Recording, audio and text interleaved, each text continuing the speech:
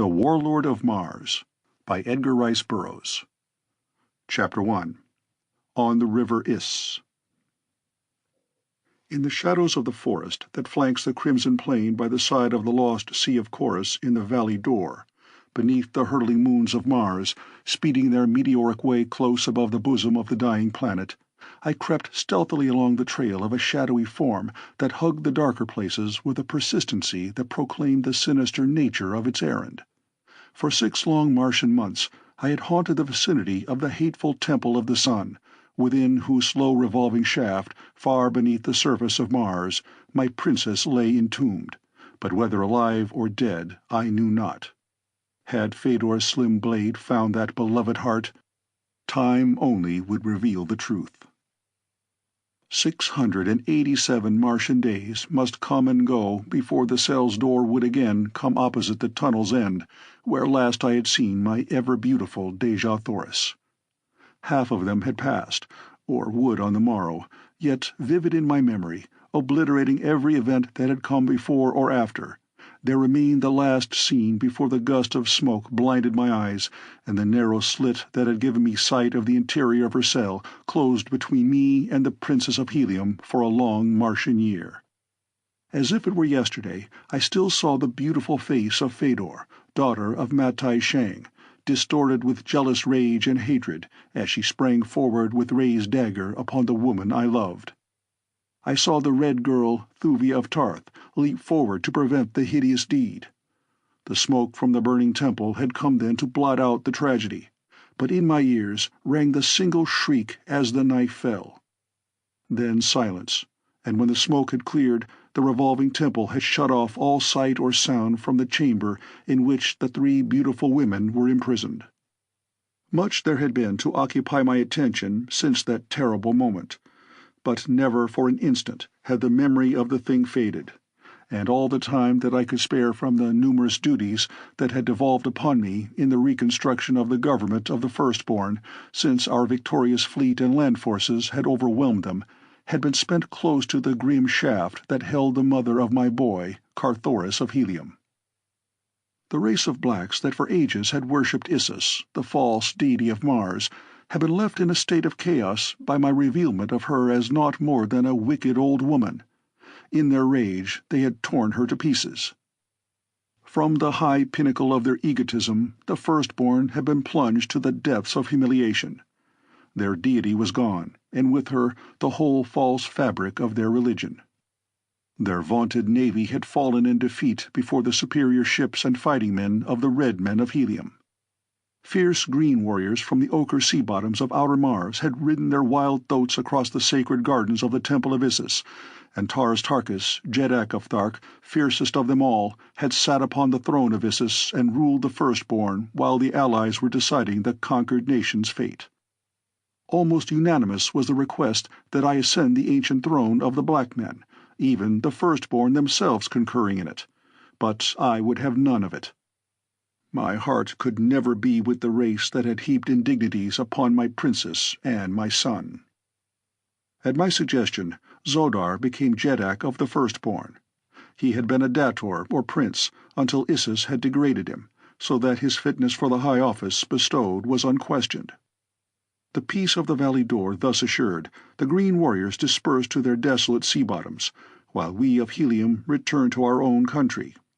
Here again was a throne offered me, since no word had been received from the missing Jeddak of Helium, Tardos Mors, grandfather of Dejah Thoris, or his son, Mors Kajak, Jed of Helium, her father.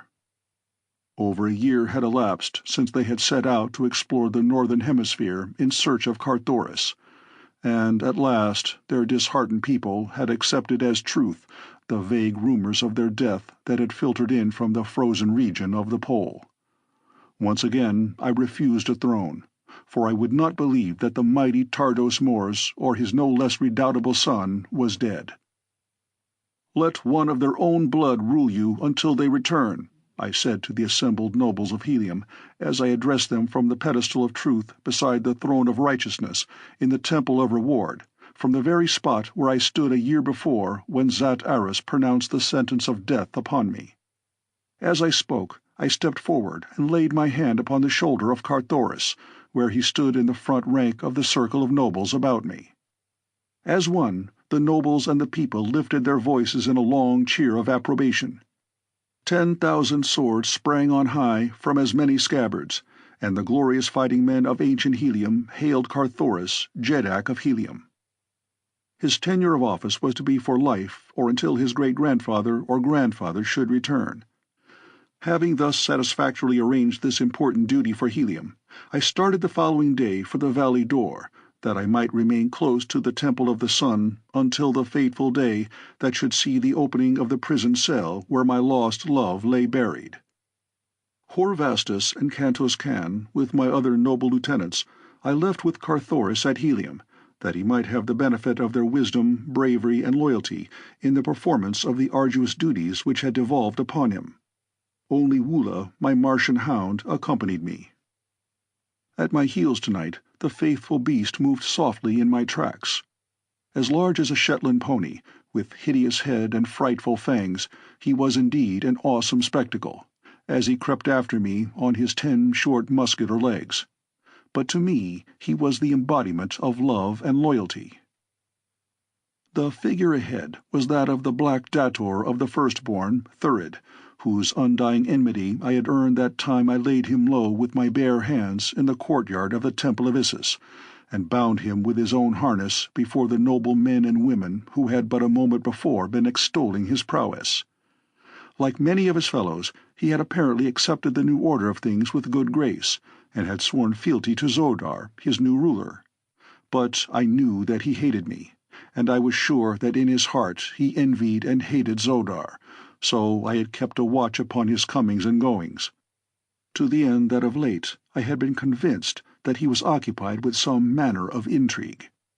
Several times I had observed him leaving the walled city of the Firstborn after dark, taking his way out into the cruel and horrible Valley Door, where no honest business could lead any man.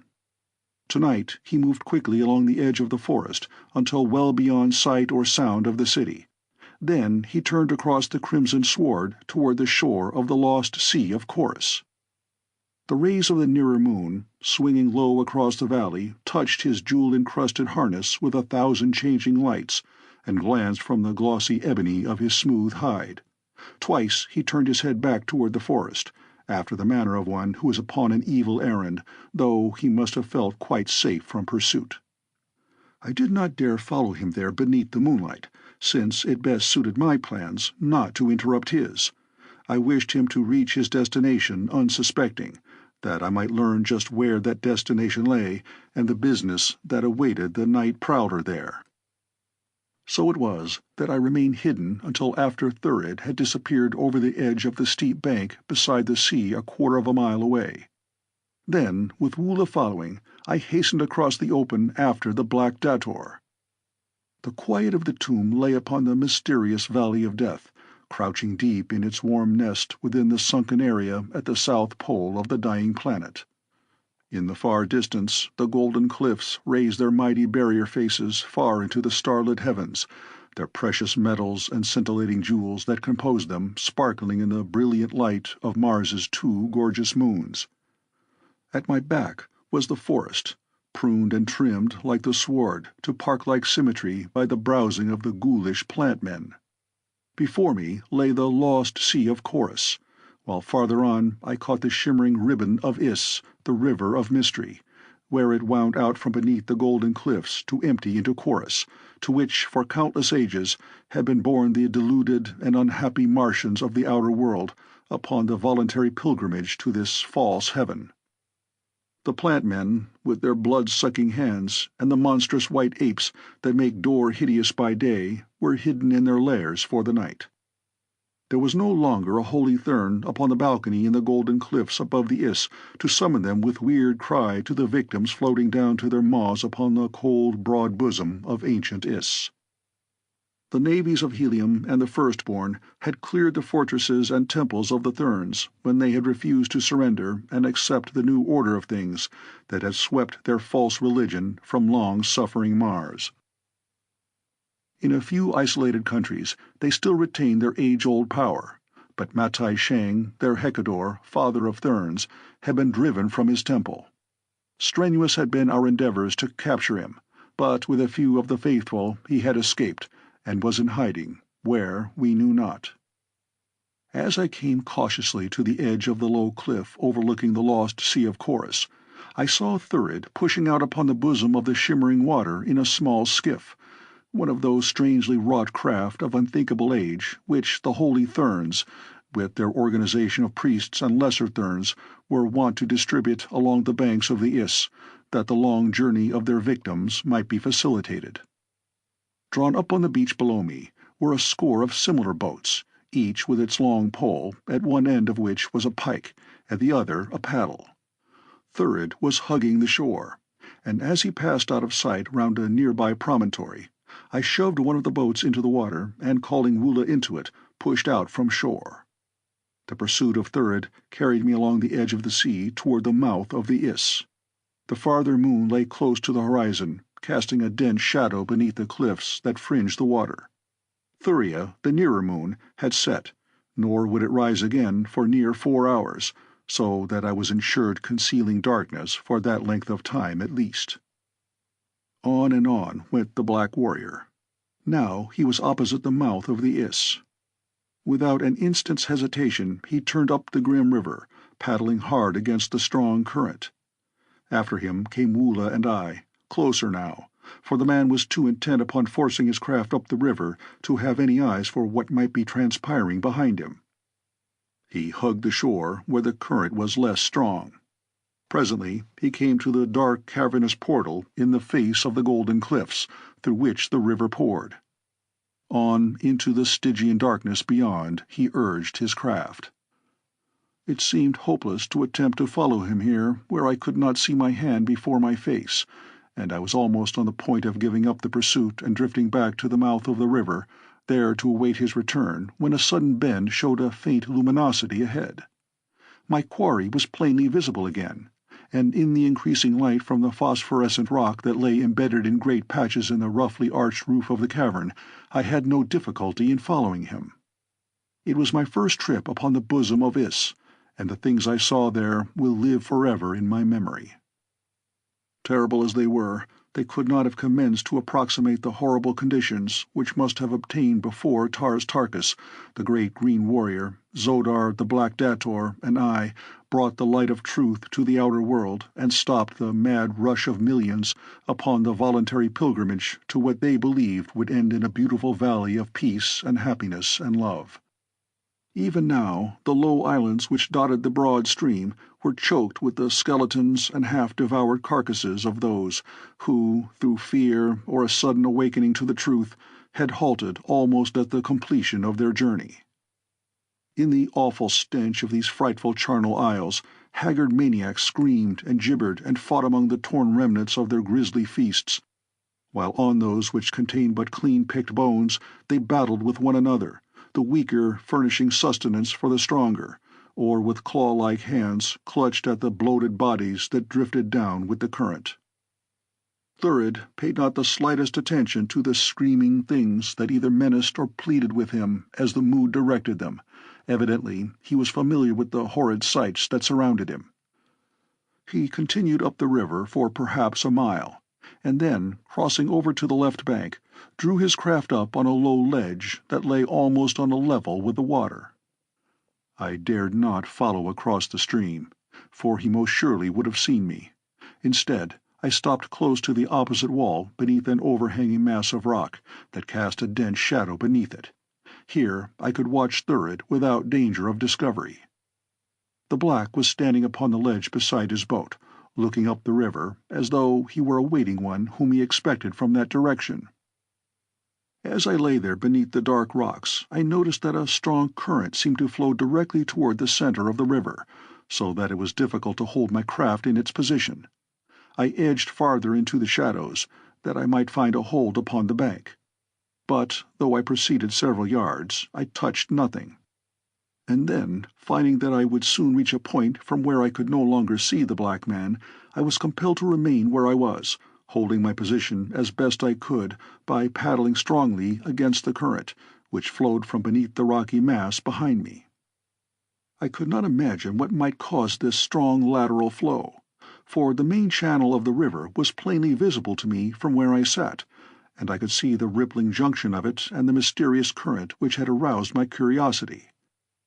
While I was still speculating upon the phenomenon, my attention was suddenly riveted upon Thurid, who had raised both palms forward above his head in the universal salute of Martians, and a moment later his "Kaor," the Barsoomian word of greeting, came in low but distinct tones. I turned my eyes up the river in the direction that his were bent, and presently there came within my limited range of vision a long boat, in which were 6 men. 5 were at the paddles, while the 6th sat in the seat of honor. The white skins, the flowing yellow wigs which covered their bald pates, and the gorgeous diadems set in circlets of gold about their heads marked them as holy therns. As they drew up beside the ledge upon which Thurid awaited them, he in the bow of the boat arose to step ashore, and then I saw that it was none other than Matai Shang, father of therns. The evident cordiality with which the 2 men exchanged greetings filled me with wonder, for the black and white men of Barsoom were hereditary enemies, nor ever before had I known of 2 meeting other than in battle. Evidently, the reverses that had recently overtaken both peoples had resulted in an alliance between these 2 individuals, at least against the common enemy, and now I saw why Thurid had come so often out into the valley door by night, and that the nature of his conspiring might be such as to strike very close to me or to my friends. I wish that I might have found a point closer to the 2 men from which to have heard their conversation, but it was out of the question now to attempt to cross the river, and so I lay quietly watching them, who would have given so much to have known how close I lay to them, and how easily they might have overcome and killed me with their superior force. Several times Thurid pointed across the river in my direction, but that his gestures had any reference to me I did not for a moment believe. Presently he and Matai Shang entered the latter's boat, which turned out into the river, and swinging around, forged steadily across in my direction. As they advanced, I moved my boat farther and farther in beneath the overhanging wall, but at last it became evident that their craft was holding the same course. The 5 paddlers sent the larger boat ahead at a speed that taxed my energies to equal. Every instant I expected to feel my prow crash against solid rock. The light from the river was no longer visible, but ahead I saw the faint tinge of a distant radiance, and still the water before me was open. At last the truth dawned upon me. I was following a subterranean river which emptied into the Iss at the very point where I had hidden. The rowers were now quite close to me. The noise of their own paddles drowned the sound of mine, but in another instant the growing light ahead would reveal me to them. There was no time to be lost.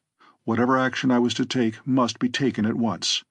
Swinging the prow of my boat toward the right, I sought the river's rocky side, and there I lay while Matai Shang and Thurid approached up the center of the stream, which was much narrower than the Iss.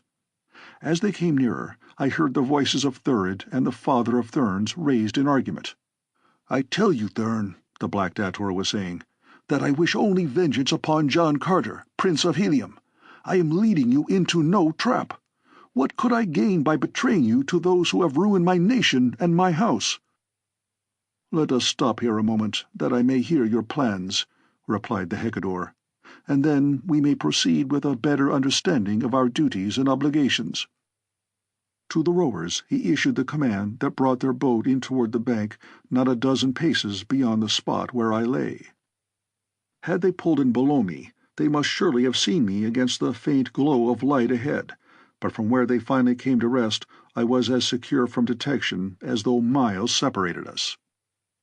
The few words I had already overheard whetted my curiosity, and I was anxious to learn what manner of vengeance Thurid was planning against me, nor had I long to wait. I listened intently.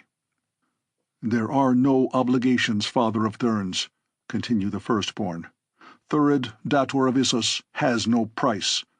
When the thing has been accomplished, I shall be glad if you will see to it that I am well received, as is befitting my ancient lineage and noble rank, at some court that is yet loyal to thy ancient faith, for I cannot return to the valley door or elsewhere within the power of the Prince of Helium. But even that I do not demand. It shall be as your own desire in the matter directs." "It shall be as you wish, Dator," replied Matai Shang. "Nor is that all. Power and riches shall be yours if you restore my daughter Fedor to me, and place within my power Dejah Thoris, Princess of Helium." "Ah," he continued with a malicious snarl, "but the Earthman shall suffer for the indignities he has put upon the Holy of Holies, nor shall any vileness be too vile to inflict upon his princess. Would that it were in my power to force him to witness the humiliation and degradation of the Red Woman." "You shall have your way with her before another day has passed, Matai Shang," said Thurid, "if you but say the word." "I have heard of the Temple of the Sun, Dator," replied Matai Shang, "but never have I heard that its prisoners could be released before the allotted year of their incarceration had elapsed. How, then, may you accomplish the impossible?" "Access may be had to any cell of the temple at any time," replied Thurid. "Only Issus knew this, nor was it ever Issus' way to divulge more of her secrets than were necessary. By chance, after her death, I came upon an ancient plan of the temple, and there I found plainly writ the most minute directions for reaching the cells at any time. And more I learned, that many men had gone thither for Issus in the past, always on errands of death and torture to the prisoners, but those who thus learned the secret way were wont to die mysteriously immediately they had returned and made their reports to cruel Issus." "Let us proceed, then," said Matai Shang at last. "I must trust you, yet at the same time you must trust me, for we are 6 to your 1. "I do not fear," replied Thurid, "nor need you. Our hatred of the common enemy is sufficient bond to ensure our loyalty to each other, and after we have defiled the Princess of Helium, there will be still greater reason for the maintenance of our allegiance, unless I greatly mistake the temper of her lord." Matai Shang spoke to the paddlers. The boat moved on up the tributary. It was with difficulty that I restrained myself from rushing upon them and slaying the 2 vile plotters, but quickly I saw the mad rashness of such an act, which would cut down the only man who could lead the way to Dejah Thoris' prison before the long Martian year had swung its interminable circle. If he should lead Matai Shang to that hallowed spot, then too should he lead John Carter, Prince of Helium. With silent paddle I swung slowly into the wake of the larger craft.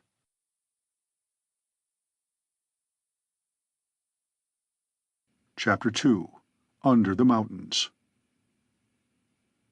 As we advanced up the river which winds beneath the golden cliffs out of the bowels of the mountains of Ots, to mingle its dark waters with the grim and mysterious Iss, the faint glow which had appeared before us grew gradually into an all-enveloping radiance. The river widened until it presented the aspect of a large lake, whose vaulted dome, lighted by glowing phosphorescent rock, was splashed with the vivid rays of the diamond, the sapphire, the ruby, and the countless nameless jewels of Barsoom, which lay encrusted in the virgin gold which forms the major portion of these magnificent cliffs. Beyond the lighted chamber of the lake was darkness. What lay behind the darkness I could not even guess.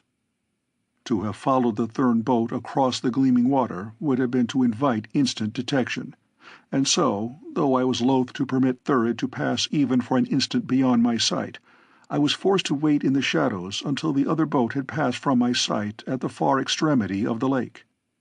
Then I paddled out upon the brilliant surface in the direction they had taken. When, after what seemed an eternity, I reached the shadows at the upper end of the lake, I found that the river issued from a low aperture, to pass beneath which it was necessary that I compel Wula to lie flat in the boat, and I myself must need bend double before the low roof cleared my head. Immediately the roof rose again upon the other side, but no longer was the way brilliantly lighted. Instead, only a feeble glow emanated from small and scattered patches of phosphorescent rock in wall and roof. Directly before me the river ran into this smaller chamber through 3 separate arched openings. Thurid and the therns were nowhere to be seen. Into which of the dark holes had they disappeared? There was no means by which I might know, and so I chose the center opening as being as likely to lead me in the right direction as another.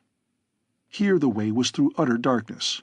The stream was narrow, so narrow that in the darkness I was constantly bumping first one rock wall and then another, as the river wound hither and thither along its flinty bed. Far ahead I presently heard a deep and sullen roar which increased in volume as I advanced, and then broke upon my ears with all the intensity of its mad fury as I swung round a sharp curve into a dimly lighted stretch of water. Directly before me the river thundered down from above in a mighty waterfall that filled the narrow gorge from side to side, rising far above me several 100 feet, as magnificent a spectacle as I have ever seen. But the roar, the awful deafening roar of those tumbling waters penned in the rocky subterranean vault, had the fall not entirely blocked my further passage and shown me that I had followed the wrong course, I believe that I should have fled anyway before the maddening tumult. Thurid and the therns could not have come this way.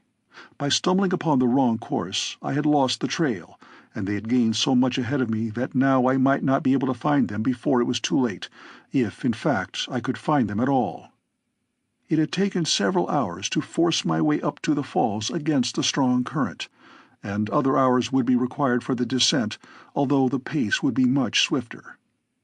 With a sigh, I turned the prow of my craft downstream, and with mighty strokes hastened with reckless speed through the dark and tortuous channel until once again I came to the chamber into which flowed the 3 branches of the river.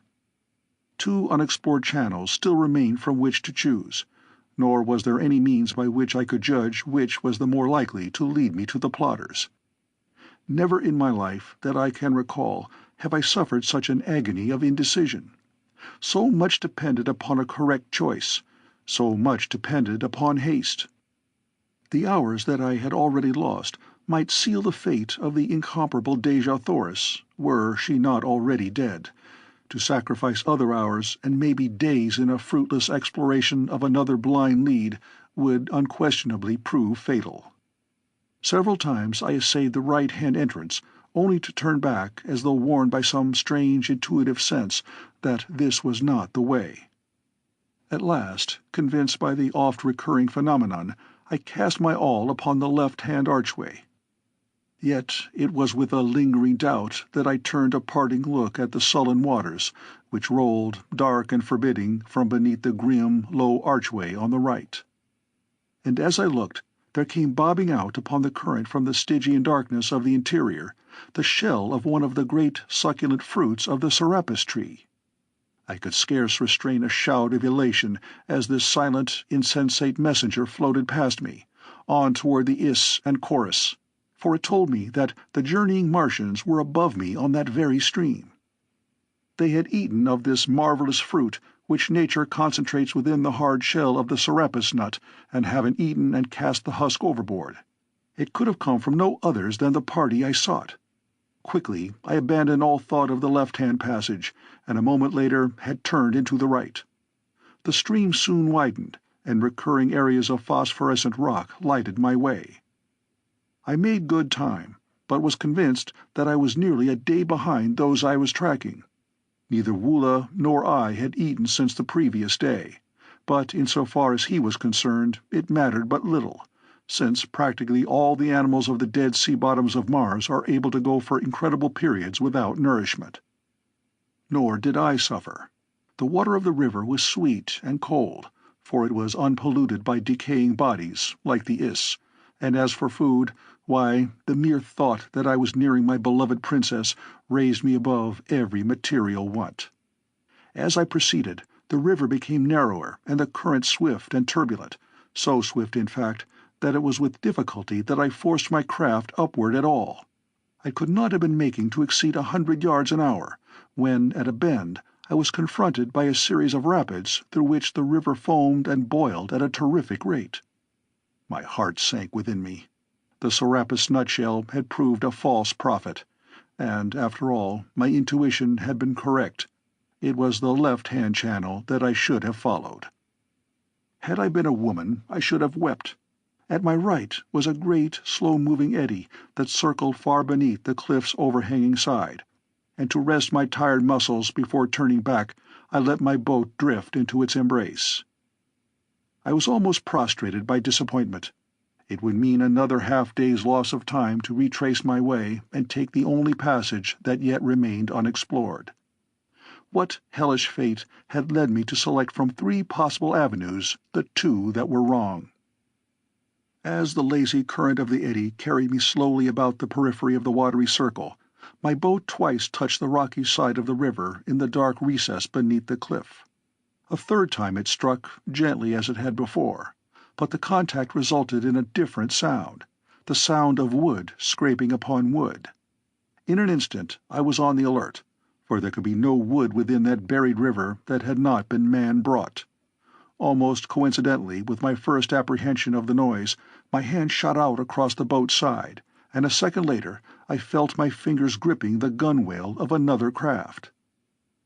As though turned to stone, I sat in tense and rigid silence, straining my eyes into the utter darkness before me in an effort to discover if the boat were occupied.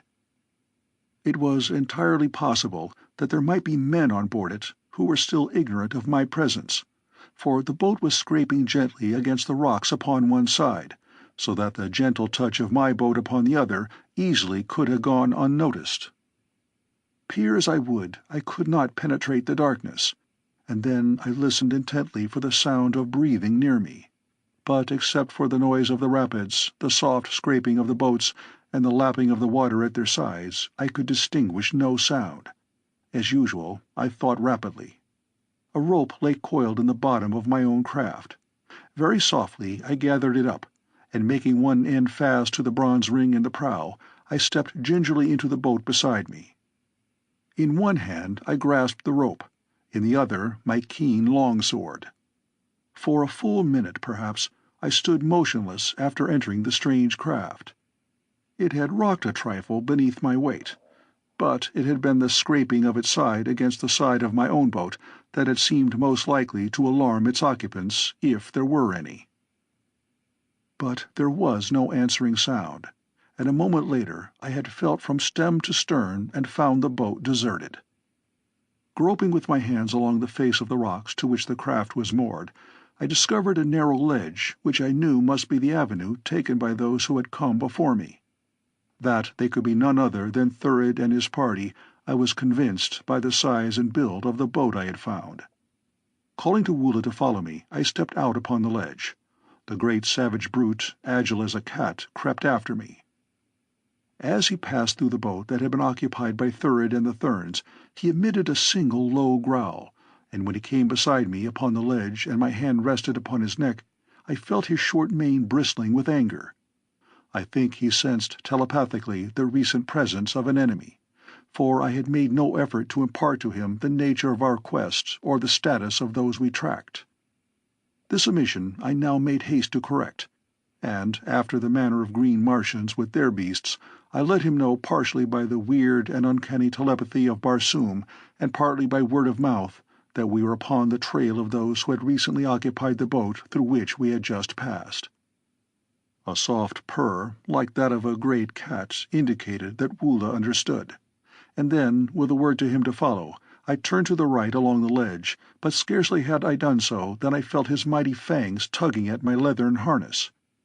As I turned to discover the cause of his act, he continued to pull me steadily in the opposite direction, nor would he desist until I had turned about and indicated that I would follow him voluntarily. Never had I known him to be in error in a matter of tracking, so it was with a feeling of entire security that I moved cautiously in the huge beast's wake.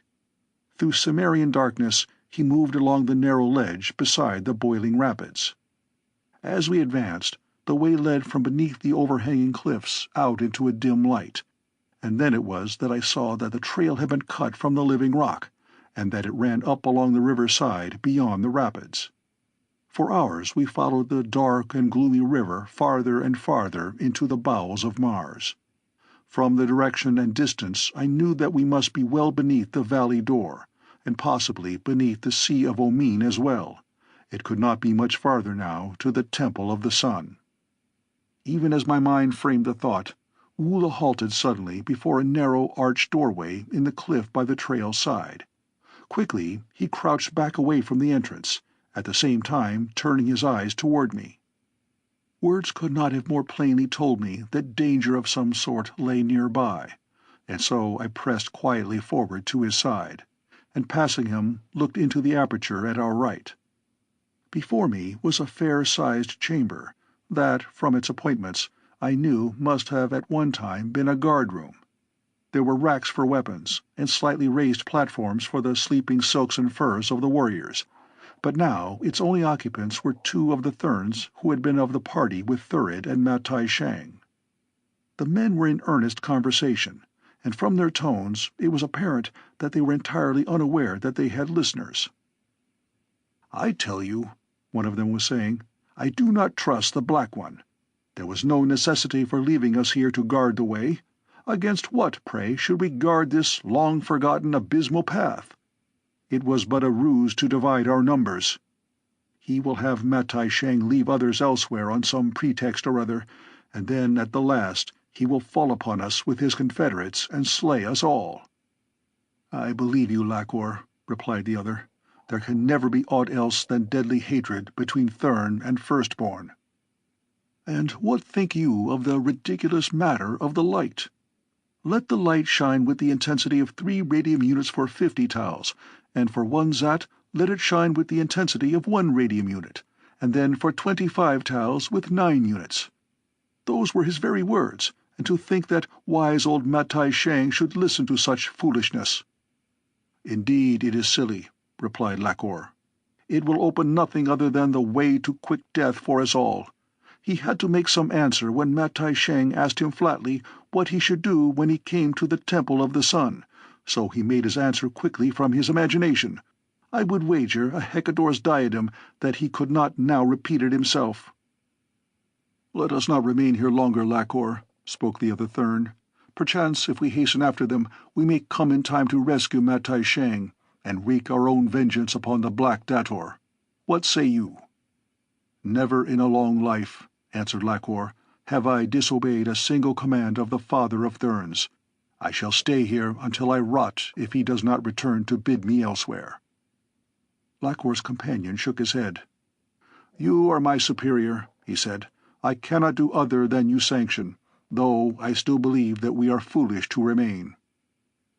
I, too, thought that they were foolish to remain, for I saw from Mula's actions that the trail led through the room where the two therns held guard. I had no reason to harbor any considerable love for this race of self-deified demons, yet I would have passed them by were it possible without molesting them. It was worth trying anyway, for a fight might delay us considerably, or even put an end entirely to my search. Better men than I have gone down before fighters of meaner ability than that possessed by the fierce Thern warriors. Signaling to Wula to heel, I stepped suddenly into the room before the two men.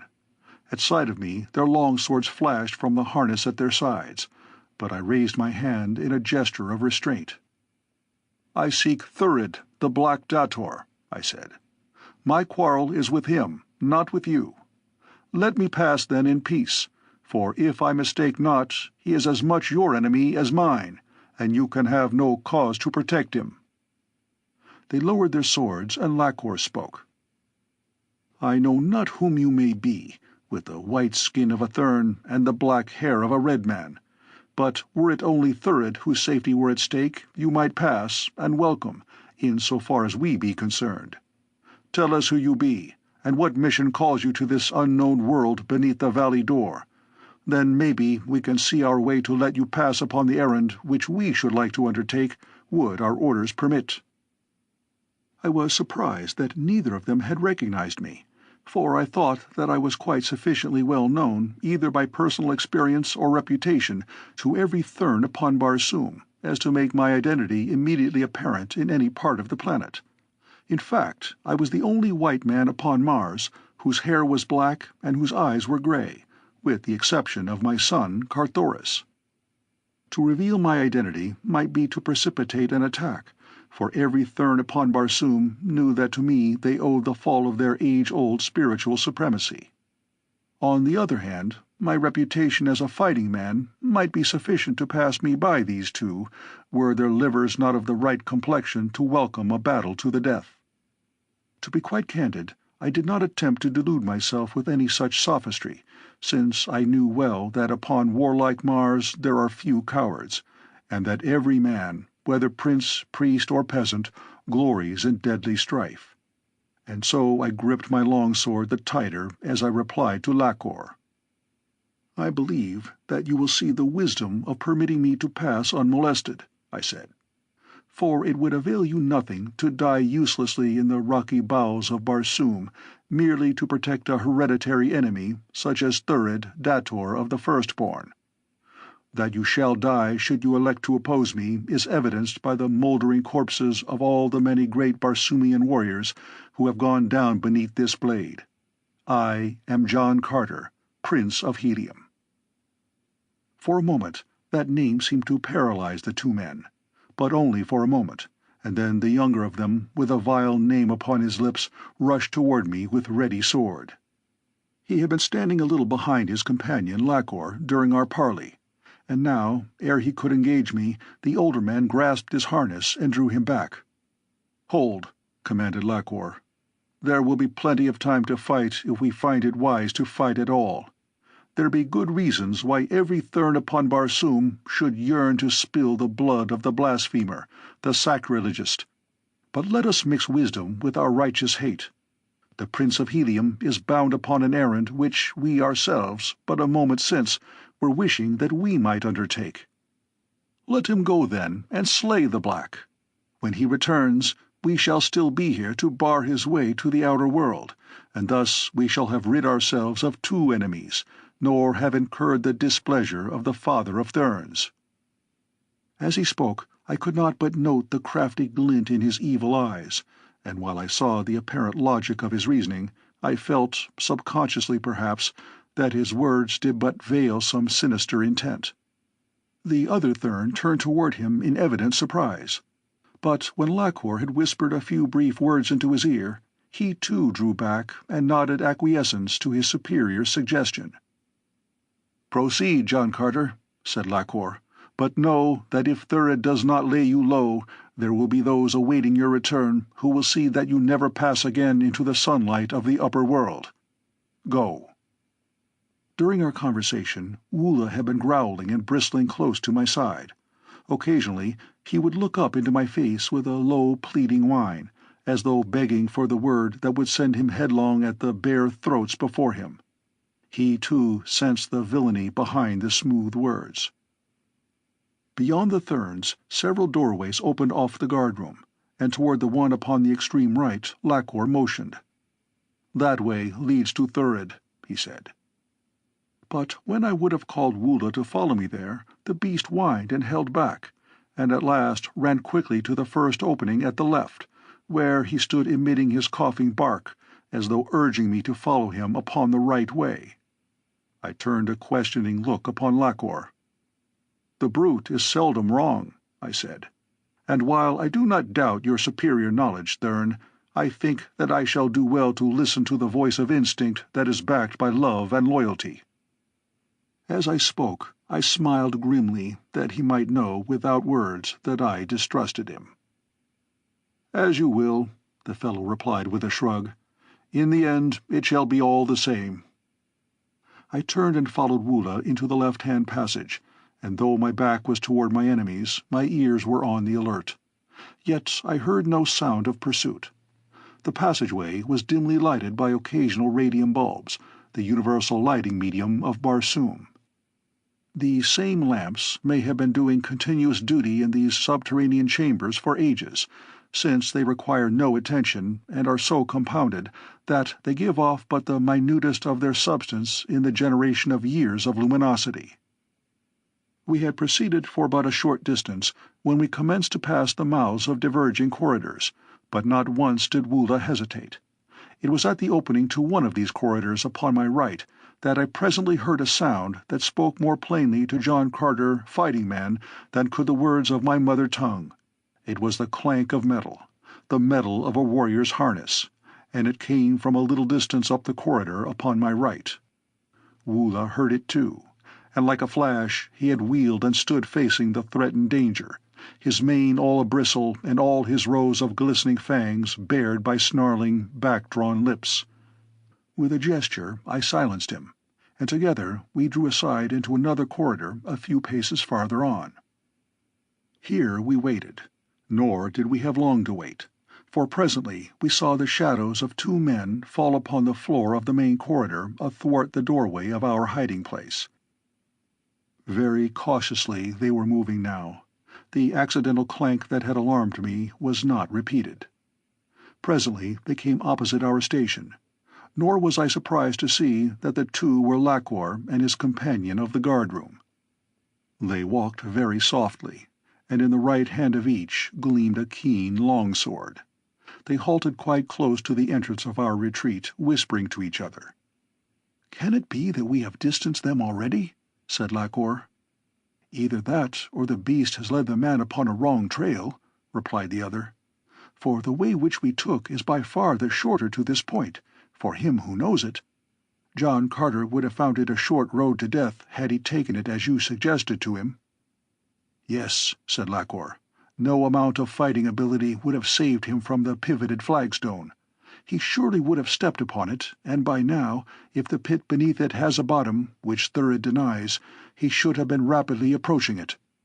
Curses on that callet of his that warned him toward the safer avenue." "There be other dangers ahead of him, though," spoke Lakor's fellow, "which he may not so easily escape, should he succeed in escaping our two good swords. Consider, for example, what chance he will have, coming unexpectedly into the chamber of—" I would have given much to have heard the balance of that conversation, that I might have been warned of the perils that lay ahead, but fate intervened, and just at the very instant of all other instants that I would not have elected to do it, I sneezed.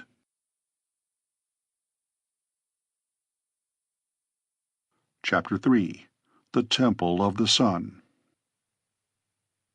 There was nothing for it now other than to fight, nor did I have any advantage as I sprang, sword in hand, into the corridor before the two therns, for my untimely sneeze had warned them of my presence and they were ready for me. There were no words, for they would have been a waste of breath. The very presence of the two proclaimed their treachery.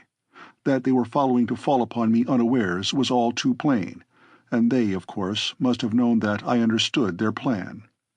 In an instant I was engaged with both, and though I loathe the very name of them, I must in all fairness admit that they are mighty swordsmen, and these two were no exception, unless it were that they were even more skilled and fearless than the average among their race. While it lasted, it was indeed as joyous a conflict as I ever had experienced. Twice at least I saved my breast from the mortal thrust of piercing steel only by the wondrous agility with which my earthly muscles endow me under the conditions of lesser gravity and air pressure upon Mars. Yet even so I came near to tasting death that day in the gloomy corridor beneath Mars's southern pole, for Lakor played a trick upon me that in all my experience of fighting upon two planets I never before had witnessed the like of.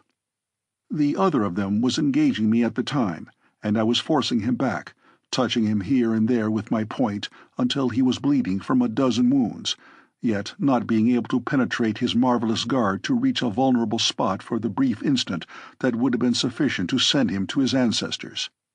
It was then that Lakor quickly unslung a belt from his harness, and as I stepped back to parry a wicked thrust, he lashed one end of it about my left ankle so that it wound there for an instant, while he jerked suddenly upon the other end, throwing me heavily upon my back. Then, like leaping panthers, they were upon me. But they had reckoned without Woola, and before ever a blade touched me, a roaring embodiment of 1,000 demons hurtled above my prostrate form, and my loyal Martian callet was upon them. Imagine, if you can, a huge grizzly with 10 legs armed with mighty talons, and an enormous frog-like mouth splitting his head from ear to ear, exposing 3 rows of long white tusks. Then endow this creature of your imagination with the agility and ferocity of a half-starved Bengal tiger and the strength of a span of bulls, and you'll have some faint conception of Woola in action. Before I could call him off, he had crushed Lakor into a jelly with a single blow of one mighty paw, and had literally torn the other Thern to ribbons. Yet, when I spoke to him sharply, he cowed sheepishly, as though he had done a thing to deserve censure and chastisement. Never had I had the heart to punish Woola during the long years that had passed since that first day upon Mars, when the green jet of the Tharks had placed him on guard over me, and I had won his love and loyalty from the cruel and loveless masters of his former life. Yet I believe he would have submitted to any cruelty that I might have inflicted upon him, so wondrous was his affection for me.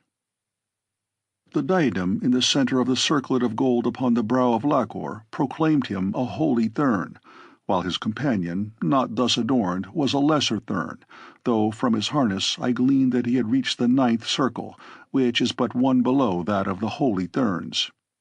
As I stood for a moment looking at the gruesome havoc Woola had wrought, there recurred to me the memory of that other occasion upon which I had masqueraded in the wig, diadem, and harness of Sator Throg, the holy Thern whom Thuvia of Tarth had slain. And now it occurred to me that it might prove of worth to utilize Lakor's trappings for the same purpose. A moment later I had torn his yellow wig from his bald pate and transferred it and the circlet, as well as all his harness, to my own person. Woola did not approve of the metamorphosis. He sniffed at me and growled ominously, but when I spoke to him and patted his huge head, he at length became reconciled to the change, and at my command trotted off along the corridor in the direction we had been going when our progress had been interrupted by the Therns. We moved cautiously now, warned by the fragment of conversation I had overheard. I kept abreast of Woola that we might have the benefit of all our eyes for what might appear suddenly ahead to menace us, and well it was that we were forewarned. At the bottom of a flight of narrow steps, the corridor turned sharply back upon itself, immediately making another turn in the original direction, so that at that point it formed a perfect letter S, the top leg of which debouched suddenly into a large chamber, illy lighted, and the floor of which was completely covered by venomous snakes and loathsome reptiles. To have attempted to cross that floor would have been to court instant death, and for a moment I was almost completely discouraged. Then it occurred to me that Thurid and Matai Shang with their party must have crossed it, and so there was a way. Had it not been for the fortunate accident by which I overheard even so small a portion of the Therns' conversation, we should have blundered at least a step or two into that wriggling mass of destruction, and a single step would have been all sufficient to have sealed our doom. These were the only reptiles I had ever seen upon Barsoom, but I knew from their similarity to the fossilized remains of supposedly extinct species I had seen in the museums of Helium that they comprised many of the known prehistoric reptilian genera, as well as others undiscovered. A more hideous aggregation of monsters had never before assailed my vision. It would be futile to attempt to describe them to Earthmen, since substance is the only thing which they possess in common with any creature of the past or present with which you are familiar. Even their venom is of an unearthly virulence that by comparison would make the cobra de capello seem quite as harmless as an angleworm. As they spied me, there was a concerted rush by those nearest the entrance where we stood, but a line of radium bulbs inset along the threshold of their chamber brought them to a sudden halt. Evidently they dared not cross that line of light. I had been quite sure that they would not venture beyond the room in which I had discovered them, though I had not guessed at what deterred them.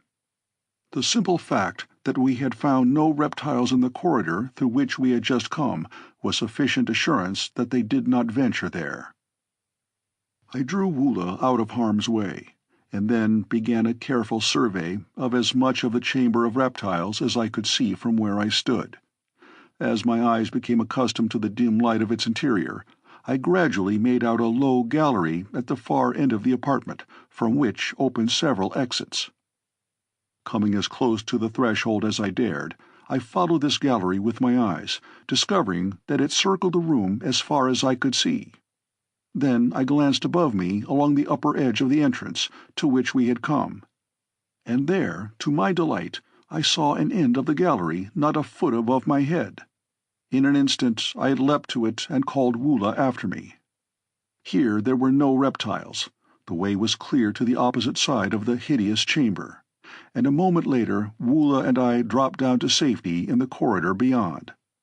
Not 10 minutes later we came into a vast circular apartment of white marble, the walls of which were inlaid with gold in the strange hieroglyphics of the Firstborn. From the high dome of this mighty apartment a huge circular column extended to the floor, and as I watched I saw that it slowly revolved. I had reached the base of the Temple of the Sun. Somewhere above me lay Dejah, and with her were Fedor, daughter of Matai Shang, and Thuvia of Tarth. But how to reach them, now that I had found the only vulnerable spot in their mighty prison, was still a baffling riddle. Slowly I circled the great shaft, looking for a means of ingress. Part way around I found a tiny radium flash torch, and as I examined it in mild curiosity as to its presence there in this almost inaccessible and unknown spot, I came suddenly upon the insignia of the House of Thurid, jewel inset in its metal case. I am upon the right trail, I thought, as I slipped the bauble into the pocket pouch which hung from my harness. Then I continued my search for the entrance, which I knew must be somewhere about. Nor had I long to search, for almost immediately thereafter I came upon a small door so cunningly inlaid in the shaft's base that it might have passed unnoticed by a less keen or careful observer.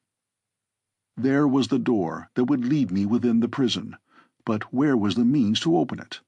No button or lock were visible.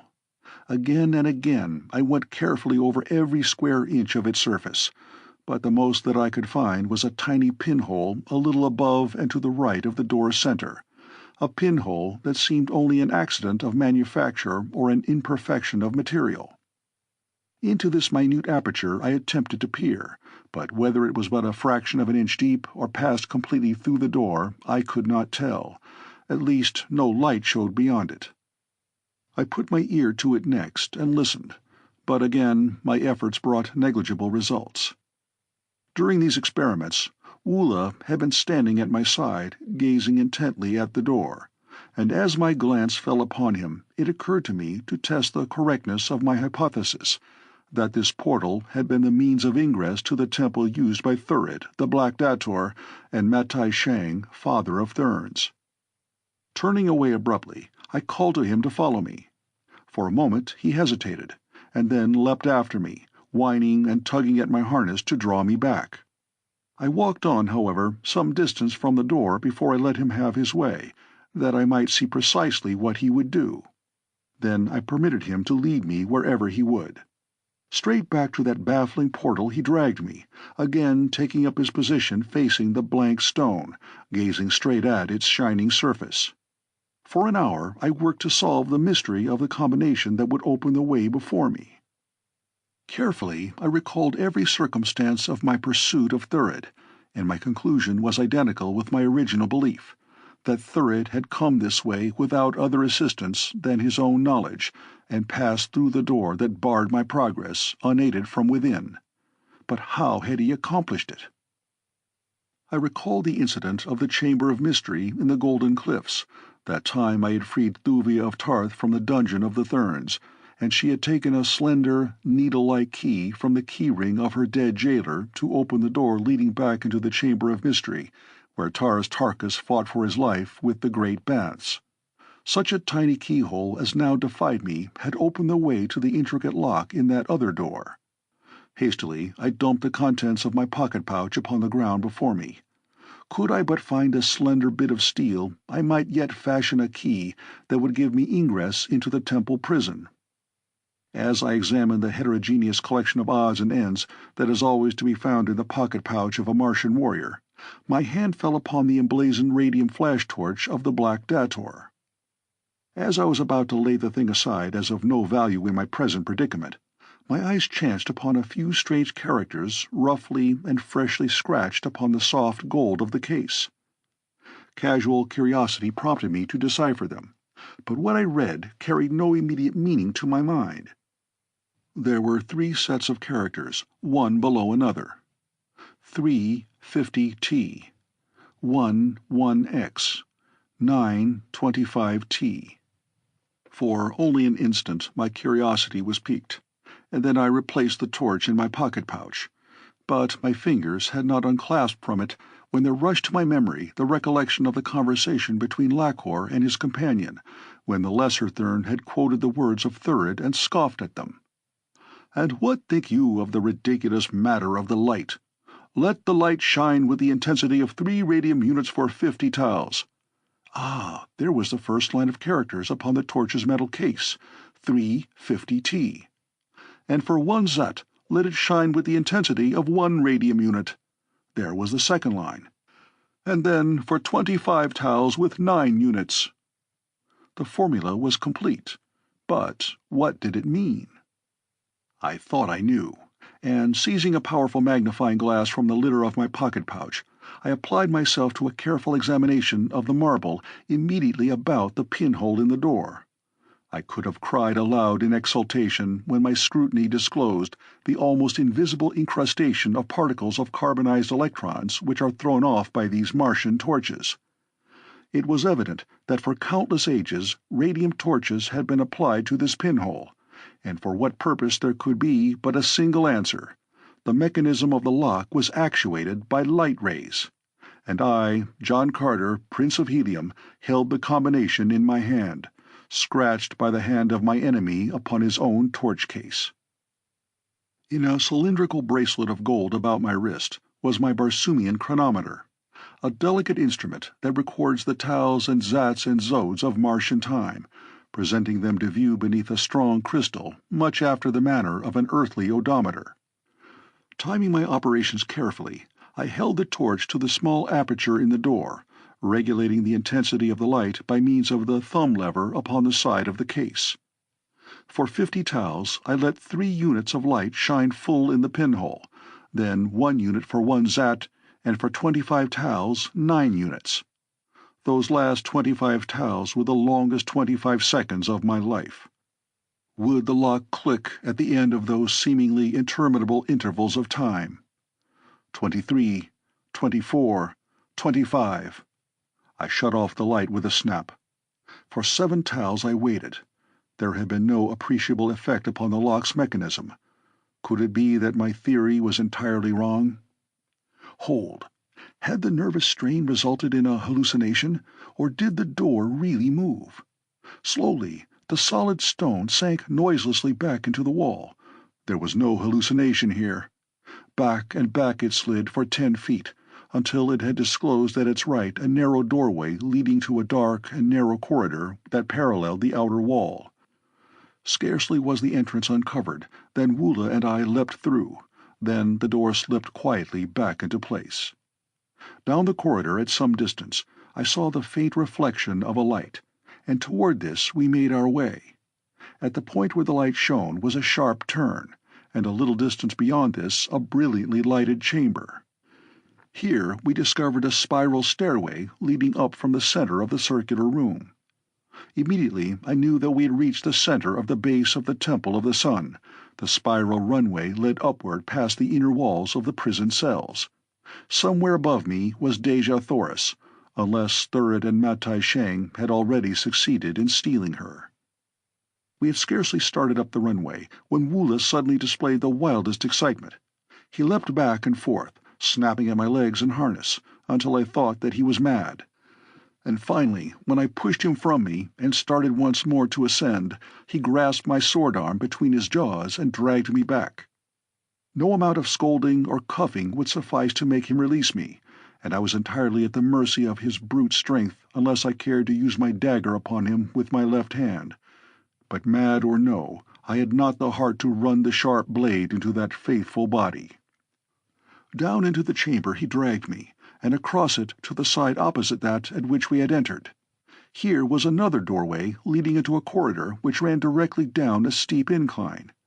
Without a moment's hesitation, Woola jerked me along this rocky passage. Presently he stopped and released me, standing between me and the way we had come, looking up into my face as though to ask if I would now follow him voluntarily, or if he must still resort to force. Looking ruefully at the marks of his great teeth upon my bare arm, I decided to do as he seemed to wish me to do. After all, his strange instinct might be more dependable than my faulty human judgment. And well it was that I had been forced to follow him.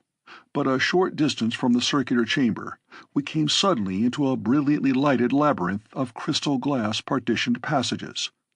At first I thought it was one vast, unbroken chamber, so clear and transparent were the walls of the winding corridors. But after I had nearly brained myself a couple of times by attempting to pass through solid vitreous walls, I went more carefully.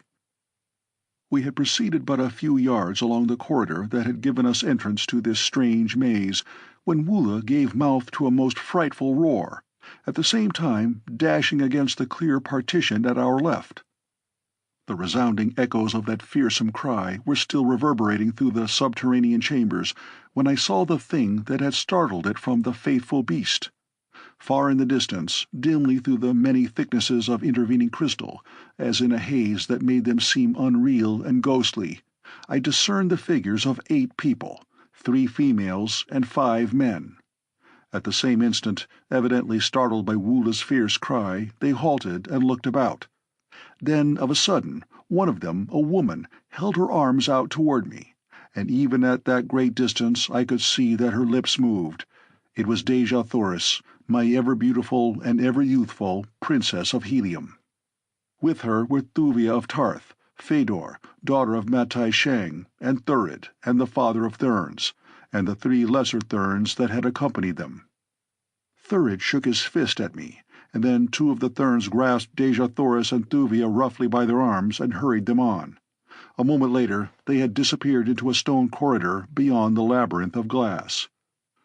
They say that love is blind, but so great a love as that of Dejah Thoris, that knew me even beneath the thern disguise I wore and across the misty vista of that crystal maze, must indeed be far from blind.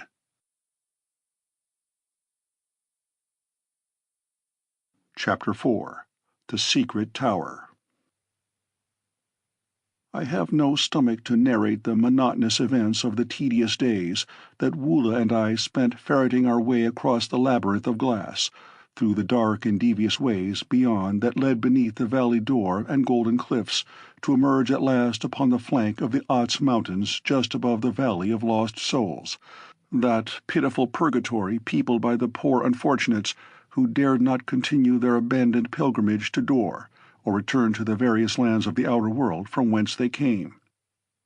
Here the trail of Dejah Thoris abductors led along the mountain's base, across steep and rugged ravines, by the side of appalling precipices, and sometimes out into the valley, where we found fighting aplenty with the members of the various tribes that make up the population of this vale of hopelessness. But through it all we came at last to where the way led up a narrow gorge that grew steeper and more impracticable at every step, until before us loomed a mighty fortress buried beneath the side of an overhanging cliff. Here was the secret hiding-place of Matai Shang, father of Therns. Here, surrounded by a handful of the faithful, the Hecador of the ancient faith, who had once been served by millions of vassals and dependents, dispensed the spiritual words among the half-dozen nations of Barsoom that still clung tenaciously to their false and discredited religion. Darkness was just falling as we came in sight of the seemingly impregnable walls of this mountain stronghold, and lest we be seen, I drew back with Woola behind a jutting granite promontory, into a clump of the hardy purple scrub that thrives upon the barren sides of Ots. Here we lay until the quick transition from daylight to darkness had passed. Then I crept out to approach the fortress walls in search of a way within. Either through carelessness or overconfidence in the supposed inaccessibility of their hiding-place, the triple-barked gate stood ajar. Beyond were a handful of guards, laughing and talking over one of their incomprehensible Barsoomian games. I saw that none of the guardsmen had been of the party that accompanied Thurid and Matai Shang, and so, relying entirely upon my disguise, I walked boldly through the gateway and up to the Thern guard. The men stopped their game and looked up at me, but there was no sign of suspicion. Similarly, they looked at Woola, growling at my heel. "Kaor," I said in true Martian greeting, and the warriors arose and saluted me. "I have but just found my way hither from the Golden Cliffs," I continued, "and seek audience with the Hecador Matai Shang, father of Therns. Where may he be found?" "Follow me," said one of the guard, and turning, led me across the outer courtyard toward a second buttressed wall.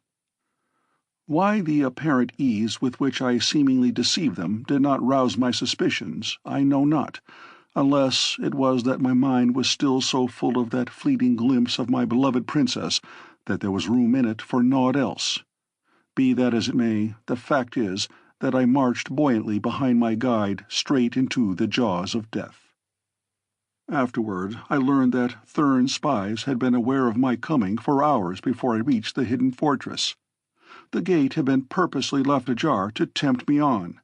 The guards had been schooled well in their part of the conspiracy, and I, more like a schoolboy than a seasoned warrior, ran headlong into the trap. At the far side of the outer court a narrow door let me into the angle made by one of the buttresses with the wall. Here my guide produced a key and opened the way within. Then, stepping back, he motioned me to enter. "Matai Shang is in the temple court beyond," he said, and as Wula and I passed through, the fellow closed the door quickly upon us. The nasty laugh that came to my ears through the heavy planking of the door after the lock clicked was my first intimation that all was not as it should be. I found myself in a small circular chamber within the buttress. Before me a door opened, presumably upon the inner court beyond. For a moment I hesitated, all my suspicions now suddenly, though tardily, aroused. Then, with a shrug of my shoulders, I opened the door and stepped out into the glare of torches that lighted the inner court. Directly opposite me a massive tower rose to a height of 300 feet. It was of the strangely beautiful modern Barsoomian style of architecture, its entire surface hand-carved in bold relief, with intricate and fanciful designs. 30 feet above the courtyard and overlooking it was a broad balcony, and there, indeed, was Matai Shang, and with him were Thurid and Fedor, Thuvia and Deja Thoris, the last two heavily ironed. A handful of Thern warriors stood just behind the little party. As I entered the enclosure, the eyes of those in the balcony were full upon me. An ugly smile distorted the cruel lips of Matai Shang. Thurid hurled a taunt at me and placed a familiar hand upon the shoulder of my princess. Like a tigress, she turned upon him, striking the beast a heavy blow with the manacles upon her wrist. He would have struck back had not Matai Shang interfered, and then I saw that the two men were not over-friendly, for the manner of the Thern was arrogant and domineering as he made it plain to the firstborn that the Princess of Helium was the personal property of the father of Therns, and Thurid's bearing toward the ancient Hecador savoured not at all of liking or respect. When the altercation in the balcony had subsided, Matai Shang turned again to me. "Earthman," he cried, "you have earned a more ignoble death than now lies within our weakened power to inflict upon you. But that the death you die tonight may be doubly bitter, know you that when you have passed, your widow becomes the wife of Matai Shang, Hecador of the Holy Therns, for a Martian year. At the end of that time, as you know, she shall be discarded, as is the law among us, but not, as is usual, to lead a quiet and honored life as high priestess of some hallowed shrine. Instead, Deja Thoris, Princess of Helium, shall become the plaything of my lieutenants, perhaps of thy most hated enemy, Thurid the Black Dator." As he ceased speaking, he awaited in silence, evidently for some outbreak of rage upon my part, something that would have added to the spice of his revenge. But I did not give him the satisfaction that he craved. Instead, I did the one thing of all others that might rouse his anger and increase his hatred of me, for I knew that if I died, Deja Thoris too would find a way to die before they could heap further tortures or indignities upon her. Of all the holy of holies which the Thern venerates and worships, none is more revered than the yellow wig which covers his bald pate, and next thereto comes the circlet of gold and the great diadem, whose scintillant rays mark the attainment of the 10th cycle. And knowing this, I removed the wig and circlet from my head, tossing them carelessly upon the flagging of the court. Then I wiped my feet upon the yellow tresses, and as a groan of rage arose from the balcony, I spat full upon the holy diadem. Matai Shang went livid with anger, but upon the lips of Thurid I could see a grim smile of amusement, for to him these things were not holy. So, lest he should derive too much amusement from my act, I cried, "And thus did I with the holies of Issus, goddess of life eternal, ere I threw Issus herself to the mob that once had worshipped her, to be torn to pieces in her own temple." That put an end to Thurid's grinning, for he had been high in the favour of Issus. "Let us have an end to this blaspheming," he cried, turning to the father of therns. Matai Shang rose, and, leaning over the edge of the balcony, gave voice to the weird call that I had heard from the lips of the priests upon the tiny balcony upon the face of the golden cliffs overlooking the valley door, when, in times past, they had called the fearsome white apes and the hideous plant-men to feast of victims floating down the broad bosom of the mysterious Iss toward the Cillian-infested waters of the lost sea of Chorus. "Let loose the death!" he cried, and immediately a dozen doors in the base of the tower swung open, and a dozen grim and terrible banths sprang into the arena. This was not the first time that I had faced the ferocious Barsoomian lion, but never had I been pitted, single-handed, against a full dozen of them. Even with the assistance of the fierce Woola, there could be but a single outcome to so unequal a struggle. For a moment the beasts hesitated beneath the brilliant glare of the torches, but presently their eyes, becoming accustomed to the light, fell upon Woola and me, and with bristling manes and deep-throated roars they advanced, lashing their tawny sides with their powerful tails. In the brief interval of life that was left me, I shot a last parting glance toward my Dejah Thoris. Her beautiful face was set in an expression of horror, and as my eyes met hers, she extended both arms toward me, as, struggling with the guards who now held her, she endeavored to cast herself from the balcony into the pit beneath, that she might share my death with me. Then, as the banths were about to close upon me, she turned and buried her dear face in her arms. Suddenly my attention was drawn toward Thuvia of Tarth. The beautiful girl was leaning far over the edge of the balcony, her eyes bright with excitement. In another instant the banths would be upon me, but I could not force my gaze from the features of the Red Girl, for I knew that her expression meant anything but the enjoyment of the grim tragedy that would so soon be enacted below her. There was some deeper, hidden meaning which I sought to solve. For an instant I thought of relying on my earthly muscles and agility to escape the banths and reach the balcony, which I could easily have done, but I could not bring myself to desert the faithful Woola and leave him to die alone beneath the cruel fangs of the hungry banths. That is not the way upon Barsoom, nor was it ever the way of John Carter. Then the secret of Thuvia's excitement became apparent, as from her lips there issued the purring sound I had heard once before. That time that, within the golden cliffs, she called the fierce banths about her and led them as a shepherdess might lead her flock of meek and harmless sheep.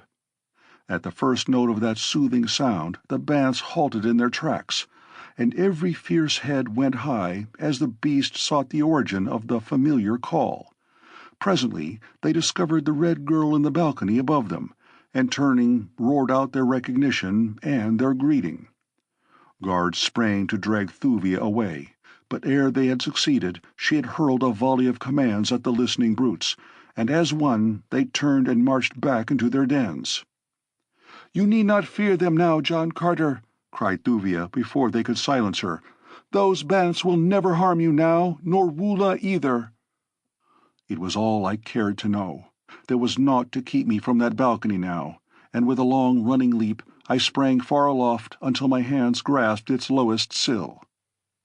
In an instant all was wild confusion. Matai Shang shrank back. Thurid sprang forward, with drawn sword to cut me down. Again Dejah Thoris wielded her heavy irons and fought him back. Then Matai Shang grasped her about the waist and dragged her away through a door leading within the tower. For an instant Thurid hesitated, and then, as though fearing that the father of Therns would escape him with the Princess of Helium, he too dashed from the balcony in their wake. Fedor alone retained her presence of mind. 2 of the guards she ordered to bear away Thuvia of Tarth. The others she commanded to remain and prevent me from following. Then she turned toward me. "John Carter," she cried, "for the last time I offer you the love of Fedor, daughter of the holy Hecador. Accept, and your princess shall be returned to the court of her grandfather, and you shall live in peace and happiness. Refuse, and the fate that my father has threatened shall fall upon Dejah Thoris. You cannot save her now, for by this time they have reached a place where even you may not follow. Refuse, and naught can save you, for though the way to the last stronghold of the holy Therns was made easy for you, the way hence hath been made impossible. What say you?" "You know my answer, Fedor," I replied, "before ever you spoke." "Make way," I cried to the guards, "for John Carter, Prince of Helium, would pass."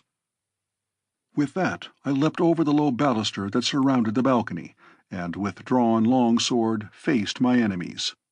There were 3 of them, but Fedor must have guessed what the outcome of the battle would be, for she turned and fled from the balcony the moment she saw that I would have none of her proposition. The 3 guardsmen did not wait for my attack. Instead they rushed me, the 3 of them simultaneously. And it was that which gave me an advantage, for they fouled one another in the narrow precincts of the balcony, so that the foremost of them stumbled full upon my blade at the first onslaught. The red stain upon my point roused to its full the old bloodlust of the fighting man that has ever been so strong within my breast, so that my blade flew through the air with a swiftness and deadly accuracy that threw the 2 remaining Therns into wild despair. When at last the sharp steel found the heart of one of them, the other turned to flee, and guessing that his steps would lead him along the way taken by those I sought, I let him keep ever far enough ahead to think that he was safely escaping my sword. Through several inner chambers he raced, until he came to a spiral runway. Up this he dashed, I in close pursuit.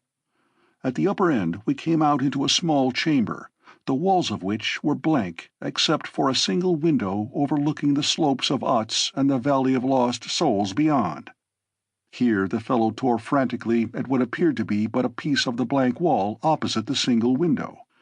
In an instant I guessed that it was a secret exit from the room, and so I paused, that he might have an opportunity to negotiate it, for I cared nothing to take the life of this poor servitor. All I craved was a clear road in pursuit of Dejah Thoris, my long-lost princess. But try as he would, the panel would yield neither to cunning nor force, so that eventually he gave it up and turned to face me. "Go thy way, Thern," I said to him, pointing toward the entrance to the runway up which we had but just come. "I have no quarrel with you, nor do I crave your life. Go." For answer he sprang upon me with his sword, and so suddenly at that I was like to have gone down before his first rush. So there was nothing for it but to give him what he sought, and that as quickly as might be, that I might not be delayed too long in this chamber while Matai Sheng and Thurid made way with Dejah Thoris and Thuvia of Tarth. The fellow was a clever swordsman, resourceful and extremely tricky. In fact, he seemed never to have heard that there existed such a thing as a code of honor, for he repeatedly outraged a dozen Barsoomian fighting customs that an honorable man would rather die than ignore. He even went so far as to snatch his holy wig from his head and throw it in my face, so as to blind me for a moment while he thrust at my unprotected breast. When he thrust, however, I was not there, for I had fought with therns before, and while none had ever resorted to precisely that same expediment, I knew them to be the least honorable and most treacherous fighters upon Mars, and so was ever on the alert for some new and devilish subterfuge when I was engaged with one of their race. But at length he overdid the thing, for drawing his short sword he hurled it javelin-wise at my body, at the same instant rushing upon me with his long sword. A single sweeping circle of my blade caught the flying weapon and hurled it clattering against the far wall, and then, as I sidestepped my antagonist's impetuous rush, I let him have my point full in the stomach as he hurtled by. Clear to the hilt my weapon passed through his body, and with a frightful shriek he sank to the floor, dead. Halting only for the brief instant that was required to wrench my sword from the carcass of my late antagonist, I sprang across the chamber to the blank wall beyond, through which the thern had attempted to pass. Here I sought for the secret of its lock, but all to no avail. In despair I tried to force the thing, but the cold, unyielding stone might well have laughed at my futile, puny endeavors. In fact, I could have sworn that I caught the faint suggestion of taunting laughter from beyond the baffling panel. In disgust, I desisted from my useless efforts and stepped to the chamber's single window. The slopes of Otz and the distant valley of lost souls held nothing to compel my interest then. But towering far above me, the tower's carved wall riveted my keenest attention. Somewhere within that massive pile was Dejah. Above me I could see windows. There, possibly, lay the only way by which I could reach her. The risk was great, but not too great when the fate of a world's most wondrous woman was at stake. I glanced below. 100 feet beneath lay jagged granite boulders at the brink of a frightful chasm upon which the tower abutted. And if not upon the boulders, then at the chasm's bottom lay death, should a foot slip but once, or clutching fingers loose their hold for the fraction of an instant. But there was no other way, and with a shrug, which I must admit was half shudder, I stepped to the window's outer sill and began my perilous ascent. To my dismay, I found that, unlike the ornamentation upon most heliometric structures, the edges of the carvings were quite generally rounded, so that at best my every hold was most precarious. 50 feet above me commenced a series of projecting cylindrical stones some 6 inches in diameter. These apparently circled the tower at 6-foot intervals, in bands 6 feet apart. And as each stone cylinder protruded some 4 or 5 inches beyond the surface of the other ornamentation, they presented a comparatively easy mode of ascent could I but reach them. Laboriously I climbed toward them by way of some windows which lay below them, for I hoped that I might find ingress to the tower through one of these, and thence an easier avenue along which to prosecute my search. At times, so slight was my hold upon the rounded surfaces of the carving's edges that a sneeze, a cough, or even a slight gust of wind would have dislodged me and sent me hurtling to the depths below. But finally I reached a point where my fingers could just clutch the sill of the lowest window, and I was on the point of breathing a sigh of relief when the sound of voices came to me from above through the open window. "He can never solve the secret of that lock." The voice was Matai Shang's. "Let us proceed to the hangar above, that we may be far to the south before he finds another way, should that be possible." "All things seem possible to that vile callet," replied another voice, which I recognized as Thurid's. "Then let us haste," said Matai Shang. "But, to be doubly sure, I will leave 2 who shall patrol this runway. Later they may follow us upon another flyer, overtaking us at Kaol." My upstretched fingers never reached the window's sill. At the first sound of the voices I drew back my hand and clung there to my perilous perch, flattened against the perpendicular wall, scarce daring to breathe. What a horrible position indeed in which to be discovered by Thurid! He had but to lean from the window to push me with his sword's point into eternity. Presently the sound of the voices became fainter, and once again I took up my hazardous ascent, now more difficult, since more circuitous, for I must climb so as to avoid the windows. Matai Shang's reference to the hangar and the flyers indicated that my destination lay nothing short of the roof of the tower, and toward this seemingly distant goal I set my face. The most difficult and dangerous part of the journey was accomplished at last, and it was with relief that I felt my fingers close about the lowest of the stone cylinders.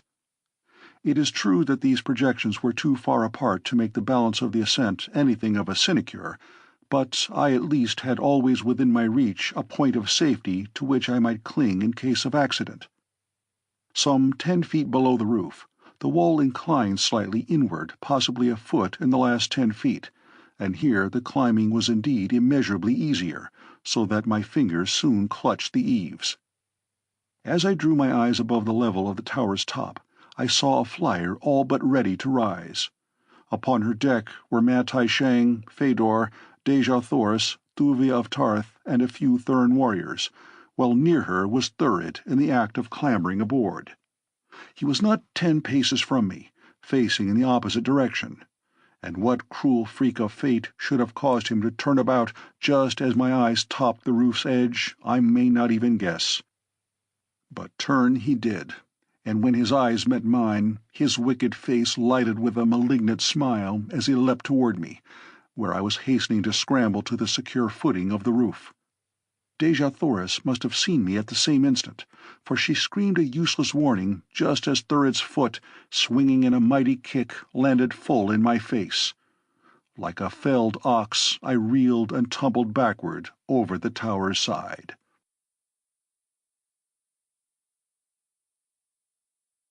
Chapter 5.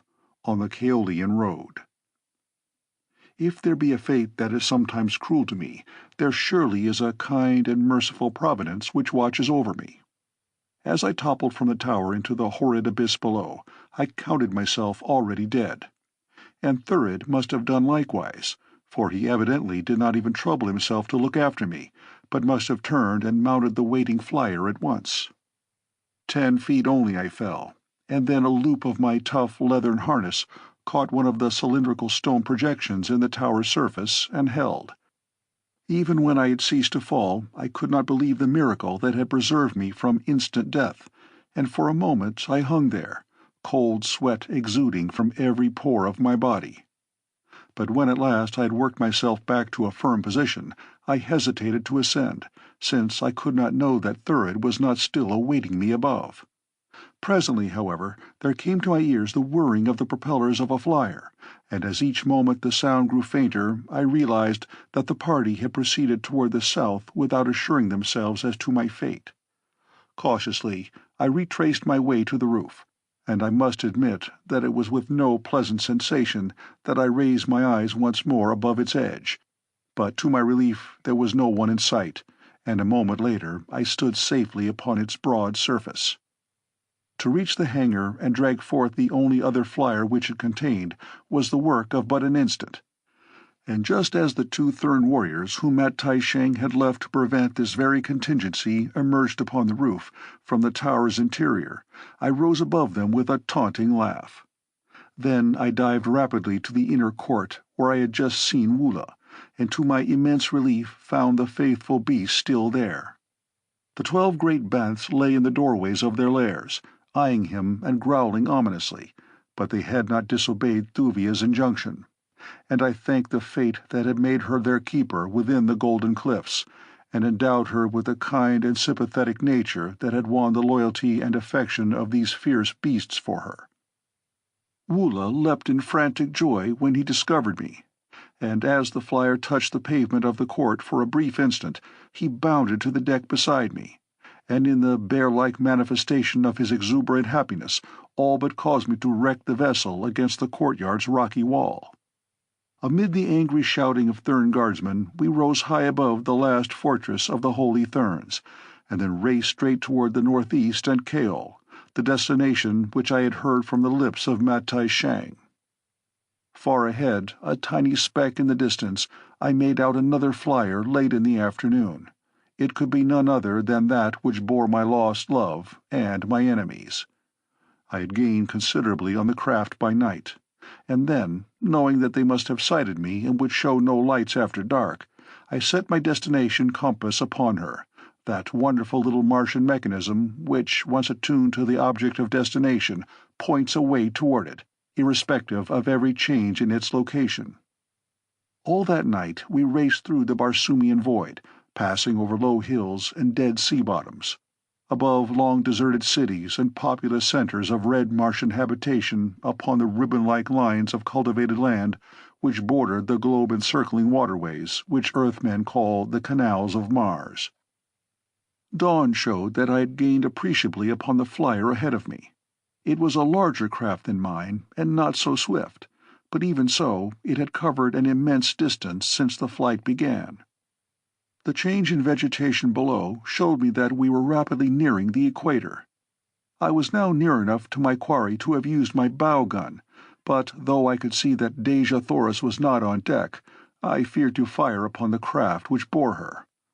Thurid was deterred by no such scruples, and though it must have been difficult for him to believe that it was really I who followed them, he could not very well doubt the witness of his own eyes, and so he trained their stern gun upon me with his own hands, and an instant later an explosive radium projectile whizzed perilously close above my deck.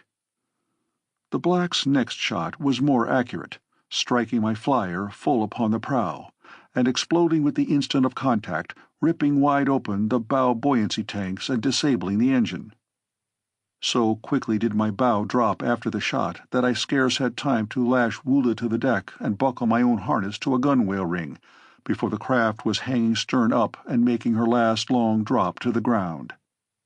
Her stern buoyancy tanks prevented her dropping with great rapidity, but Thurid was firing rapidly now in an attempt to burst these also, that I might be dashed to death in the swift fall that would instantly follow a successful shot. Shot after shot tore past or into us, but by a miracle neither Woola nor I was hit, nor were the after tanks punctured. This good fortune could not last indefinitely, and, assured that Thurid would not again leave me alive, I awaited the bursting of the next shell that hit, and then, throwing my hands above my head, I let go my hold and crumpled, limp and inert, dangling in my harness like a corpse. The ruse worked, and Thurid fired no more at us. Presently I heard the diminishing sound of whirring propellers and realized that again I was safe. Slowly the stricken flyer sank to the ground, and when I had freed myself and Woola from the entangling wreckage, I found that we were upon the verge of a natural forest, so rare a thing upon the bosom of dying Mars that outside of the forest in the valley door beside the lost Sea of Chorus, I never before had seen its like upon the planet. From books and travelers I learned something of the little-known land of Kaol, which lies along the equator almost halfway round the planet to the east of Helium.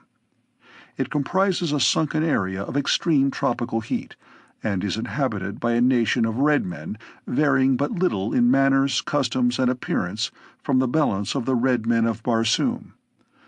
I knew that they were among those of the outer world who still clung tenaciously to the discredited religion of the holy therns, and that Matai Shang would find a ready welcome and safe refuge among them, while John Carter could look for nothing better than an ignoble death at their hands.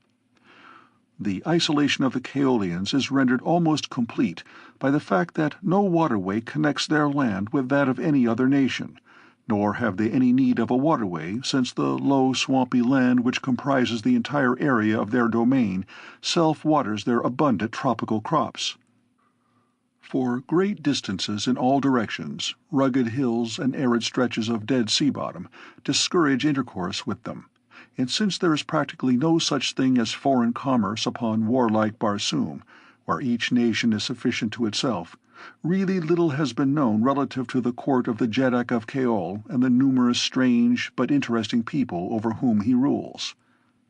Occasional hunting parties have traveled to this out-of-the-way corner of the globe, but the hostility of the natives has usually brought disaster upon them, so that even the sport of hunting the strange and savage creatures which haunt the jungle fastnesses of Kaol has of later years proved insufficient lure even to the most intrepid warriors.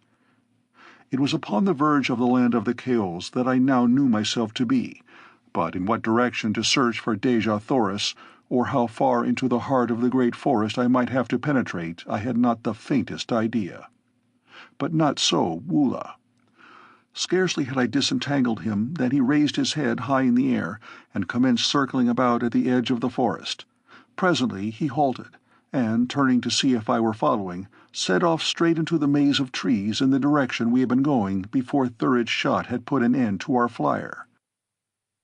As best I could, I stumbled after him down a steep declivity beginning at the forest's edge. Immense trees reared their mighty heads far above us, their broad fronds completely shutting off the slightest glimpse of the sky.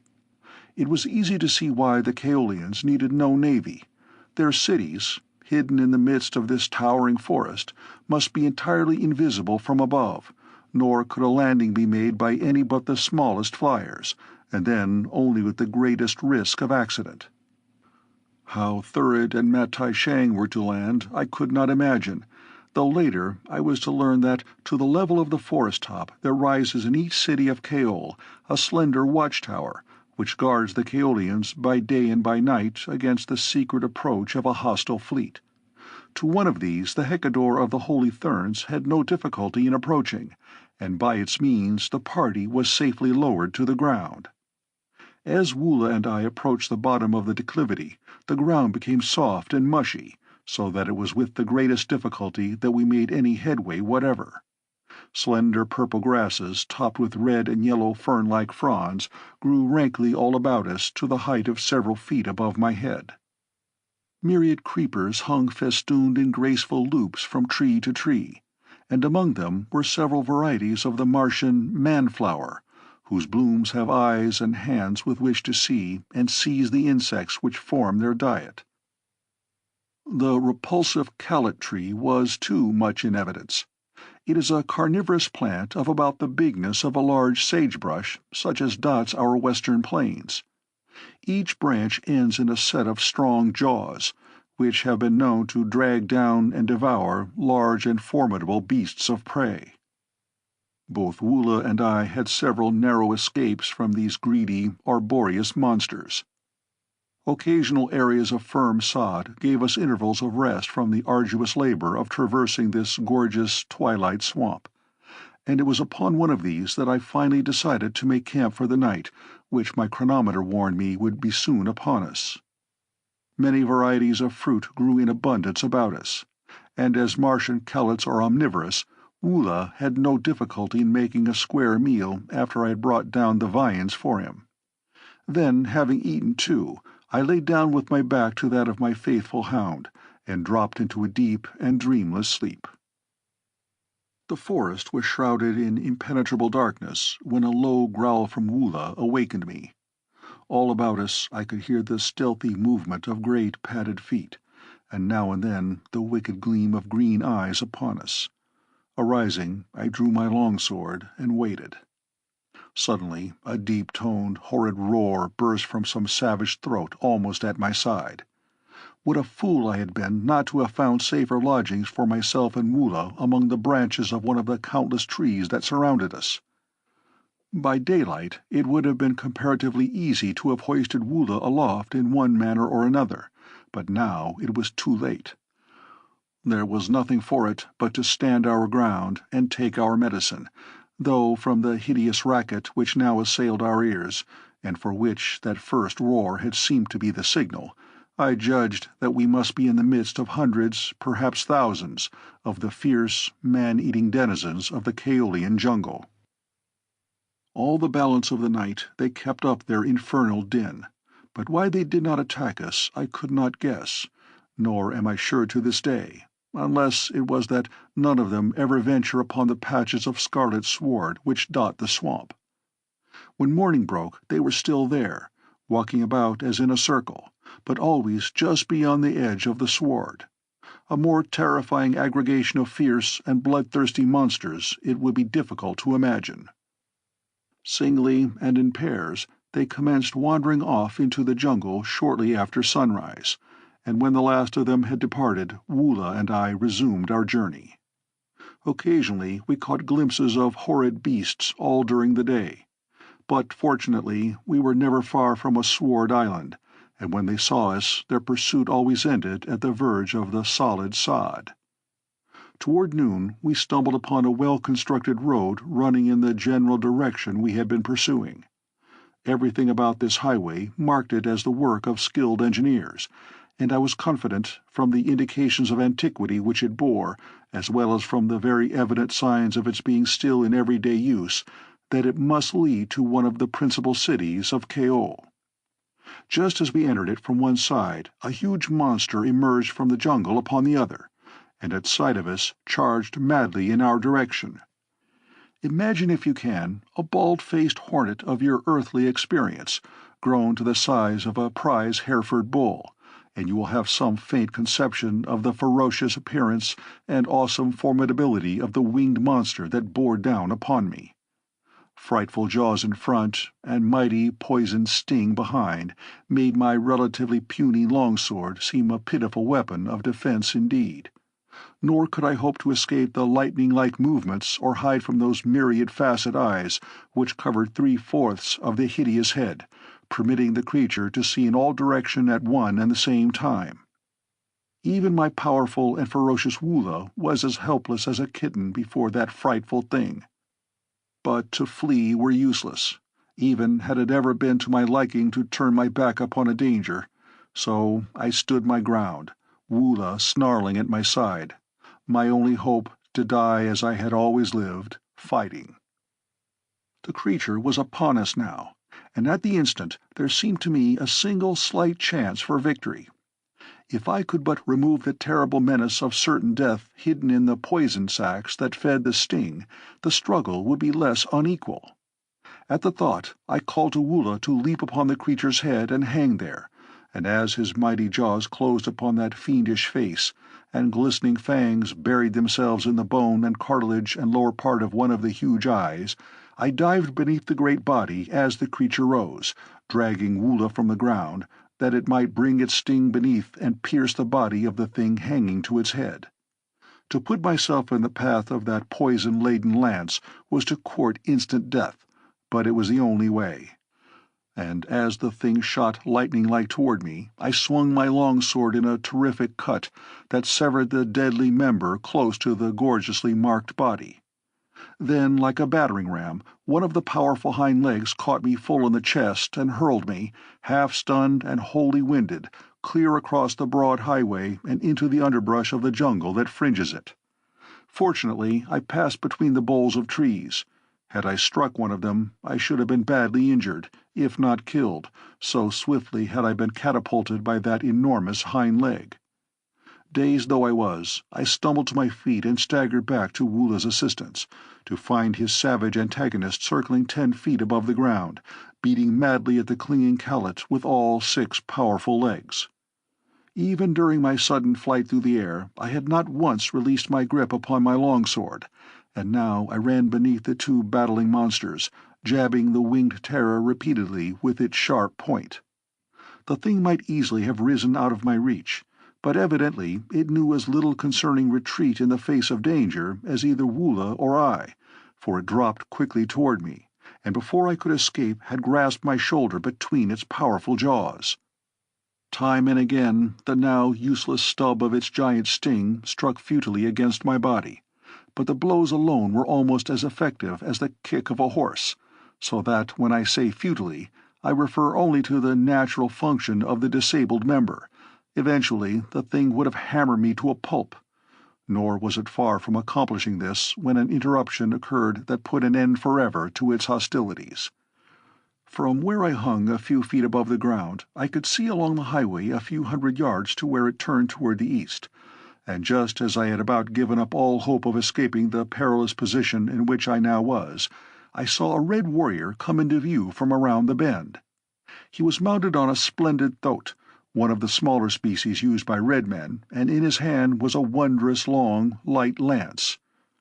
His mount was walking sedately when I first perceived them, but the instant that the red men's eyes fell upon us, a word to the thoat brought the animal at full charge down upon us. The long lance of the warrior dipped toward us, and as thoat and rider hurtled beneath, the point passed through the body of our antagonist. With a convulsive shudder, the thing stiffened, the jaws relaxed, dropping me to the ground, and then, careening once in mid-air, the creature plunged head foremost to the road, full upon Woola, who still clung tenaciously to its gory head. By the time I had regained my feet, the red man had turned and ridden back to us. Woola, finding his enemy inert and lifeless, released his hold at my command and wriggled from beneath the body that had covered him, and together we faced the warrior looking down upon us. I started to thank the stranger for his timely assistance, but he cut me off peremptorily. "Who are you?" he asked. Who dare enter the land of Kaol and hunt in the royal forest of the Jeddak?" Then, as he noted my white skin through the coating of grime and blood that covered me, his eyes went wide, and in an altered tone he whispered, "Can it be that you are a holy thern?" I might have deceived the fellow for a time, as I had deceived others, but I had cast away the yellow wig and the holy diadem in the presence of Matai Shang, and I knew that it would not be long ere my new acquaintance discovered that I was no thern at all. "I am not a thern," I replied, and then, flinging caution to the winds, I said, "I am John Carter, Prince of Helium, whose name may not be entirely unknown to you." If his eyes had gone wide when he thought that I was a holy thern, they fairly popped now that he knew that I was John Carter. I grasped my long sword more firmly as I spoke the words, which I was sure would precipitate an attack, but to my surprise they precipitated nothing of the kind. "John Carter, Prince of Helium," he repeated slowly, as though he could not quite grasp the truth of the statement. "John Carter, the mightiest warrior of Barsoom." And then he dismounted and placed his hand upon my shoulder, after the manner of most friendly greeting upon Mars. "It is my duty, and it should be my pleasure, to kill you, John Carter," he said, "but always in my heart of hearts have I admired your prowess and believed in your sincerity, the while I have questioned and disbelieved the therns and their religion. It would mean my instant death were my heresy to be suspected in the court of Kulan Tith, but if I may serve you, Prince, you have but to command Torkar Bar, Dwar of the Kaolian road." Truth and honesty were writ large upon the warrior's noble countenance, so that I could not but have trusted him, enemy though he should have been. His title of Captain of the Kaolian road explained his timely presence in the heart of the savage forest, for every highway upon Barsoom is patrolled by doughty warriors of the noble class, nor is there any service more honorable than this lonely and dangerous duty in the less frequented sections of the domains of the Red Men of Barsoom. "Torkar Bar has already placed a great debt of gratitude upon my shoulders," I replied, pointing to the carcass of the creature from whose heart he was dragging his long spear. The Red Man smiled. "It was fortunate that I came when I did," he said. "Only this poisoned spear pricking the very heart of a Sith can kill it quickly enough to save its prey. In this section of Kaol we are all armed with a long Sith spear, whose point is smeared with the poison of the creature it is intended to kill. No other virus acts so quickly upon the beast as its own. Look," he continued, drawing his dagger and making an incision in the carcass a foot above the root of the sting, from which he presently drew forth 2 sacks, each of which held fully a gallon of the deadly liquid. "Thus we maintain our supply, though were it not for certain commercial uses to which the virus is put, it would scarcely be necessary to add to our present store, since the Sith is almost extinct. Only occasionally do we now run upon one. Of old, however, Kaol was overrun with the frightful monsters that often come in herds of 20 or 30, darting down from above into our cities and carrying away women, children, and even warriors."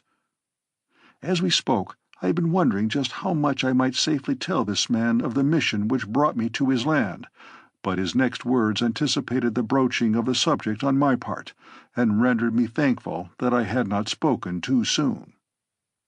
"And now as to yourself, John Carter," he said. "I shall not ask your business here, nor do I wish to hear it.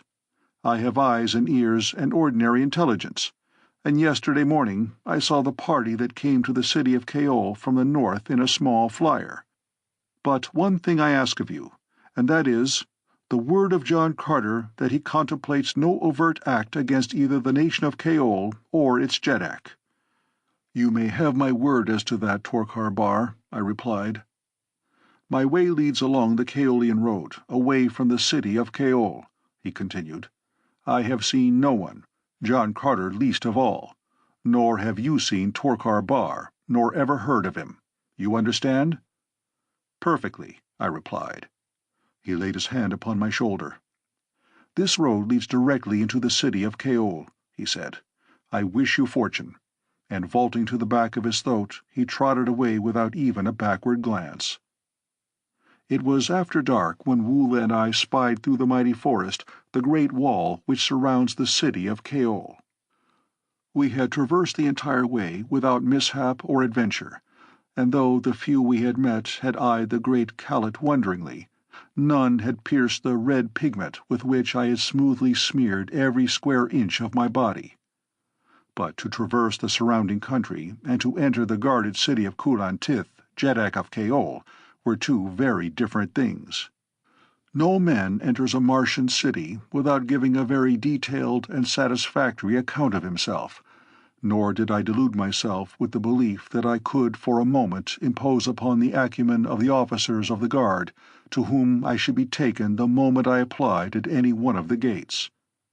My only hope seemed to lie in entering the city surreptitiously under the cover of darkness, and once in, trust to my own wits to hide myself in some crowded quarter where detection would be less liable to occur. With this idea in view, I circled the great wall, keeping within the fringe of the forest, which is cut away for a short distance from the wall all about the city, that no enemy may utilize the trees as a means of ingress. Several times I attempted to scale the barrier at different points, but not even my earthly muscles could overcome that cleverly constructed rampart.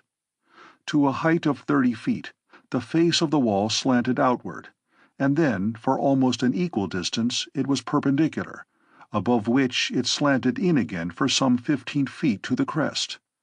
And smooth, polished glass could not be more so.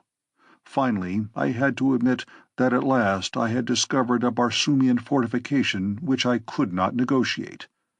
Discouraged, I withdrew into the forest beside a broad highway which entered the city from the east, and with Woola beside me, lay down to sleep.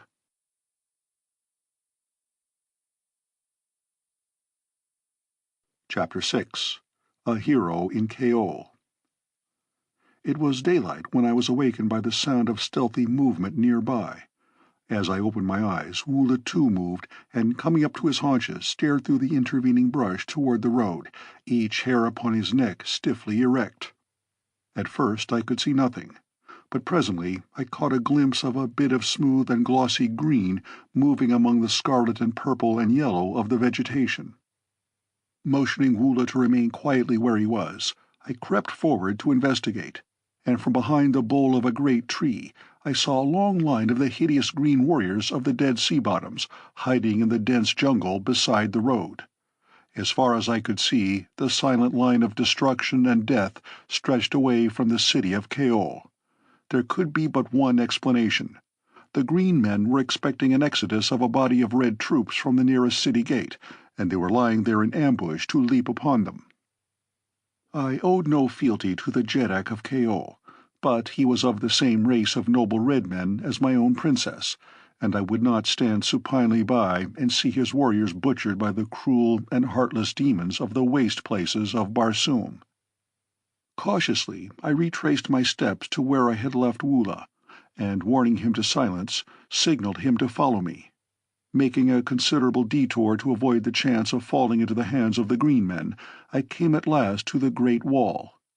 100 yards to my right was the gate from which the troops were evidently expected to issue, but to reach it I must pass the flank of the green warriors within easy sight of them, and fearing that my plan to warn the Kaolians might thus be thwarted, I decided upon hastening toward the left, where another gate a mile away would give me ingress to the city. I knew that the word I brought would prove a splendid passport to Kaol, and I must admit that my caution was due more to my ardent desire to make my way into the city than to avoid a brush with the green men. As much as I enjoy a fight, I cannot always indulge myself, and just now I had more weighty matters to occupy my time than spilling the blood of strange warriors. Could I but win beyond the city's wall, there might be opportunity in the confusion and excitement which were sure to follow my announcement of an invading force of green warriors, to find my way within the palace of the Jeddak, where I was sure Matai Sheng and his party would be quartered. but scarcely had I taken 100 steps in the direction of the farther gate, when the sound of marching troops, the clank of metal, and the squealing of thoats just within the city apprised me of the fact that the Kaolians were already moving toward the other gate. There was no time to be lost. In another moment the gate would be opened and the head of the column pass out upon the death-bordered highway. Turning back toward the fateful gate, I ran rapidly along the edge of the clearing, taking the ground in the mighty leaps that had first made me famous upon Barsoom. 30, 50, 100 feet at a bound are nothing for the muscles of an athletic Earthman upon Mars. As I passed the flank of the waiting green men, they saw my eyes turned upon them, and in an instant, knowing that all secrecy was at an end, those nearest me sprang to their feet in an effort to cut me off before I could reach the gate. At the same instant the mighty portal swung wide, and the head of the Kaolian column emerged.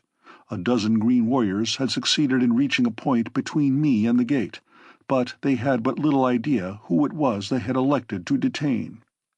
I did not slacken my speed an iota as I dashed among them, and as they fell before my blade, I could not but recall the happy memory of those other battles, when Tars Tarkas, Jeddak of Thark, mightiest of Martian green men, had stood shoulder to shoulder with me through long, hot Martian days, as together we hewed down our enemies until the pile of corpses about us rose higher than a tall man's head.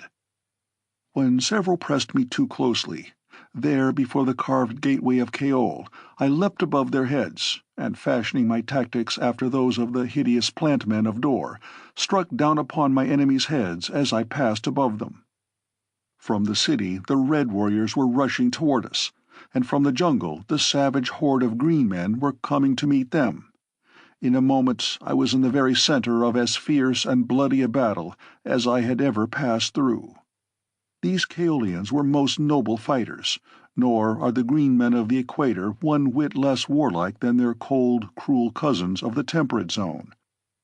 There were many times when either side might have withdrawn without dishonor and thus ended hostilities, but from the mad abandon with which each invariably renewed hostilities, I soon came to believe that what need not have been more than a trifling skirmish would end only with the complete extermination of one force or the other.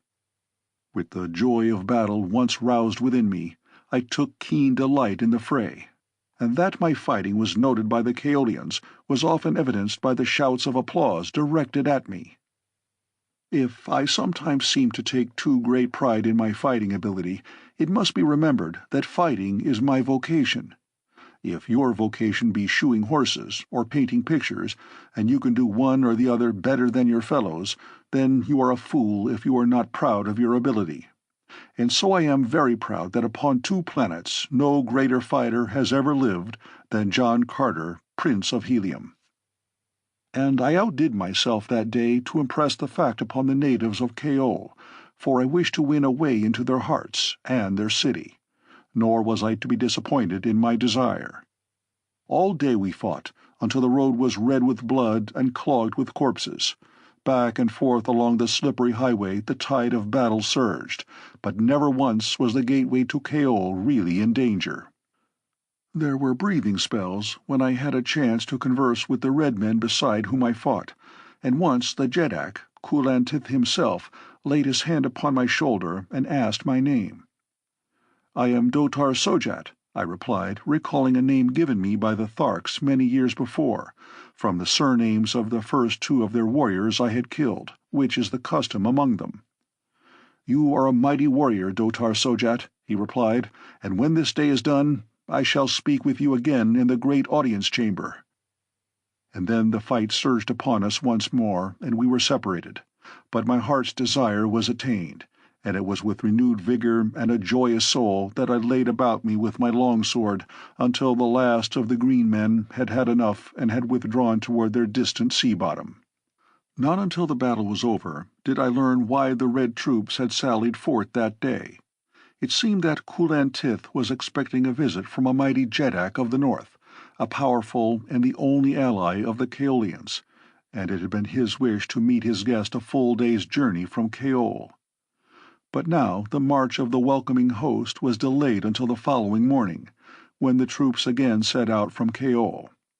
I had not been bidden to the presence of Kulantith after the battle, but he had sent an officer to find me and escort me to comfortable quarters in that part of the palace set aside for the officers of the royal guard. There, with Woola, I had spent a comfortable night, and rose much refreshed after the arduous labors of the past few days. Woola had fought with me through the battle of the previous day, true to the instincts and training of a Martian war dog, great numbers of which are often to be found with the savage green hordes of the dead sea bottoms. Neither of us had come through the conflict unscathed, but the marvelous healing salves of Barsoom had sufficed overnight to make us as good as new. I breakfasted with a number of the Kaolian officers, whom I found as courteous and delightful hosts as even the nobles of Helium, who are renowned for their ease of manners and excellence of breeding. The meal was scarcely concluded when a messenger arrived from Kulantith, summoning me before him. As I entered the royal presence, the Jeddak rose, and stepping from the dais which supported his magnificent throne, came forward to meet me, a mark of distinction that is seldom accorded to other than a visiting ruler. "Kaor, Dotar Sojat," he greeted me. "I have summoned you to receive the grateful thanks of the people of Kaol, for had it not been for your heroic bravery in daring fate to warn us of the ambuscade, we must surely have fallen into the well-laid trap. Tell me more of yourself, from what country you come, and what errand brings you to the court of Kulantith." "I am from Hastor," I said, for in truth I had a small palace in that southern city, which lies within the far-flung dominions of the Heliometic nation. "My presence in the land of Kaol is partly due to accident, my flyer being wrecked upon the southern fringe of your great forest. It was while seeking entrance to the city of Kaol that I discovered the green horde lying in wait for your troops." If Kulantith wondered what business brought me in a flyer to the very edge of his domain, he was good enough not to press me further for an explanation, which I should indeed have had difficulty in rendering. During my audience with the Jeddak, another party entered the chamber from behind me, so that I did not see their faces until Kulantith stepped past me to greet them, commanding me to follow and be presented. As I turned toward them, it was with difficulty that I controlled my features, for there, listening to Kulantith's eulogistic words concerning me, stood my arch-enemies, Matai Shang and Thurid. "Holy Hecador of the holy therns," the Jeddak was saying, "shower thy blessings upon Dotar Sojat, the valorous stranger from distant Hastor, whose wondrous heroism and marvelous ferocity saved the day for Kaol yesterday." Matai Shang stepped forward and laid his hand upon my shoulder. No slightest indication that he recognized me showed upon his countenance. My disguise was evidently complete. He spoke kindly to me and then presented me to Thurid. The black, too, was evidently entirely deceived. Then Kulantith regaled them, much to my amusement, with details of my achievements upon the field of battle. The thing that seemed to have impressed him most was my remarkable agility, and time and again he described the wondrous way in which I had leapt completely over an antagonist, cleaving his skull wide open with my longsword as I passed above him. I thought that I saw Thurid's eyes widen a bit during the narrative, and several times I surprised him gazing intently into my face through narrowed lids. Was he commencing to suspect? And then Kulantith told of the savage Kalat that fought beside me, and after that I saw suspicion in the eyes of Matai Shang, or did I but imagine it? At the close of the audience, Kulantith announced that he would have me accompany him upon the way to meet his royal guest, and as I departed with an officer who was to procure proper trappings and a suitable mount for me, both Matai Shang and Thurid seemed most sincere in professing their pleasure at having had an opportunity to know me. It was with a sigh of relief that I quitted the chamber, convinced that nothing more than a guilty conscience had prompted my belief that either of my enemies suspected my true identity. A half-hour later, I rode out of the city gate with the column that accompanied Kulantith upon the way to meet his friend and ally.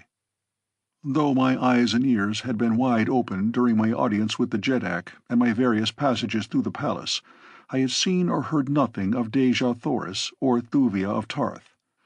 That they must be somewhere within the great rambling edifice I was positive, and I should have given much to have found a way to remain behind during Kulantith's absence, that I might search for them. Toward noon we came in touch with the head of the column we had set out to meet. It was a gorgeous train that accompanied the visiting Jeddak, and for miles it stretched along the wide, white road to Kaol. Mounted troops, their trappings of jewel and metal-encrusted leather glistening in the sunlight, formed the vanguard of the body, and then came 1,000 gorgeous chariots drawn by huge Xodars. These low, commodious wagons moved two abreast, and on either side of them marched solid ranks of mounted warriors, for in the chariots were the women and children of the royal court.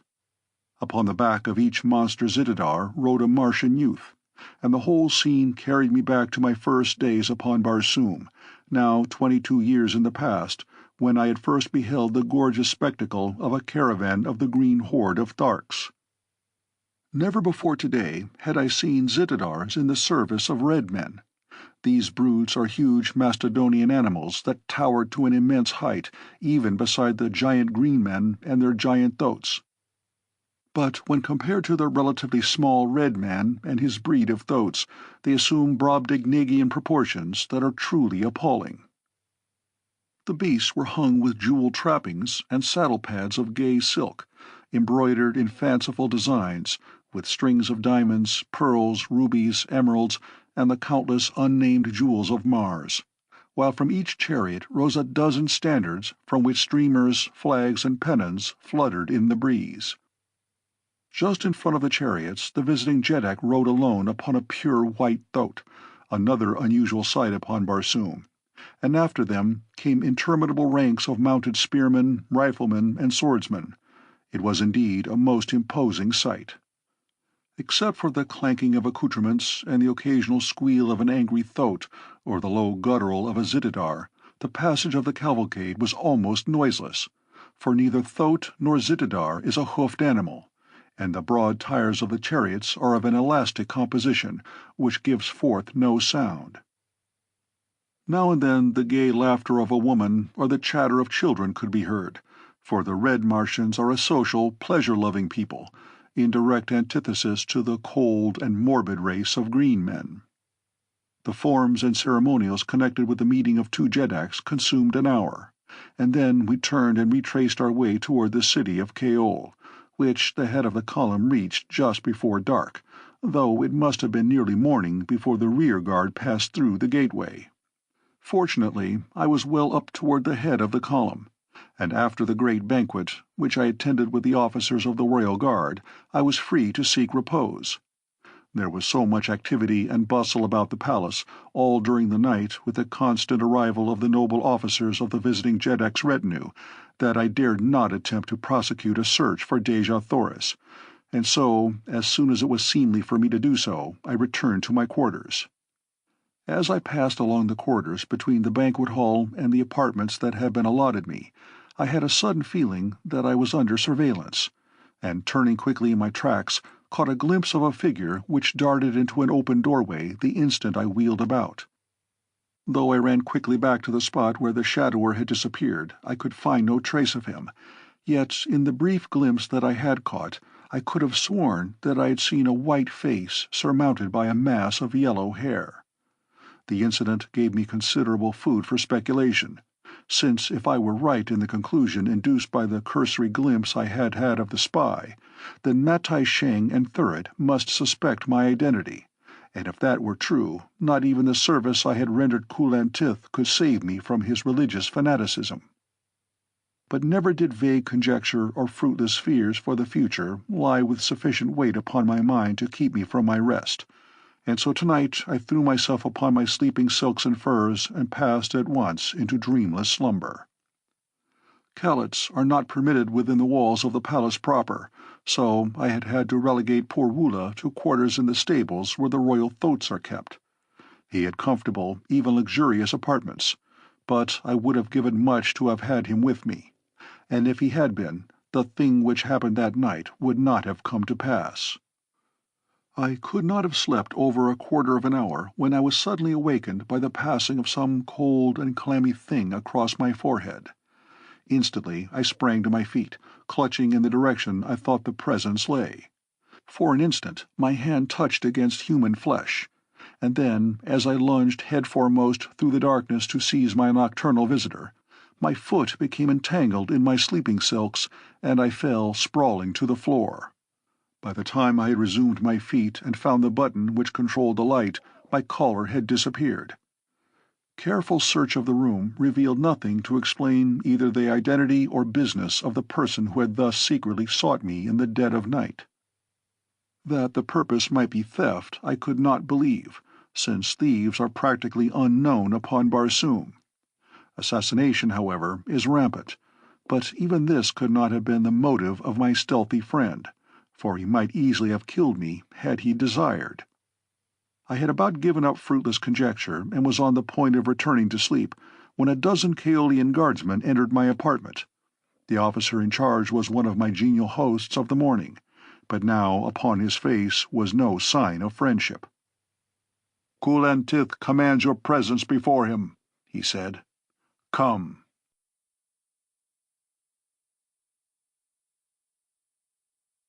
Chapter 7. New Allies. Surrounded by guardsmen, I marched back along the corridors of the palace of Kulantith, Jeddak of Kaol, to the great audience chamber in the center of the massive structure.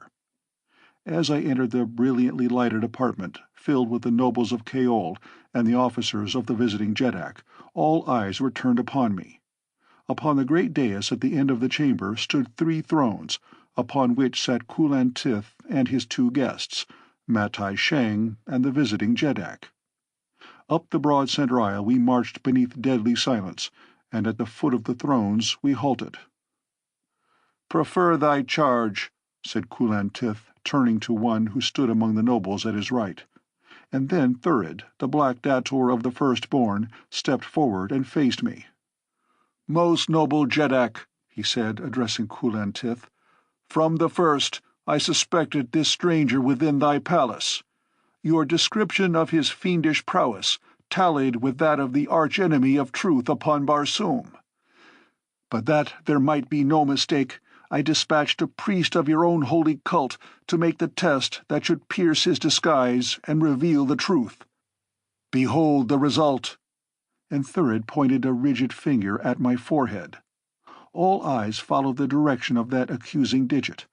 I alone seemed at a loss to guess what fatal sign rested upon my brow. The officer beside me guessed my perplexity, and as the brows of Kulantith darkened in a menacing scowl as his eyes rested upon me, the noble drew a small mirror from his pocket-pouch and held it before my face. One glance at the reflection it gave back to me was sufficient. From my forehead the hand of the sneaking Thern had reached out through the concealing darkness of my bedchamber and wiped away a patch of the disguising red pigment as broad as my palm.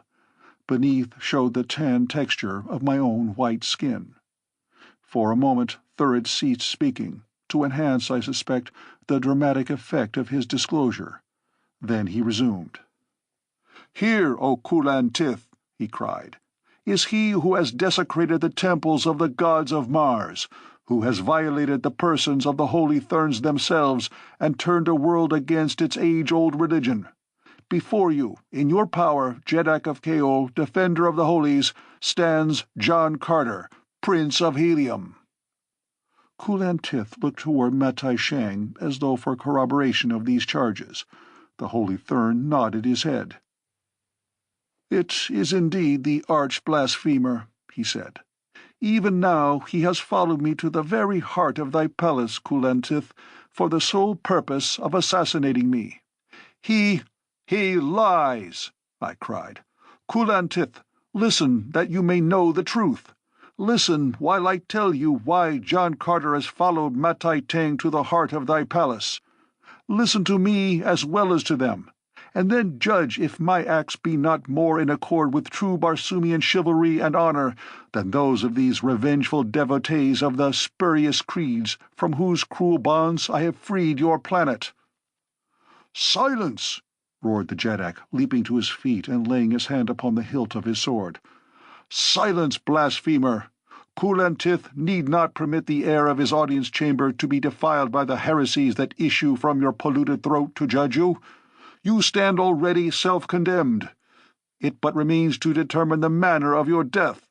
Even the service that you rendered the arms of Kaol shall avail you not. It was but a base subterfuge whereby you might win your way into my favour and reach the side of this holy man whose life you craved. To the pits with him!" he concluded, addressing the officer of my guard. Here was a pretty pass indeed. What chance had I against a whole nation? What hope for me of mercy at the hands of the fanatical Kulantith, with such advisers as Matai Shang and Thurid? The black grinned malevolently in my face. "You shall not escape this time, Earthman," he taunted. The guards closed toward me. A red haze blurred my vision. The fighting blood of my Virginian sires coursed hot through my veins. The lust of battle in all its mad fury was upon me. With a leap I was beside Thurid, and ere the devilish smirk had faded from his handsome face, I had caught him full upon the mouth with my clenched fist. And as the good old American blow landed, the black dator shot back a dozen feet to crumple in a heap at the foot of Kulantith's throne, spitting blood and teeth from his hurt mouth. Then I drew my sword and swung round, on guard to face a nation. In an instant the guardsmen were upon me, but before a blow had been struck, a mighty voice rose above the din of shouting warriors, and a giant figure leapt from the dais beside Kulantith, and with drawn longsword threw himself between me and my adversaries. It was the visiting Jeddak. "Hold!" he cried. "If you value my friendship, Kulantith, and the age-old peace that has existed between our peoples, call off your swordsmen. For wherever or against whomsoever fights John Carter, Prince of Helium, there beside him and to the death fights Thuvan Din, Jeddak of Tarth." The shouting ceased, and the menacing points were lowered as 1,000 eyes turned first toward Thuvan Din in surprise, and then toward Kulantith in question. At first the Jeddak of Kaol went white in rage, but before he spoke he had mastered himself, so that his tone was calm and even as befitted intercourse between two great Jeddaks. "Thuvan Din," he said slowly, "must have great provocation thus to desecrate the ancient customs which inspire the deportment of a guest within the palace of his host.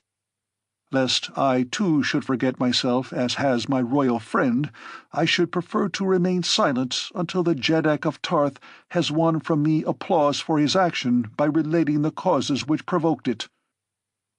I could see that the Jeddak of Tarth was of half a mind to throw his medal in Kulantith's face, but he controlled himself even as well as had his host. "None knows better than Thuvan Din," he said, "the laws which govern the acts of men in the domains of their neighbours, but Thuvan Din owes allegiance to a higher law than these, the law of gratitude. Nor to any man upon Barsoom does he owe a greater debt of gratitude than to John Carter, Prince of Helium.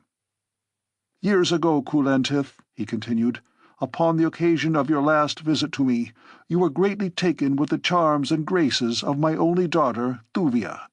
You saw how I adored her, and later you learned that, inspired by some unfathomable whim, she had taken the last long voluntary pilgrimage upon the cold bosom of the mysterious Iss, leaving me desolate. Some months ago I first heard of the expedition which John Carter had led against Issus and the holy therns. Faint rumours of the atrocities reported to have been committed by the therns upon those who for countless ages have floated down the mighty Iss came to my ears. I heard that thousands of prisoners had been released, few of whom dared to return to their own countries, owing to the mandate of terrible death which rests against all who return from the valley door. For a time I could not believe the heresies which I heard, and I prayed that my daughter Thuvia might have died before she ever committed the sacrilege of returning to the outer world. But then my father's love asserted itself, and I vowed that I would prefer eternal damnation to further separation from her if she could be found. So I sent emissaries to Helium, and to the court of Xodar, Jeddak of the First Born, to him who now rules those of the Thern nation who have renounced their religion, and from each and all I heard the same story of unspeakable cruelties and atrocities perpetrated upon the poor defenseless victims of their religion by the holy therns. Many there were who had seen or known my daughter, and from therns who had been close to Matai Shang I learned of the indignities that he personally heaped upon her. And I was glad when I came here to find that Matai Shang was also your guest, for I should have sought him out had it taken a lifetime. More, too, I heard, and that of the chivalrous kindness that John Carter had accorded my daughter. They told me how he fought for her and rescued her, and how he spurned escape from the savage war-hoons of the South, sending her to safety upon his own throat and remaining upon foot to meet the green warriors. Can you wonder, Kulantith, that I am willing to jeopardize my life, the peace of my nation, or even your friendship, which I prize more than aught else, to champion the Prince of Helium?" For a moment Kulantith was silent. I could see by the expression of his face that he was sore perplexed. Then he spoke. "Thu Van Din," he said, and his tone was friendly, though sad, "who am I to judge my fellow man? In my eyes the Father of Therns is still holy, and the religion which he teaches the only true religion. But were I faced by the same problem that has vexed you, I doubt not that I should feel and act precisely as you have. In so far as the Prince of Helium is concerned, I may act, but between you and Matai Shang, my only office can be one of conciliation. The Prince of Helium shall be escorted in safety to the boundary of my domain ere the sun has set again, where he shall be free to go whither he will. But upon pain of death must he never again enter the land of Kaol. If there be a quarrel between you and the Father of Therns, I need not ask that the settlement of it be deferred until both have passed beyond the limits of my power. Are you satisfied, Thu Van Din?"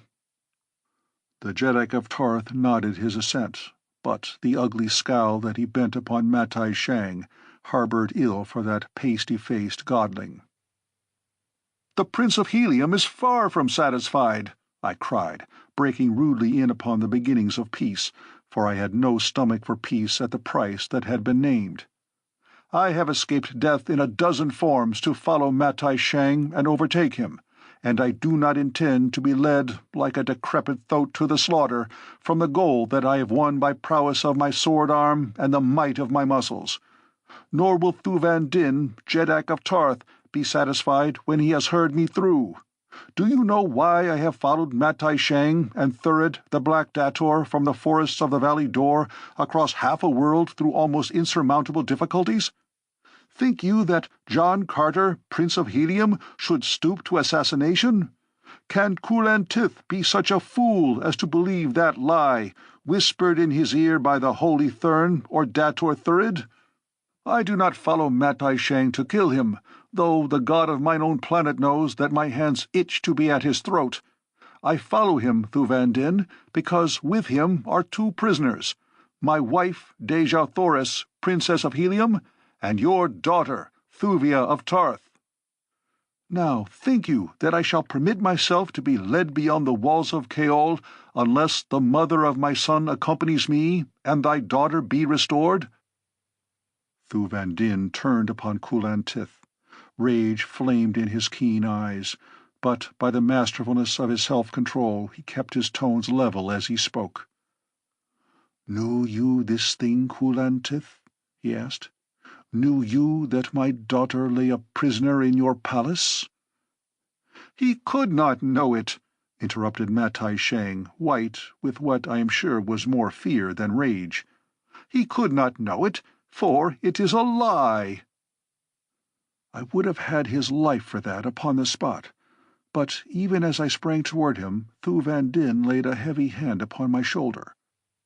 "Wait," he said to me, and then to Kulantith, "It is not a lie. This much have I learned of the Prince of Helium. He does not lie. Answer me, Kulantith. I have asked you a question." "3 women came with the Father of Therns," replied Kulantith. "Fedor, his daughter, and 2 who were reported to be her slaves. If these be Thuvia of Tarth and Deja Thoris of Helium, I did not know it. I have seen neither. But if they be, then shall they be returned to you on the morrow." As he spoke, he looked straight at Matai Shang, not as a devotee should look at a high priest, but as a ruler of men looks at one to whom he issues a command. It must have been plain to the father of therns, as it was to me, that the recent disclosures of his true character had done much already to weaken the faith of Kulantith, and that it would require but little more to turn the powerful Jeddak into an avowed enemy. But so strong are the seeds of superstition that even the great Kaolian still hesitated to cut the final strand that bound him to his ancient religion. Matai Shang was wise enough to seem to accept the mandate of his follower, and promised to bring the 2 slave women to the audience chamber on the morrow. "It is almost morning now," he said, "and I should dislike to break in upon the slumber of my daughter, or I would have them fetched at once, that you might see that the Prince of Helium is mistaken." And he emphasized the last word in an effort to affront me so subtly that I could not take open offense. I was about to object to any delay and demand that the Princess of Helium be brought to me forthwith, when Thuvan Din made such insistence seem unnecessary. "I should like to see my daughter at once," he said, "but if Kulantith will give me his assurance that none will be permitted to leave the palace this night, and that no harm shall befall either Deja Thoris or Thuvia of Tarth between now and the moment they are brought into our presence in this chamber at daylight, I shall not insist." "None shall leave this palace tonight," replied the Jeddak of Kaol, "and Matai Shang will give us assurance that no harm will come to the 2 women." The Thern assented with a nod. A few moments later, Kulantith indicated that the audience was at an end, and at Thuvan Din's invitation I accompanied the Jeddak of Tarth to his own apartments, where we sat until daylight while he listened to the account of my experiences upon his planet and to all that had befallen his daughter during the time that we had been together. I found the father of Thuvia a man of my own heart, and that night saw the beginnings of a friendship which has grown until it is second only to that which obtains between Taras Tarkas, the Green Jeddak of Thark, and myself. The first burst of Mars's sudden dawn brought messengers from Kulantith, summoning us to the audience chamber where Thuvan Din was to receive his daughter after years of separation, and I was to be reunited with the glorious daughter of Helium after an almost unbroken separation of 12 years. My heart pounded within my bosom until I looked about me in embarrassment, so sure was I that all within the room must hear. My arms ached to enfold once more the divine form of her whose eternal youth and undying beauty were but outward manifestations of a perfect soul. At last the messenger dispatched to fetch Matai Shang returned. I craned my neck to catch the first glimpse of those who should be following, but the messenger was alone. Halting before the throne, he addressed his Jeddak in a voice that was plainly audible to all within the chamber. "O Kulantith, mightiest of Jeddaks," he cried after the fashion of the court, "your messenger returns alone, for when he reached the apartments of the father of therns, he found them empty, as were those occupied by his suite." Kulantith went white. A low groan burst from the lips of Thuvan Din, who stood next to me, not having ascended the throne which awaited him beside his host. For a moment the silence of death reigned in the great audience chamber of Kulantith, Jeddak of Kaol. It was he who broke the spell. Rising from his throne, he stepped down from the dais to the side of Thuvan Din. Tears dimmed his eyes as he placed both hands upon the shoulders of his friend. "Oh, Thuvan Din," he cried, "that this should have happened in the palace of thy best friend! With my own hands would I have wrung the neck of Matai Shang, had I guessed what was in his foul heart. Last night my lifelong faith was weakened. This morning it has been shattered. But too late, too late! To wrest your daughter and the wife of this royal warrior from the clutches of these archfiends, you have but to command the resources of a mighty nation, for all Kaol is at your disposal. What may be done? Say the word." "First," I suggested, "let us find those of your people who be responsible for the escape of Matai Shang and his followers. Without assistance on the part of the palace guard, this thing could not have come to pass. Seek the guilty, and from them force an explanation of the manner of their going and the direction they have taken." Before Kulantith could issue the commands that would initiate the investigation, a handsome young officer stepped forward and addressed his Jeddak. "O Kulantith, mightiest of Jeddaks," he said, "I alone be responsible for this grievous error. Last night it was I who commanded the palace guard. I was on duty in other parts of the palace during the audience of the early morning, and knew nothing of what transpired then, so that when the father of therns summoned me and explained that it was your wish that his party be hastened from the city because of the presence here of a deadly enemy who sought the holy Hecador's life, I did only what a lifetime of training has taught me was the proper thing to do. I obeyed him whom I believe to be the ruler of us all, mightier even than thou, mightiest of Jeddaks. Let the consequences and the punishment fall on me alone, for I alone am guilty. Those others of the palace guard who assisted in the flight did so under my instructions." Kulantith looked first at me and then at Thu Van Din, as though to ask our judgment upon the man, but the error was so evidently excusable that neither of us had any mind to see the young officer suffer for a mistake that any might readily have made. "How left they?" asked Thu Van Din, "and what direction did they take?" "They left as they came," replied the officer, "upon their own flyer. For some time after they had departed, I watched the vessel's lights, which vanished finally due north." "Where north could Matai Shang find an asylum?" asked Thu Van Din of Kulantith. For some moments the Jeddak of Kaol stood with bowed head, apparently deep in thought. Then a sudden light brightened his countenance. "I have it!" he cried. "Only yesterday Matai Shang let drop a hint of his destination, telling me of a race of people unlike ourselves who dwell far to the north. They, he said, had always been known to the holy therns and were devout and faithful followers of the ancient cult. Among them would he find a perpetual haven of refuge, where no lying heretics might seek him out. It is there that Matai Shang has gone." "And in all Kaol there be no flyer wherein to follow," I cried. "Nor nearer than Tarth," replied Thu Van Din. "Wait!" I exclaimed.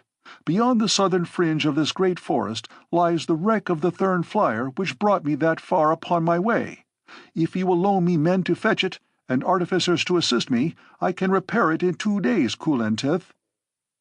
I had been more than half suspicious of the seeming sincerity of the Kaolian Jeddak's sudden apostasy, but the alacrity with which he embraced my suggestion, and the dispatch with which a force of officers and men were placed at my disposal, entirely removed the last vestige of my doubts.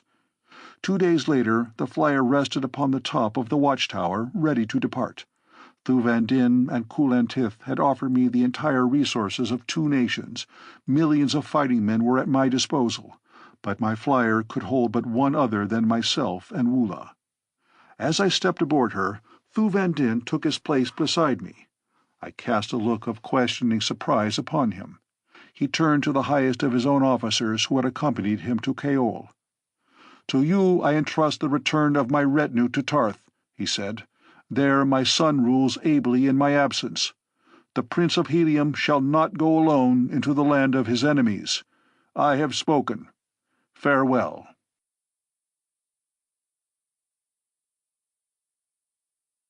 Chapter 8. Through the Carrion Caves. Straight toward the north, day and night, our destination compass led us after the fleeing flyer upon which it had remained set since I first attuned it after leaving the Thern fortress. Early in the second night we noticed the air becoming perceptibly colder, and from the distance we had come from the equator were assured that we were rapidly approaching the North Arctic region. My knowledge of the efforts that had been made by countless expeditions to explore that unknown land bade me to caution, for never had flyer returned who had passed to any considerable distance beyond the mighty ice barrier that fringes the southern hem of the frigid zone. What became of them none knew, only that they passed forever out of the sight of man into that grim and mysterious country of the pole. The distance from the barrier to the pole was no more than a swift flyer should cover in a few hours, and so it was assumed that some frightful catastrophe awaited those who reached the Forbidden Land, as it had come to be called by the Martians of the outer world. Thus it was that I went more slowly as we approached the barrier, for it was my intention to move cautiously by day over the ice pack, that I might discover, before I had run into a trap, if there really lay an inhabited country at the North Pole, for there only could I imagine a spot where Matai Shang might feel secure from John Carter, Prince of Helium. We were flying at a snail's pace but a few feet above the ground, literally feeling our way along through the darkness, for both moons had set, and the night was black with the clouds that were to be found only at Mars's two extremities. Suddenly a towering wall of white rose directly in our path, and though I threw the helm hard over and reversed our engine, I was too late to avoid collision. With a sickening crash we struck the high-looming obstacle 3/4 on. The flyer reeled half over, the engine stopped. As one, the patched buoyancy tanks burst, and we plunged head-foremost to the ground 20 feet beneath. Fortunately, none of us was injured, and when we had disentangled ourselves from the wreckage and the lesser moon had burst again from below the horizon, we found that we were at the foot of a mighty ice barrier, from which outcropped great patches of the granite hills which hold it from encroaching farther toward the south. What fate! With the journey all but completed, to be thus wrecked upon the wrong side of that precipitous and unscalable wall of rock and ice. I looked at Thu Van Dinh. He but shook his head dejectedly. The balance of the night we spent shivering in our inadequate sleeping silks and furs upon the snow that lies at the foot of the ice barrier. With daylight my battered spirits regained something of their accustomed hopefulness, though I must admit that there was little enough for them to feed upon. "What shall we do?" asked Thu Van Dinh. "How may we pass that which is impassable?" "First we must disprove its impassability," I replied. "Nor shall I admit that it is impassable before I have followed its entire circle and stand again upon this spot defeated. The sooner we start the better, for I see no other way, and it will take us more than a month to travel the weary, frigid miles that lie before us." For 5 days of cold and suffering and privation we traversed the rough and frozen way that lies at the foot of the ice barrier. Fierce, fur-bearing creatures attacked us by daylight and by dark. Never for a moment were we safe from the sudden charge of some huge demon of the north. The Apt was our most consistent and dangerous foe. It is a huge white-furred creature with 6 limbs, 4 of which, short and heavy, carry it swiftly over the snow and ice, while the other 2, growing forward from its shoulders on either side of its long powerful neck, terminate in white hairless hands, with which it seizes and holds its prey. Its head and mouth are more similar in appearance to those of a hippopotamus than to any other earthly animal, except that from the sides of the lower jawbone 2 mighty horns curve slightly downward toward the front. Its 2 huge eyes inspired my greatest curiosity. They extended 2 vast oval patches from the center of the top of the cranium down either side of the head to below the roots of the horns, so that these weapons really grow out from the lower part of the eyes, which are composed of several thousand ocelli each. This eye structure seemed remarkable in a beast whose haunts were upon a glaring field of ice and snow, and though I found upon minute examination of several that we killed that each ocellus is furnished with its own lid, and that the animal can at will close as many of the facets of his huge eyes as he chooses, yet I was positive that nature had thus equipped him because much of his life was to be spent in dark subterranean recesses. Shortly after this we came upon the hugest Apt that we had seen. The creature stood fully 8 feet at the shoulder, and was so sleek and clean and glossy that I could have sworn that he had but recently been groomed. He stood head-on, eyeing us as we approached him, for we had found it a waste of time to attempt to escape the perpetual bestial rage which seems to possess these demon creatures, who rove the dismal north, attacking every living thing that comes within the scope of their far-seeing eyes. Even when their bellies are full and they can eat no more, they kill purely for the pleasure which they derive from taking life. And so, when this particular apt failed to charge us, and instead wheeled and trotted away as we neared him, I should have been greatly surprised had I not chanced to glimpse the sheen of a golden collar about its neck. Thu Van Dien saw it too, and it carried the same message of hope to us both. Only man could have placed that collar there, and as no race of Martians of which we knew ought ever have attempted to domesticate the ferocious apt, he must belong to a people of the north, of whose very existence we were ignorant, possibly to the fabled yellow men of Barsoom, that once powerful race which was supposed to be extinct, though sometimes by theorists thought still to exist in the frozen north. Simultaneously we started upon the trail of the great beast. Woola was quickly made to understand our desires, so that it was unnecessary to attempt to keep in sight of the animal, whose swift flight over the rough ground soon put him beyond our vision. For the better part of 2 hours the trail paralleled the barrier, and then suddenly turned toward it through the roughest and seemingly most impassable country I ever had beheld. Enormous granite boulders blocked the way on every hand. Deep rifts in the ice threatened to engulf us at the least misstep, and from the north a slight breeze wafted to our nostrils an unspeakable stench that almost choked us. For another 2 hours we were occupied in traversing a few hundred yards to the foot of the barrier.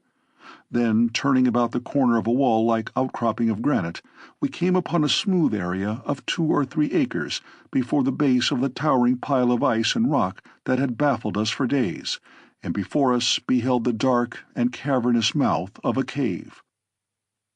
From this repelling portal the horrid stench was emanating, and as Thu Van Dien espied the place, he halted with an exclamation of profound astonishment.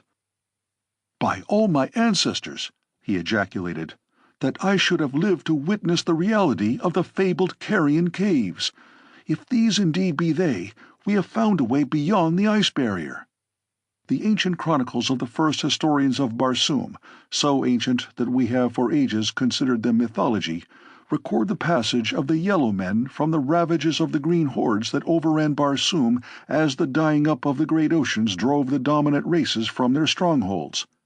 They tell of the wanderings of the remnants of this once powerful race, harassed at every step until at last they found a way through the ice barrier of the north to a fertile valley at the pole.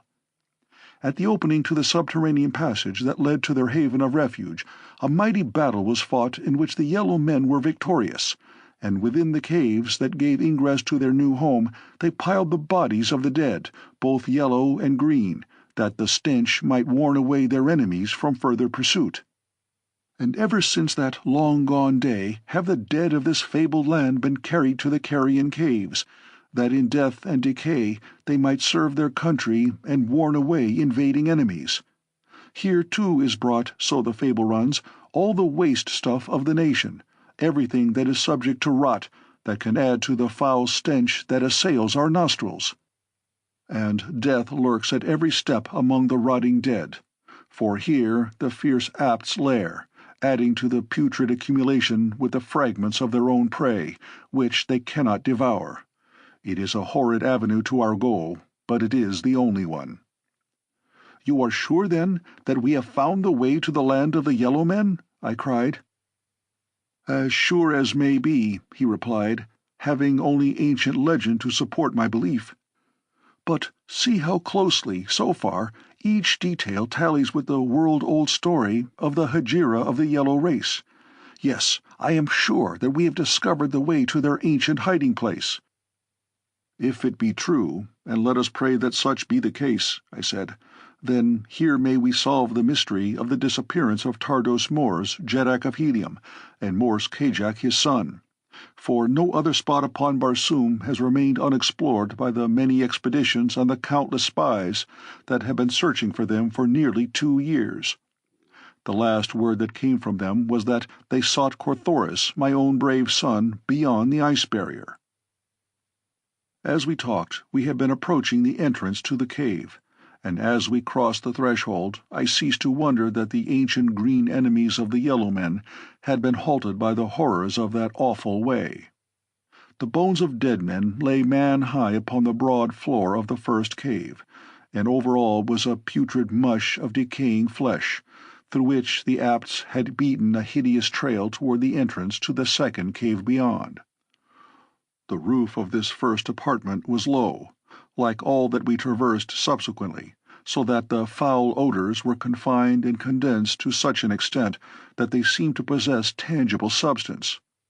One was almost tempted to draw his short sword and hew his way through in search of pure air beyond. "Can men breathe this polluted air and live?" asked Thuvan Din, choking. "Not for long, I imagine," I replied, "so let us make haste. I will go first, and you bring up the rear, with Woola between. Come." And with the words I dashed forward across the fetid mass of putrefaction. It was not until we had passed through 7 caves of different sizes and varying but little in the power and quality of their stenches that we met with any physical opposition. Then, within the 8th cave, we came upon a lair of apts. A full score of the mighty beasts were disposed about the chamber. Some were sleeping, while others tore at the fresh-killed carcasses of new-brought prey, or fought among themselves in their love-making. Here, in the dim light of their subterranean home, the value of their great eyes was apparent, for these inner caves are shrouded in perpetual gloom that is but little less than utter darkness. To attempt to pass through the midst of that fierce herd seemed, even to me, the height of folly, and so I proposed to Thuvan Din that he return to the outer world with Woola, that the two might find their way to civilization and come again with a sufficient force to overcome not only the apts, but any further obstacles that might lie between us and our goal. In the meantime, I continued, I may discover some means of winning my way alone to the land of the yellow men, but if I am unsuccessful, one life only will have been sacrificed. Should we all go on and perish, there will be none to guide a succoring party to Dejah Thoris and your daughter." "I shall not return and leave you here alone, John Carter," replied Thuvan Din. "Whether you go on to victory or death, the Jeddak of Tarth remains at your side. I have spoken." I knew from his tone that it were useless to attempt to argue the question, and so I compromised by sending Woola back with a hastily penned note enclosed in a small metal case and fastened about his neck. I commanded the faithful creature to seek Carthoris at Helium, and though half a world and countless dangers lay between, I knew that if the thing could be done, Woola would do it. Equipped as he was by nature with marvelous speed and endurance, and with frightful ferocity that made him a match for any single enemy of the way, his keen intelligence and wondrous instinct should easily furnish all else that was needed for the successful accomplishment of his mission. It was with evident reluctance that the great beast turned to leave me in compliance with my command, and ere he had gone I could not resist the inclination to throw my arms about his great neck in a parting hug. He rubbed his cheek against mine in a final caress, and a moment later was speeding through the Carrion caves toward the outer world. In my note to Carthoris, I had given explicit directions for locating the Carrion caves, impressing upon him the necessity for making entrance to the country beyond through this avenue, and not to attempt under any circumstances to cross the ice barrier with a fleet. I told him that what lay beyond the 8th cave I could not even guess, but I was sure that somewhere upon the other side of the ice barrier his mother lay in the power of Matai Shang, and that possibly his grandfather and great-grandfather as well, if they lived. Further, I advised him to call upon Kulan Tith and the son of Thuvan Din for warriors and ships, that the expedition might be sufficiently strong to ensure success at the first blow. "And," I concluded, "if there be time, bring Tars Tarkas with you, for if I live until you reach me, I can think of few greater pleasures than to fight once more, shoulder to shoulder, with my old friend." When Mula had left us, Thu Van Din and I, hiding in the seventh cave, discussed and discarded many plans for crossing the eighth chamber. From where we stood, we saw that the fighting among the Apts was growing less, and that many that had been feeding had ceased and lain down to sleep.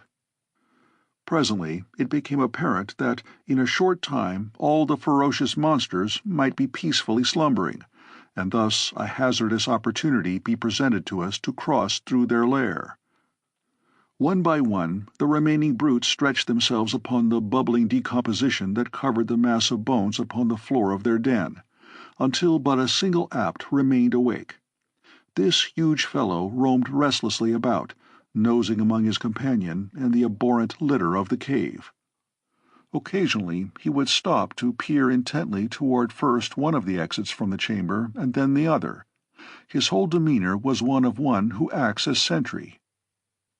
We were at last forced to the belief that he would not sleep while the other occupants of the lair slept, and so cast about in our minds for some scheme whereby we might trick him. Finally I suggested a plan to Thu Van Din, and as it seemed as good as any that we had discussed, we decided to put it to the test. To this end, Thu Van Din placed himself close against the cave's wall, beside the entrance to the eighth chamber, while I deliberately showed myself to the guardian Apt as he looked toward our retreat. Then I sprang to the opposite side of the entrance, flattening my body close to the wall. Without a sound, the great beast moved rapidly toward the seventh cave, to see what manner of intruder had thus rashly penetrated so far within the precincts of his habitation. As he poked his head through the narrow aperture that connects the two caves, a heavy longsword was awaiting him upon either hand, and before he had an opportunity to emit even a single growl, his severed head rolled at our feet. Quickly we glanced into the eighth chamber. Not an Apt had moved. Crawling over the carcass of the huge beast that blocked the doorway, Thu Van Din and I cautiously entered the forbidding and dangerous den. Like snails we wound our silent and careful way among the huge recumbent forms.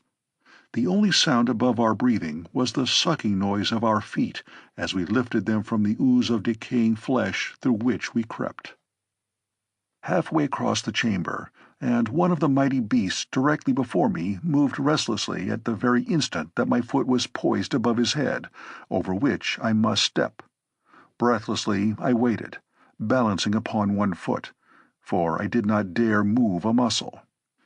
In my right hand was my keen short sword, the point hovering an inch above the thick fur beneath which beat the savage heart. Finally the Apt relaxed, sighing as with the passing of a bad dream, and resumed the regular respiration of deep slumber. I planted my raised foot beyond the fierce head, and an instant later had stepped over the beast. Thu Van Din followed directly after me, and another moment found us at the further door undetected. The Carrion caves consist of a series of 27 connecting chambers, and present the appearance of having been eroded by running water in some far-gone age when a mighty river found its way to the south through this single breach in the barrier of rock and ice that hems the country of the pole. Thu Van Din and I traversed the remaining 19 caverns without adventure or mishap. We were afterward to learn that but once a month is it possible to find all the Apts of the Carrion caves in a single chamber. At other times they roam singly or in pairs in and out of the caves, so that it would have been practically impossible for two men to have passed through the entire 27 chambers without encountering an Apt in nearly every one of them. Once a month they sleep for a full day, and it was our good fortune to stumble by accident upon one of these occasions. Beyond the last cave we emerged into a desolate country of snow and ice, but found a well-marked trail leading north. The way was boulder-strewn, as had been that south of the barrier, so that we could see but a short distance ahead of us at any time. After a couple of hours we passed round a huge boulder to come to a steep declivity leading down into a valley. Directly before us we saw a half a dozen men, fierce black-bearded fellows with skins the color of a ripe lemon. "The yellow men of Barsoom!" ejaculated Thu Van Din, as though even now that he saw them, he found it scarce possible to believe that the very race we expected to find hidden in this remote and inaccessible land did really exist. We withdrew behind an ancient boulder to watch the actions of the little party, which stood huddled at the foot of another huge rock, their backs toward us. One of them was peering round the edge of the granite mass, as though watching one who approached from the opposite side. Presently the object of his scrutiny came within the range of my vision, and I saw that it was another yellow man. All were clothed in magnificent furs, the six in the black and yellow striped hide of the Orluk, while he who approached alone was resplendent in the pure white skin of an Apt. The yellow men were armed with 2 swords, and a short javelin was slung across the back of each, while from their left arms hung cup-like shields no larger than a dinner plate, the concave sides of which turned outward toward an antagonist. They seemed puny and futile implements of safety against even ordinary swordsmen, but I was later to see the purpose of them, and with what wondrous dexterity the yellow men manipulated them. One of the swords which each of the warriors carried caught my immediate attention. I call it a sword, but really it was a sharp-edged blade with a complete hook at the far end. The other sword was of about the same length as the hooked instrument, and somewhere between that of my long sword and my short sword. It was straight and two-edged. In addition to the weapons I have enumerated, each man carried a dagger in his harness. As the white-furred one approached, the 6 grasped their swords more firmly, the hooked instrument in the left hand, the straight sword in the right, while above the left wrist the small shield was held rigid upon a metal bracelet. As the lone warrior came opposite them, the 6 rushed out upon him with fiendish yells that resembled nothing more closely than the savage war-cry of the Apaches of the Southwest. Instantly the attacked drew both his swords, and as the 6 fell upon him, I witnessed as pretty fighting as one might care to see. With their sharp hooks, the combatants attempted to take hold of an adversary, but like lightning the cup-shaped shield would spring before the darting weapon, and into its hollow the hook would plunge. Once the lone warrior caught an antagonist in the side with his hook, and drawing him close ran his sword through him. But the odds were too unequal, and though he who fought alone was by far the best and bravest of them all, I saw that it was but a question of time before the remaining 5 would find an opening through his marvelous guard and bring him down. Now my sympathies have ever been with the weaker side of an argument, and though I knew nothing of the cause of the trouble, I could not stand idly by and see a brave man butchered by superior numbers. As a matter of fact, I presume I gave little attention to seeking an excuse, for I love a good fight too well to need any other reason for joining in when one is afoot. So it was that before Thuvandin knew what I was about, he saw me standing by the side of the white-clad yellow man, battling like mad with his 5 adversaries.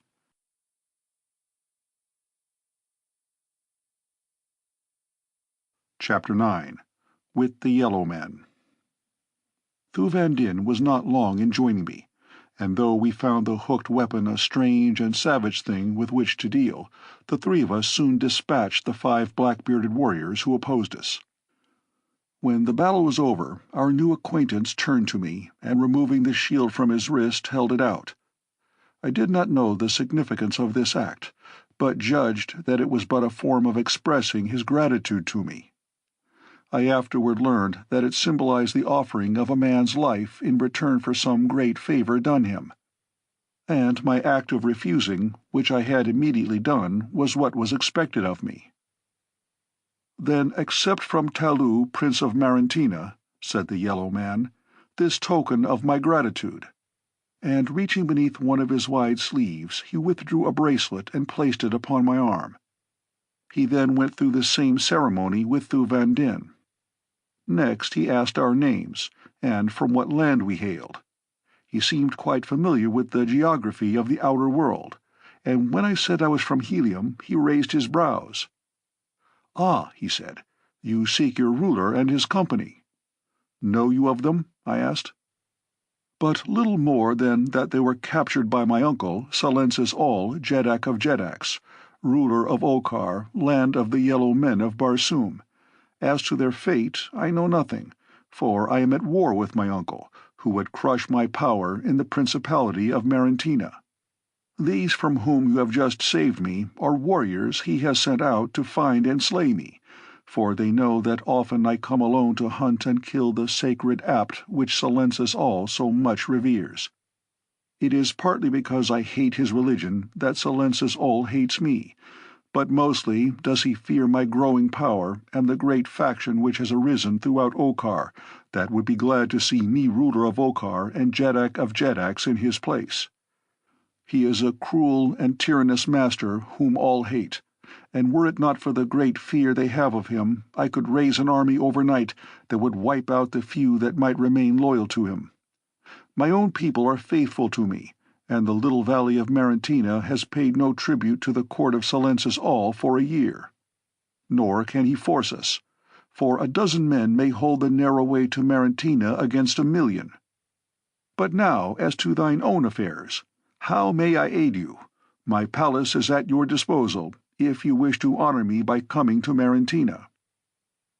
"When our work is done, we shall be glad to accept your invitation," I replied.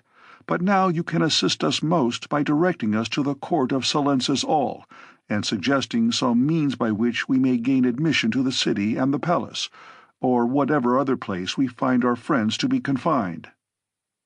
Talou gazed ruefully at our smooth faces, and at Thuvendin's red skin and my white one. "First, you must come to Marentina," he said, "for a great change must be wrought in your appearance before you can hope to enter any city in Okar. You must have yellow faces and black beards, and your apparel and trappings must be those least likely to arouse suspicion. In my palace is one who can make you appear as truly yellow men as does Silensis All himself." His counsel seemed wise, and as there was apparently no other way to ensure a successful entry to Cadabra, the capital city of Okar, we set out with Talou, Prince of Marentina, for his little rock-bound country.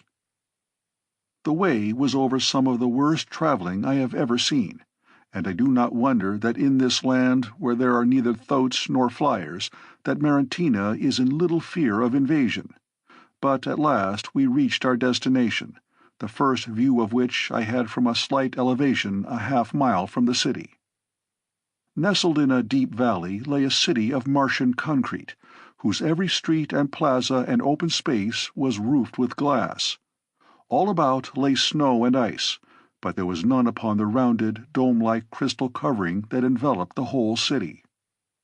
Then I saw how these people combated the rigors of the Arctic, and lived in luxury and comfort in the midst of a land of perpetual ice. Their cities were veritable hothouses, and when I had come within this one, my respect and admiration for the scientific and engineering skill of this buried nation was unbounded. The moment we entered the city, Talou threw off his outer garments of fur, as did we, and I saw that his apparel differed but little from that of the red races of Barsoom. Except for his leathern harness, covered thick with jewels and metal, he was naked, nor could one have comfortably worn apparel in that warm and humid atmosphere.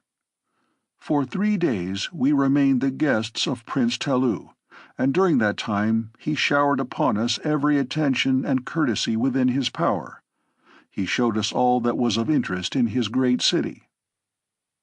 The Marentina atmosphere plant will maintain life indefinitely in the cities of the North Pole, after all life upon the balance of dying Mars is extinct through the failure of the air supply, should the great central plant again cease functioning as it did upon that memorable occasion that gave me the opportunity of restoring life and happiness to the strange world that I had already learned to love so well. He showed us the heating system that stores the sun's rays in great reservoirs beneath the city, and how little is necessary to maintain the perpetual summer heat of the glorious garden spot within this Arctic paradise. Broad avenues of sod sown with the seed of the ochre vegetation of the dead sea bottoms carried the noiseless traffic of light and airy ground flyers that are the only form of artificial transportation used north of the gigantic ice barrier. The broad tires of these unique flyers are but rubber-like gas bags filled with the 8th Barsoomian ray, or ray of propulsion, that remarkable discovery of the Martians that has made possible the great fleets of mighty airships that render the red man of the outer world supreme. It is this ray which propels the inherent or reflected light of the planet off into space, and when confined gives to the Martian craft their airy buoyancy. The ground flyers of Marantina contain just sufficient buoyancy in their automobile-like wheels to give the cars traction for steering purposes, and though the hind wheels are geared to the engine and aid in driving the machine, the bulk of this work is carried by a small propeller at the stern. I know of no more delightful sensation than that of riding in one of these luxuriously appointed cars, which skim, light and airy as feathers, along the soft, mossy avenues of Marantina. They move with absolute noiselessness between borders of crimson sward and beneath arching trees, gorgeous with the wondrous blooms that mark so many of the highly cultivated varieties of Barsoomian vegetation. By the end of the 3rd day, the court barber, I can think of no other earthly appellation by which to describe him, had wrought so remarkable a transformation in both Thu Van Dinh and myself that our own wives would never have known us. Our skins were of the same lemon color as his own, and great black beards and mustaches had been deftly affixed to our smooth faces. The trappings of warriors of Okhar aided in the deception, and for where beyond the hothouse cities we each had suits of the black and yellow striped orluk. Talou gave us careful directions for the journey to Kadabra, the capital city of the Okhar nation, which is the racial name of the Yellow Men. This good friend even accompanied us part way, and then, promising to aid us in any way that he found possible, bade us adieu. On parting, he slipped upon my finger a curiously wrought ring set with dead black, lustreless stone, which appeared more like a bit of bituminous coal than the priceless Barsoomian gem which in reality it is. "There have been but 3 others cut from the mother stone," he said, "which is in my possession. These 3 are worn by nobles high in my confidence, all of whom have been sent on secret missions to the court of Silensis All. Should you come within 50 feet of any of these 3, you will feel a rapid, pricking sensation in the finger upon which you wear this ring. He who wears one of its mates will experience the same feeling. It is caused by an electrical action that takes place the moment 2 of these gems cut from the same mother stone come within the radius of each other's power. By it you will know that a friend is at hand upon whom you may depend for assistance in time of need. Should another wearer of one of these gems call upon you for aid, do not deny him, and should death threaten you, swallow the ring rather than let it fall into the hands of enemies. Guard it with your life, John Carter, for some day it may mean more than life to you." With this parting admonition, our good friend turned back toward Marantina, and we set our faces in the direction of the city of Kadabra and the court of Silensis All, Jeddak of Jeddaks. That very evening we came within sight of the walled and glass-roofed city of Kadabra. It lies in a low depression near the pole, surrounded by rocky, snow-clad hills. From the pass through which we entered the valley, we had a splendid view of this great city of the north. Its crystal domes sparkled in the brilliant sunlight gleaming above the frost-covered outer wall that circles the entire 100 miles of its circumference. At regular intervals, great gates give entrance to the city, but even at the distance from which we looked upon the massive pile, we could see that all were closed, and, in accordance with Talou's suggestion, we deferred attempting to enter the city until the following morning. As he had said, we found numerous caves in the hillsides about us, and into one of these we crept for the night.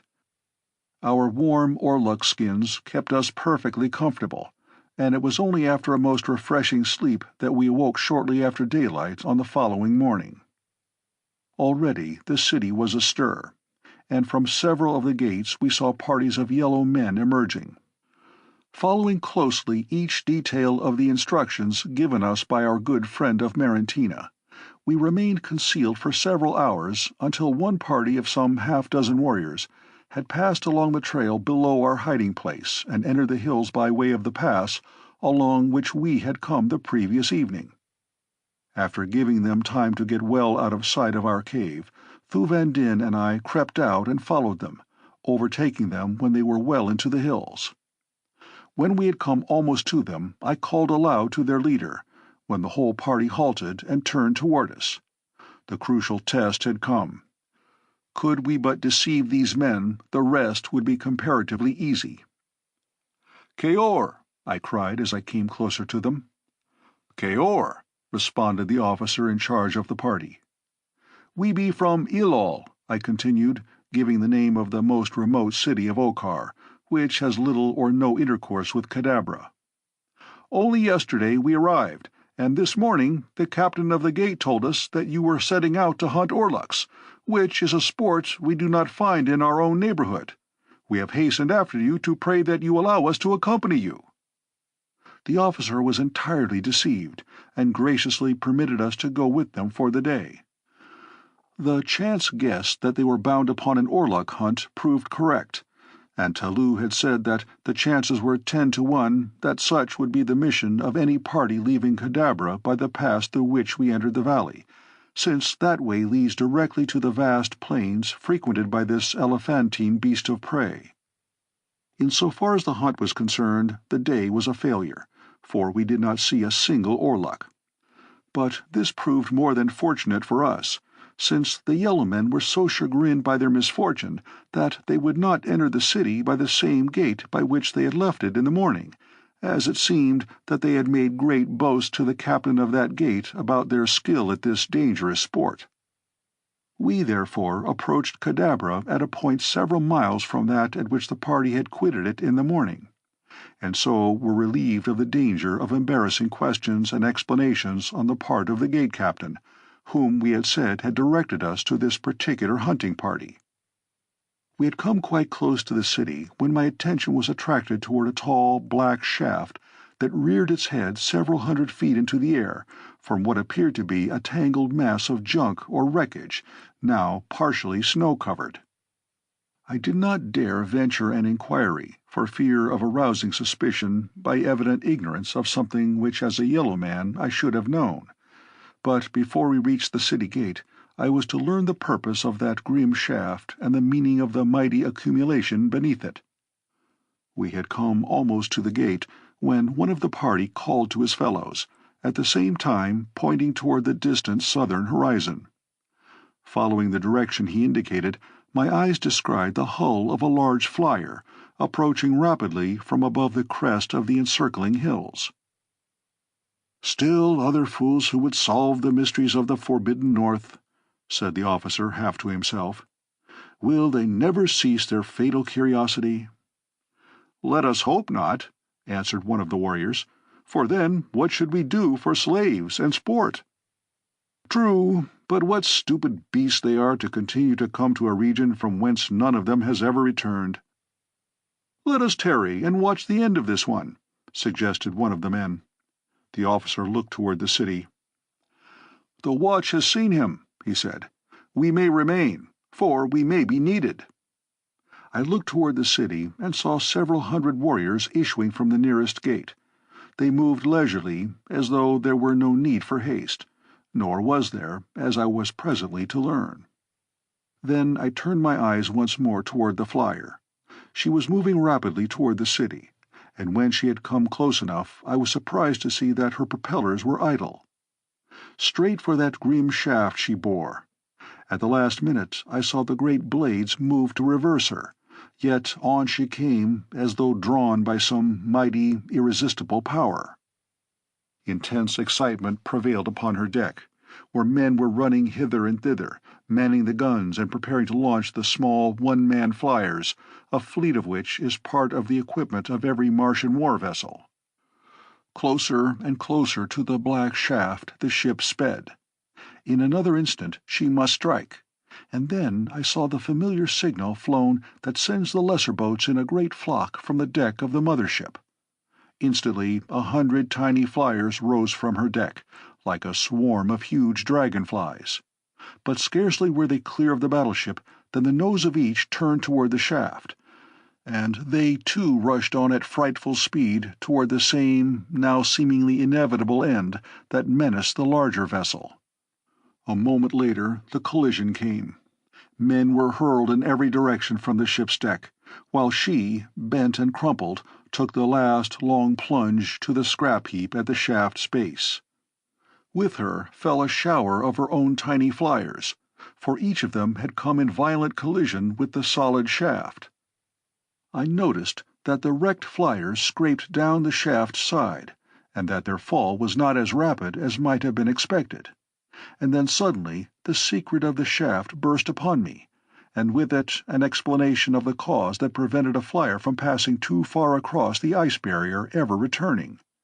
The shaft was a mighty magnet, and when once a vessel came within the radius of its powerful attraction for the aluminum steel that enters so largely into the construction of all Barsoomian craft, no power on earth could prevent such an end as we had just witnessed. I afterward learned that the shaft rests directly over the magnetic pole of Mars, but whether this adds in any way to its incalculable power of attraction, I do not know. I am a fighting man, not a scientist. Here, at last, was an explanation of the long absence of Tardos Mors and Mors Kajak. These valiant and intrepid warriors had dared the mysteries and dangers of the frozen north to search for Carthoris, whose long absence had bowed in grief the head of his beautiful mother, Dejah Thoris, Princess of Helium. The moment that the last of the flyers came to rest at the base of the shaft, the black-bearded, yellow warriors swarmed over the mass of wreckage upon which they lay, making prisoners of those who were uninjured and occasionally dispatching with a sword thrust one of the wounded who seemed prone to resent their taunts and insults. A few of the uninjured red men battled bravely against their cruel foes, but for the most part they seemed too overwhelmed by the horror of the catastrophe that had befallen them to do more than submit supinely to the golden chains with which they were manacled. When the last of the prisoners had been confined, the party returned to the city, at the gate of which we met a pack of fierce, gold-collared Apts, each of which marched between two warriors, who held them with strong chains of the same metal as their collars. Just beyond the gate, the attendants loosened the whole terrible herd, and as they bounded off toward the grim black shaft, I did not need to ask to know their mission. Had there not been those within the cruel city of Cadabra who needed succor far worse than the poor unfortunate dead and dying out there in the cold upon the bent and broken carcasses of 1,000 flyers, I could not have restrained my desire to hasten back and do battle with those horrid creatures that had been dispatched to rend and devour them. As it was, I could but follow the yellow warriors with bowed head, and give thanks for the chance that had given Thuvan Din and me such easy ingress to the capital of Silensis Ol. Once within the gates, we had no difficulty in eluding our friends of the morning, and presently found ourselves in a Martian hostelry.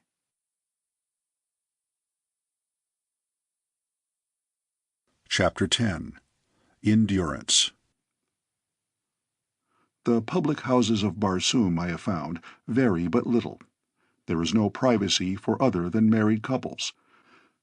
Men without their wives are escorted to a large chamber, the floor of which is usually of white marble or heavy glass, kept scrupulously clean. Here are many small raised platforms for the guest's sleeping silks and furs, and if he have none of his own clean, fresh ones are furnished at a nominal charge. Once a man's belongings have been deposited upon one of these platforms, he is a guest of the house, and that platform his own until he leaves. No one will disturb or molest his belongings, as there are no thieves upon Mars. As assassination is the one thing to be feared, the proprietors of the hostelries furnish armed guards, who pace back and forth through the sleeping rooms day and night. The number of guards and gorgeousness of their trappings quite usually denote the status of the hotel. No meals are served in these houses, but generally a public eating place adjoins them. Baths are connected with the sleeping chambers, and each guest is required to bathe daily or depart from the hotel. Usually, on a second or third floor, There is a large sleeping room for single women guests, but its appointments do not vary materially from the chamber occupied by men. The guards who watch the women remain in the corridor outside the sleeping chamber, while female slaves pace back and forth among the sleepers within, ready to notify the warriors should their presence be required. I was surprised to note that all the guards with the hotel at which we stopped were red men, and on inquiring of one of them, I learned that they were slaves purchased by the proprietors of the hotels from the government. The man whose post was past my sleeping platform had been commander of the navy of a great Martian nation, but fate had carried his flagship across the ice barrier within the radius of power of the magnetic shaft, and now for many tedious years he had been a slave of the Yellow Men. He told me that princes, Jeds, and even Jeddaks of the outer world were among the menials who served the Yellow race, but when I asked him if he had heard of the fate of Mors Kajak or Tardos Mors, he shook his head, saying that he never had heard of their being prisoners here, though he was very familiar with the reputations and fame they bore in the outer world. Neither had he heard any rumor of the coming of the father of therns and the Black Dator of the First Born, but he hastened to explain that he knew little of what took place within the palace. I could see that he wondered not a little that a yellow man should be so inquisitive about certain red prisoners from beyond the ice barrier, and that I should be so ignorant of customs and conditions among my own race. In fact, I had forgotten my disguise upon discovering a red man pacing before my sleeping platform. But his growing expression of surprise warned me in time, for I had no mind to reveal my identity to any unless some good could come of it, and I did not see how this poor fellow could serve me yet, though I had it in my mind that later I might be the means of serving him and all the other thousands of prisoners who do the bidding of their stern masters in Cadabra. Thuvan Din and I discussed our plans as we sat together among our sleeping silks and furs that night in the midst of the hundreds of yellow men who occupied the apartment with us. We spoke in low whispers, but as that is only what courtesy demands in a public sleeping place, we roused no suspicion. At last, determining that all must be but idle speculation until after we had had a chance to explore the city and attempt to put into execution the plan Talou had suggested, we bade each other good night and turned to sleep.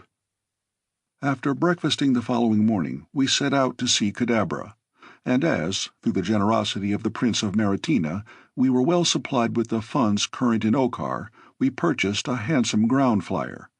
Having learned to drive them while in Maritina, we spent a delightful and profitable day exploring the city, and late in the afternoon, at the hour Talou told us we would find government officials in their offices, we stopped before a magnificent building on the plaza opposite the royal grounds and the palace. Here we walked boldly in past the armed guard at the door, to be met by a red slave within who asked our wishes. "Tell Sorav, your master, that 2 warriors from Ilal wish to take service in the palace guard," I said. Sorav, Talou had told us, was the commander of the forces of the palace, and as men from the further cities of Okar, and especially Ilal, were less likely to be tainted with the germ of intrigue which had for years infected the household of Silensis Ol, he was sure that we would be welcomed and few questions asked us.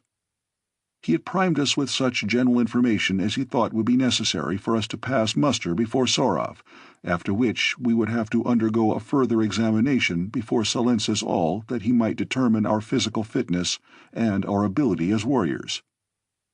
The little experience we had had with the strange hooked sword of the Yellow Man and his cup-like shield made it seem rather unlikely that either of us could pass the final test, but there was the chance that we might be quartered in the palace of Silensis Ol for several days, after being accepted by Sorav, before the Jeddak of Jeddaks would find time to put us to the final test. After a wait of several minutes in an antechamber, we were summoned into the private office of Sorav, where we were courteously greeted by his ferocious-appearing, black-bearded officer.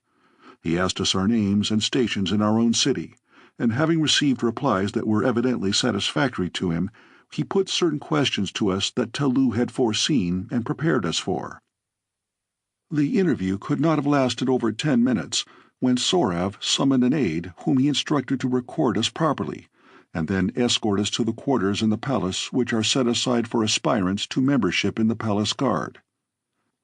The aide took us to his own office first, where he measured and weighed and photographed us simultaneously with a machine ingeniously devised for that purpose, 5 copies being instantly reproduced in 5 different offices of the government, 2 of which are located in cities miles distant. Then he led us through the palace grounds to the main guardroom of the palace, there turning us over to the officer in charge. This individual again questioned us briefly, and finally dispatched a soldier to guide us to our quarters. These we found located upon the 2nd floor of the palace in a semi-detached tower at the rear of the edifice.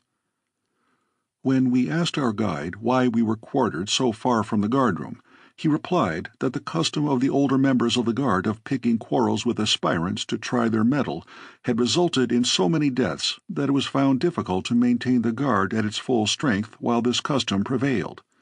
Silencis Ul had therefore set apart these quarters for aspirants, and here they were securely locked against the danger of attack by members of the guard. This unwelcome information put a sudden check to all our well-laid plans, for it meant that we should virtually be prisoners in the palace of Silencis Ul until the time that he should see fit to give us the final examination for efficiency.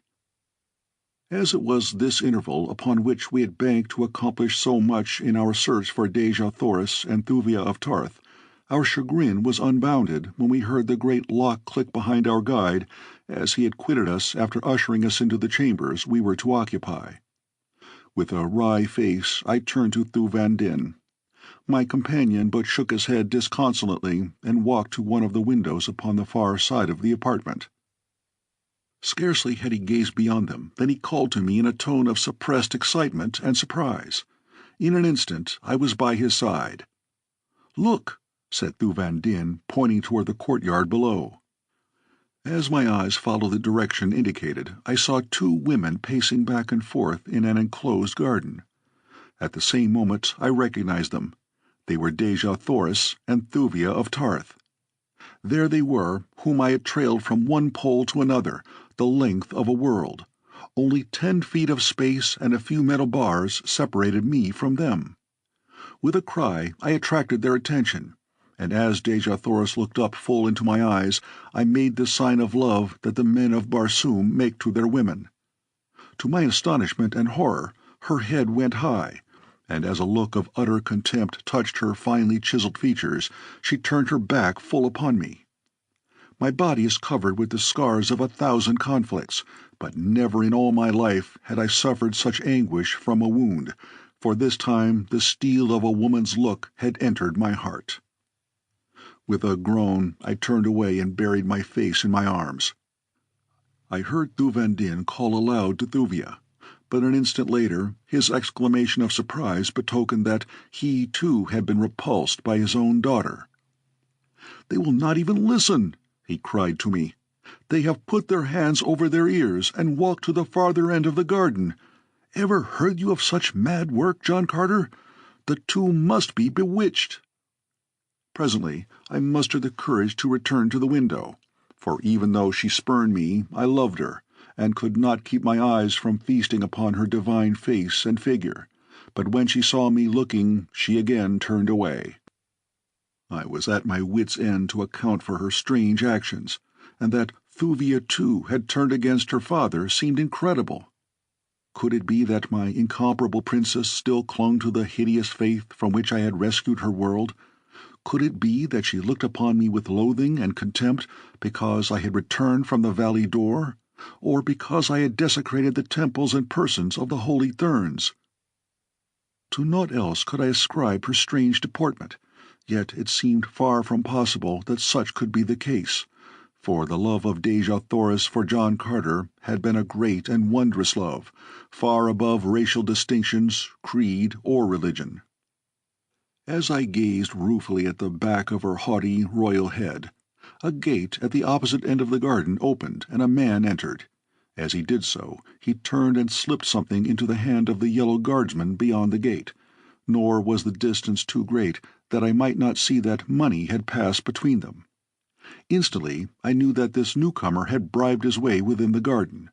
Then he turned in the direction of the 2 women, and I saw that he was none other than Thurid, the Black Dator of the First Born. He approached quite close to them before he spoke, and as they turned at the sound of his voice, I saw Dejah Thoris shrink from him. There was a nasty leer upon his face as he stepped close to her and spoke again. I could not hear his words, but her answer came clearly. "The granddaughter of Tardos Mors can always die," she said, "but she could never live at the price you name." Then I saw the black scoundrel go upon his knees beside her, fairly groveling in the dirt, pleading with her. Only part of what he said came to me, for though he was evidently laboring under the stress of passion and excitement, it was equally apparent that he did not dare raise his voice for fear of detection. "I would save you from Matai Sheng," I heard him say. "You know the fate that awaits you at his hands. Would you not choose me rather than the other?" "I would choose neither," replied Dejah Thoris, "even were I free to choose, as you know well I am not." "You are free," he cried. "John Carter, Prince of Helium, is dead." "I know better than that, but even were he dead, and I must needs choose another mate, it should be a plant man or a great white ape, in preference to either Matai Shang or you, black callet," she answered with a sneer of contempt. Of a sudden, the vicious beast lost all control of himself, as with a vile oath he leapt at the slender woman, gripping her tender throat in his brute clutch. Thuvia screamed and sprang to aid her fellow prisoner, and at the same instant I too went mad, and tearing at the bars that spanned my window, I ripped them from their sockets as they had been but copper wire. Hurling myself through the aperture, I reached the garden, but 100 feet from where the black was choking the life from my Dejah Thoris, and with a single great bound I was upon him. I spoke no word as I tore his defiling fingers from that beautiful throat, nor did I utter a sound as I hurled him 20 feet from me. Foaming with rage, Thurid regained his feet and charged me like a mad bull. "Yellow man," he shrieked, "you knew not upon whom you laid your vile hands, but ere I am done with you, you will know well what it means to offend the person of a firstborn." Then he was upon me, reaching for my throat, and precisely as I had done that day in the courtyard of the Temple of Issus, I did here in the garden of the palace of Silensis Ol. I ducked beneath his outstretched arms, and as he lunged past me, I planted a terrific right upon the side of his jaw. Just as he had done upon that other occasion, he did now. Like a top he spun round, his knees gave beneath him, and he crumpled to the ground at my feet. Then I heard a voice behind me. It was the deep voice of authority that marks the ruler of men, and when I turned to face the resplendent figure of a giant yellow man, I did not need to ask to know that it was Silensis Ol. At his right stood Matai Shang, and behind them a score of guardsmen. "Who are you?" he cried, "and what means this intrusion within the precincts of the women's garden? I do not recall your face. How came you here?" But for his last words I should have forgotten my disguise entirely and told him outright that I was John Carter, Prince of Helium. But his question recalled me to myself. I pointed to the dislodged bars of the window above. "I am an aspirant to membership in the Palace Guard," I said, "and from yonder window in the tower where I was confined awaiting the final test for fitness, I saw this brute attack this woman. I could not stand idly by, O Jeddak, and see this thing done within the very palace grounds, and yet feel that I was fit to serve and guard your royal person." I had evidently made an impression upon the ruler of Okkar by my fair words, and when he had turned to Dejah Thoris and Thuvia of Tarth, and both had corroborated my statements, it began to look pretty dark for Thurid. I saw the ugly gleam in Matai Shang's evil eyes as Dejah Thoris narrated all that had passed between Thurid and herself. And when she came to that part which dealt with my interference with the Dator of the Firstborn, her gratitude was quite apparent, though I could see by her eyes that something puzzled her strangely. I did not wonder at her attitude toward me while others were present, but that she should have denied me while she and Thuvia were the only occupants of the garden still cut me sorely. As the examination proceeded, I cast a glance at Thurid and startled him looking wide-eyed and wonderingly at me, and then of a sudden he laughed full in my face. A moment later, Silences All turned toward the black. "What have you to say in explanation of these charges?" he asked in a deep and terrible voice. "Dare you aspire to one whom the Father of Therns has chosen, one who might even be a fit mate for the Jeddak of Jeddaks himself?" And then the black-bearded tyrant turned and cast a sudden greedy look upon Dejah Thoris, as though with the words a new thought and a new desire had sprung up within his mind and breast. Thurid had been about to reply, and with a malicious grin upon his face was pointing an accusing finger at me, when Silences All's words and the expression of his face cut him short. A cunning look crept into his eyes, and I knew from the expression of his face that his next words were not the ones he had intended to speak. "O mightiest of Jeddaks," he said, "the men and the women do not speak the truth. The fellow had come into the garden to assist them to escape. I was beyond and overheard their conversation, and when I entered, the woman screamed and the man sprang upon me and would have killed me. What know you of this man? He is a stranger to you, and I dare say that you will find him an enemy and a spy. Let him be put on trial, Silences All, rather than your friend and guest, Thurid, Dator of the First Born." Silences All looked puzzled. He turned again and looked upon Dejah Thoris, and then Thurid stepped quite close to him and whispered something in his ear, what I know not. Presently the yellow ruler turned to one of his officers. "See that this man be securely confined until we have time to go deeper into this affair," he commanded. "And as bars alone seem inadequate to restrain him, let chains be added." Then he turned and left the garden, taking Dejah Thoris with him, his hand upon her shoulder. Thurid and Matai Shang went also, and as they reached the gateway, the black turned and laughed again aloud in my face. What could be the meaning of his sudden change toward me? Could he suspect my true identity? It must be that, and the thing that had betrayed me was the trick and blow that had laid him low for the second time. As the guards dragged me away, my heart was very sad and bitter indeed. For now, to the two relentless enemies that had hounded her for so long, another and a more powerful one had been added, for I would have been but a fool had I not recognized the sudden love for Dejah Thoris that had just been born in the terrible breast of Silences All, Jeddak of Jeddaks, ruler of Okar.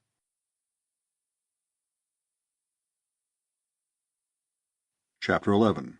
The Pit of Plenty. I did not languish long within the prison of Silences All. During the short time that I lay there, fettered with chains of gold, I often wondered as to the fate of Thuvan Din, Jeddak of Tarth.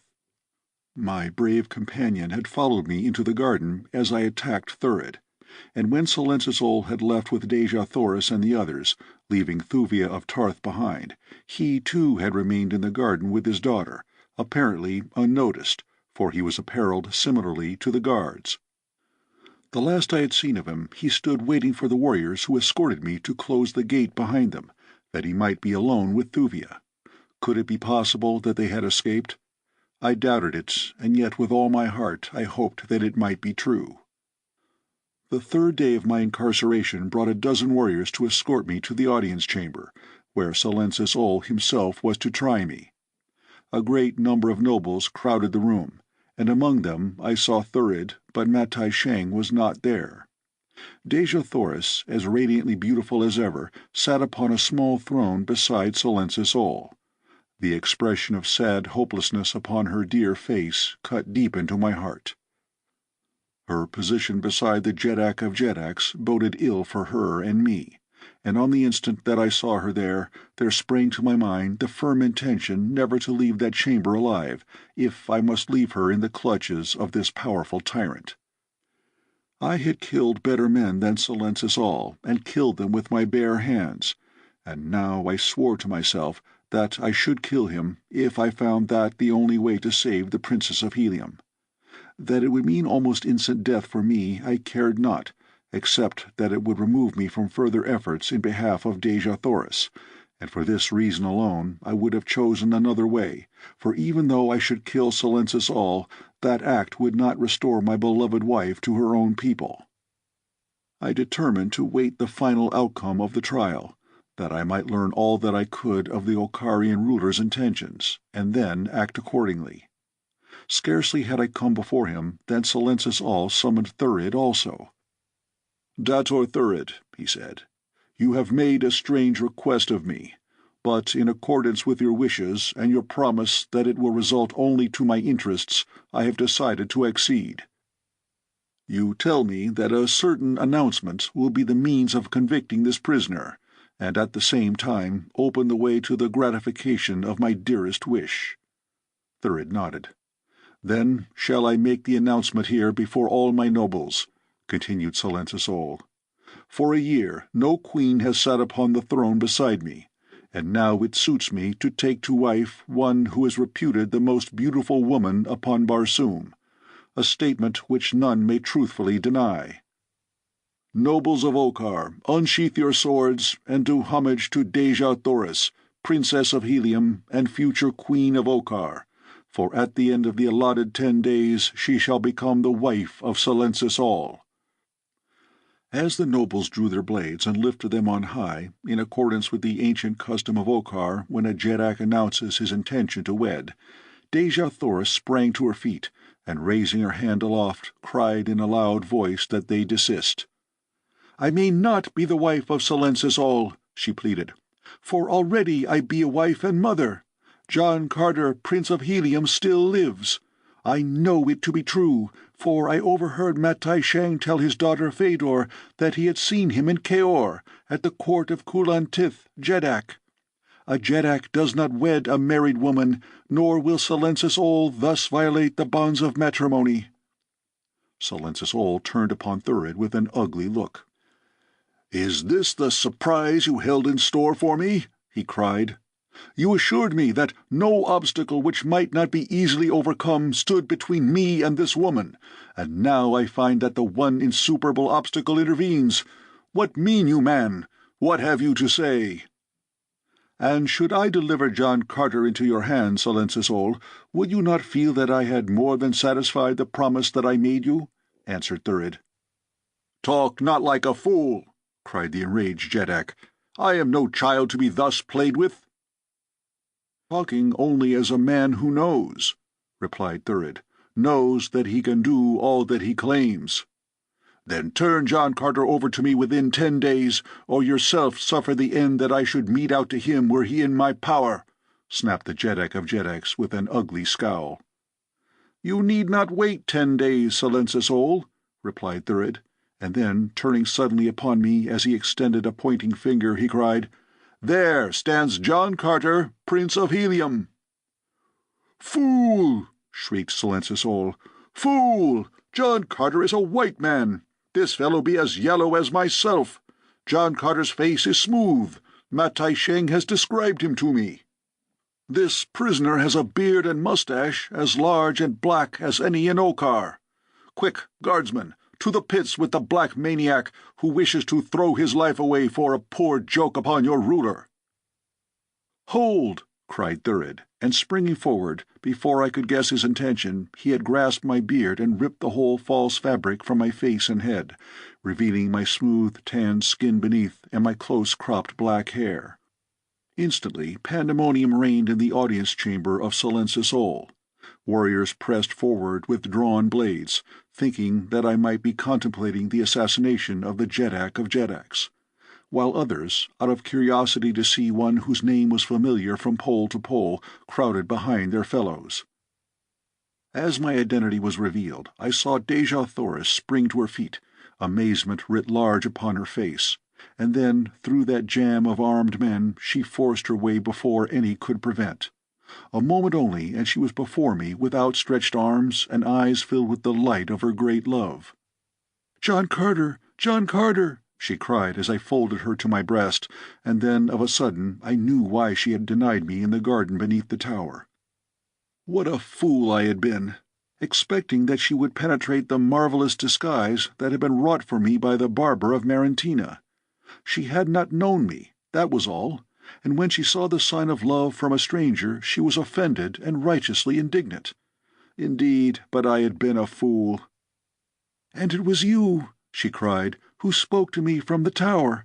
How could I dream that my beloved Virginian lay behind that fierce beard and that yellow skin?"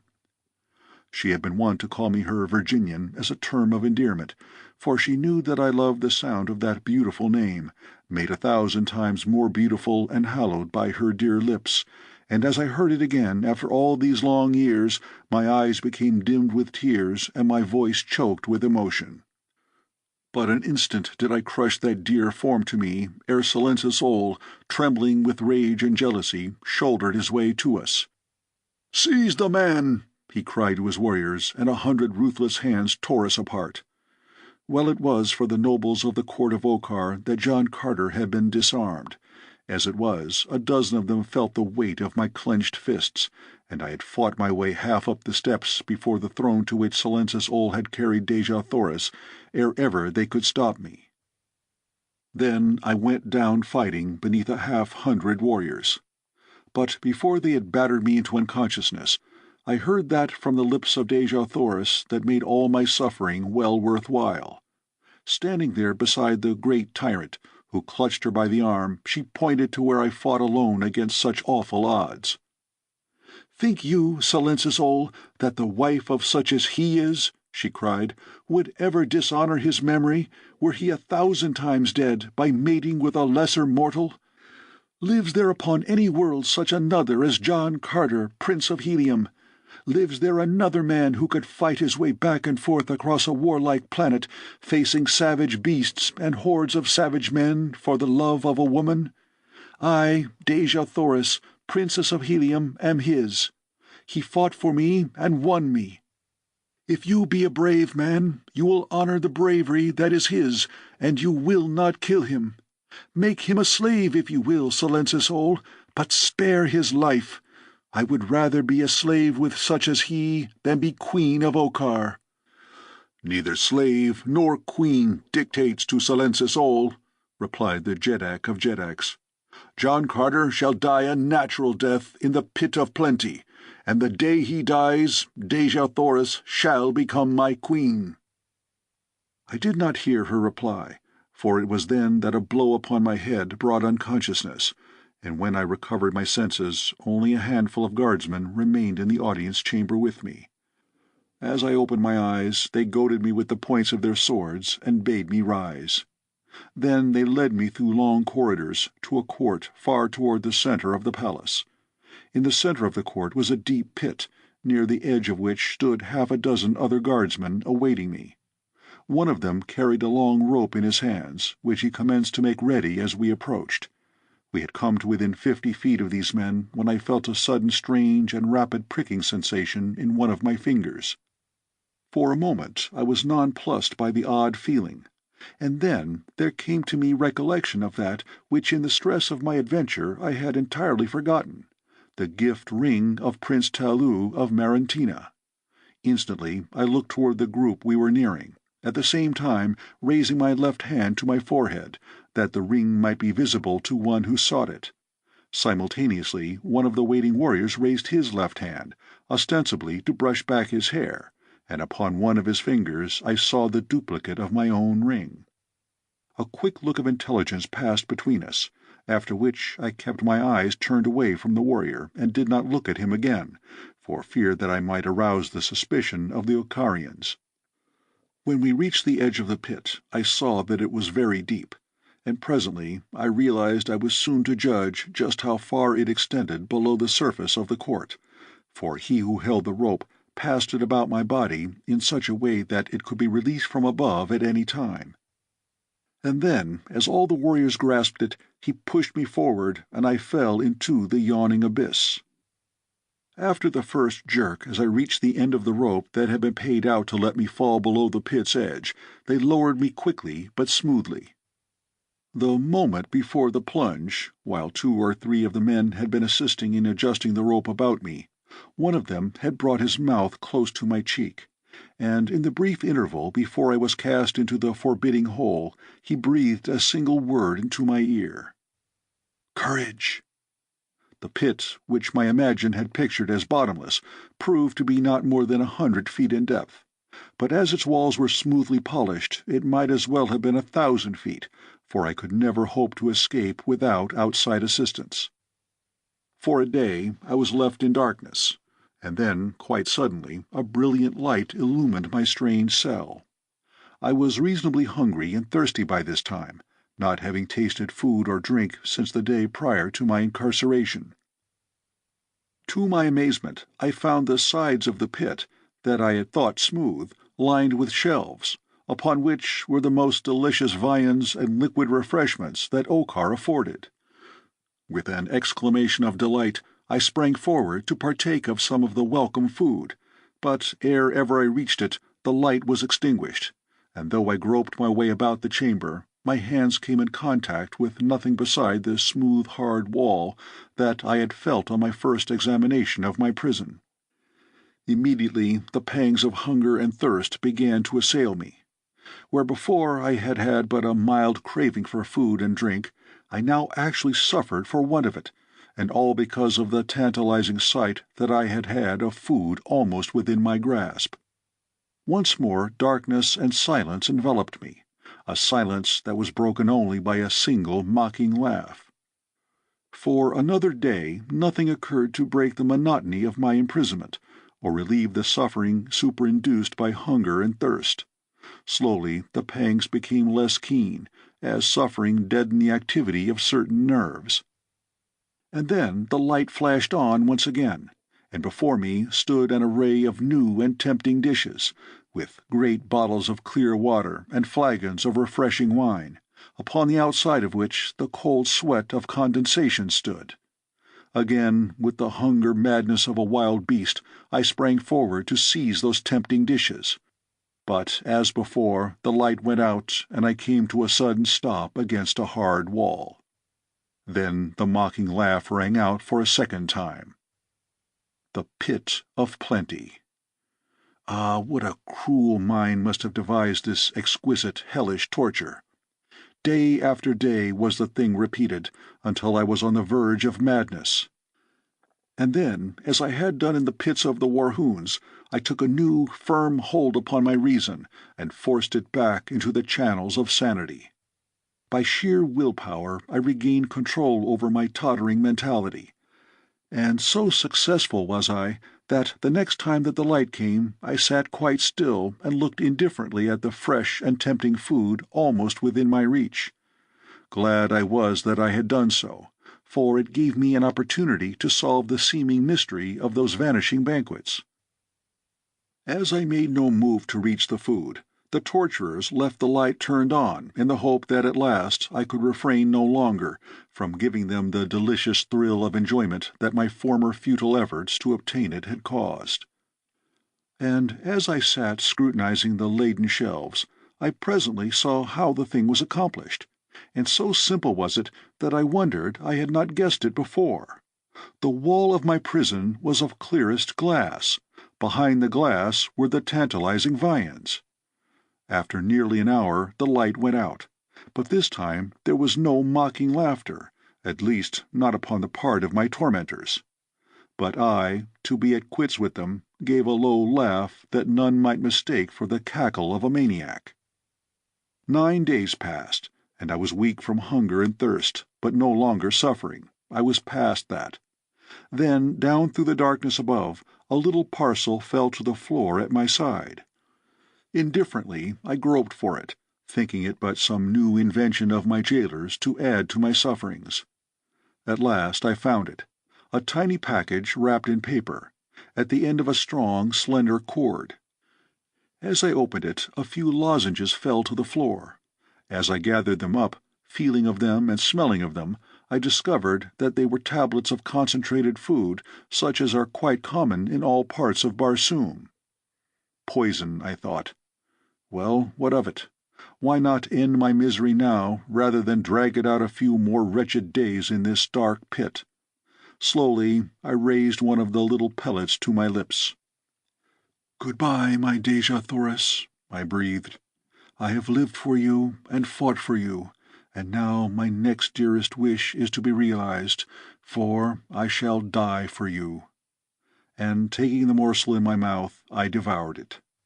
One by one I ate them all, nor ever did anything taste better than those tiny bits of nourishment, within which I knew must lie the seeds of death, possibly of some hideous, torturing death.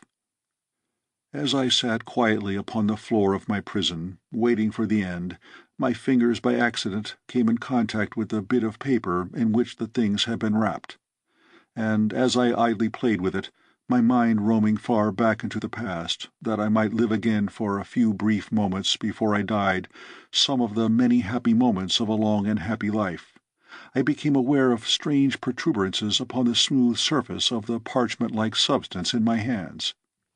For a time they carried no special significance to my mind. I merely was wildly wondrous that they were there. But at last they seemed to take form, and then I realized that there was but a single line of them, like writing.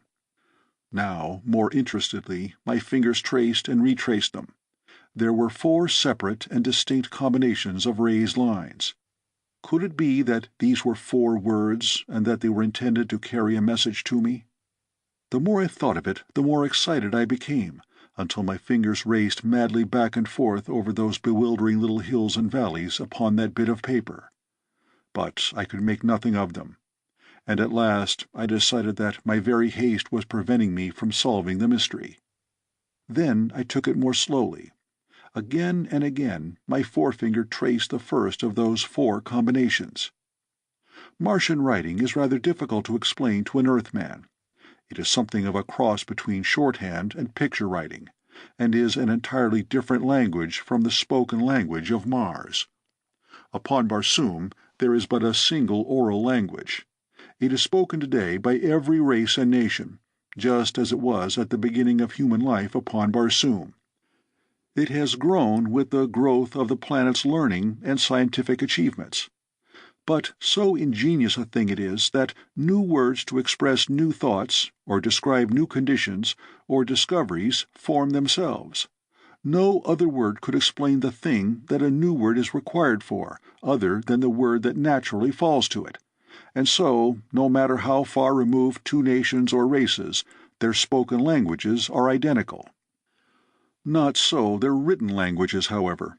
No 2 nations have the same written language, and often cities of the same nation have a written language that differs greatly from that of the nation to which they belong.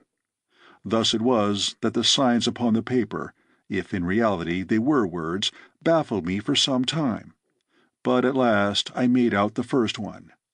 It was courage, and it was written in the letters of Marantina. Courage. That was the word the yellow guardsman had whispered in my ear as I stood upon the verge of the pit of plenty. The message must be from him, and he knew I was a friend. With renewed hope, I bent my every energy to the deciphering of the balance of the message, and at last success rewarded my endeavor. I had read the 4 words. Courage. Follow the rope.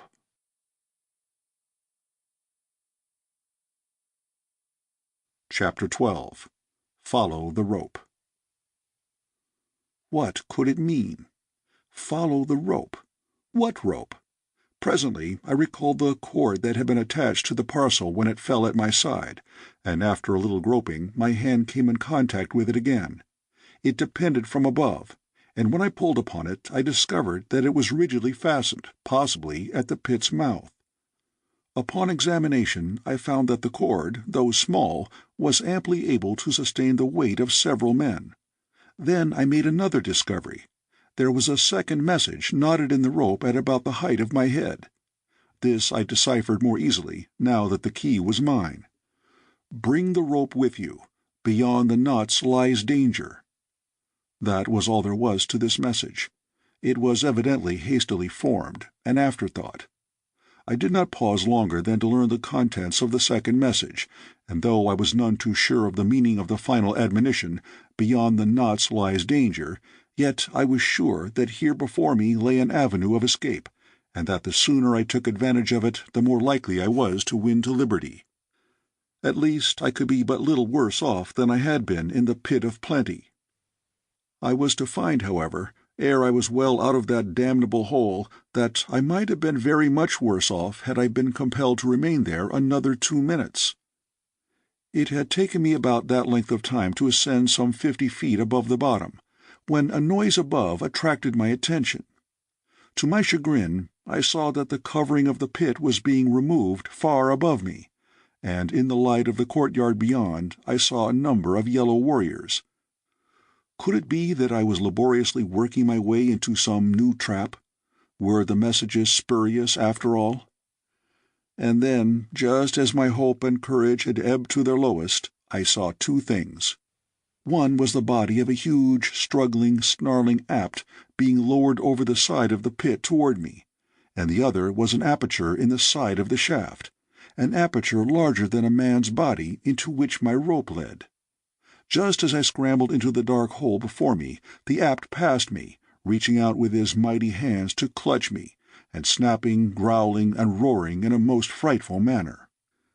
Plainly now I saw the end for which Silencis Ol had destined me. After first torturing me with starvation, he had caused this fierce beast to be lowered into my prison to finish the work that the Jeddak's hellish imagination had conceived. And then another truth flashed upon me. I had lived 9 days of the allotted 10 which must intervene before Silencis Ol could make Dejah Thoris his queen. The purpose of the apt was to ensure my death before the 10th day. I almost laughed aloud as I thought how Silencis Ol's measure of safety was to aid in defeating the very end he sought. For when they discovered that the apt was alone in the pit of plenty, they could not know but that he had completely devoured me, and so no suspicion of my escape would cause a search to be made for me. Coiling the rope that had carried me thus far upon my strange journey, I sought for the other end, but found that as I followed it forward it extended always before me. So this was the meaning of the words, "Follow the rope." The tunnel through which I crawled was low and dark. I had followed it for several hundred yards when I felt a knot beneath my fingers. Beyond the knots lies danger. Now I went with the utmost caution, and a moment later a sharp turn in the tunnel brought me to an opening into a large, brilliantly lighted chamber.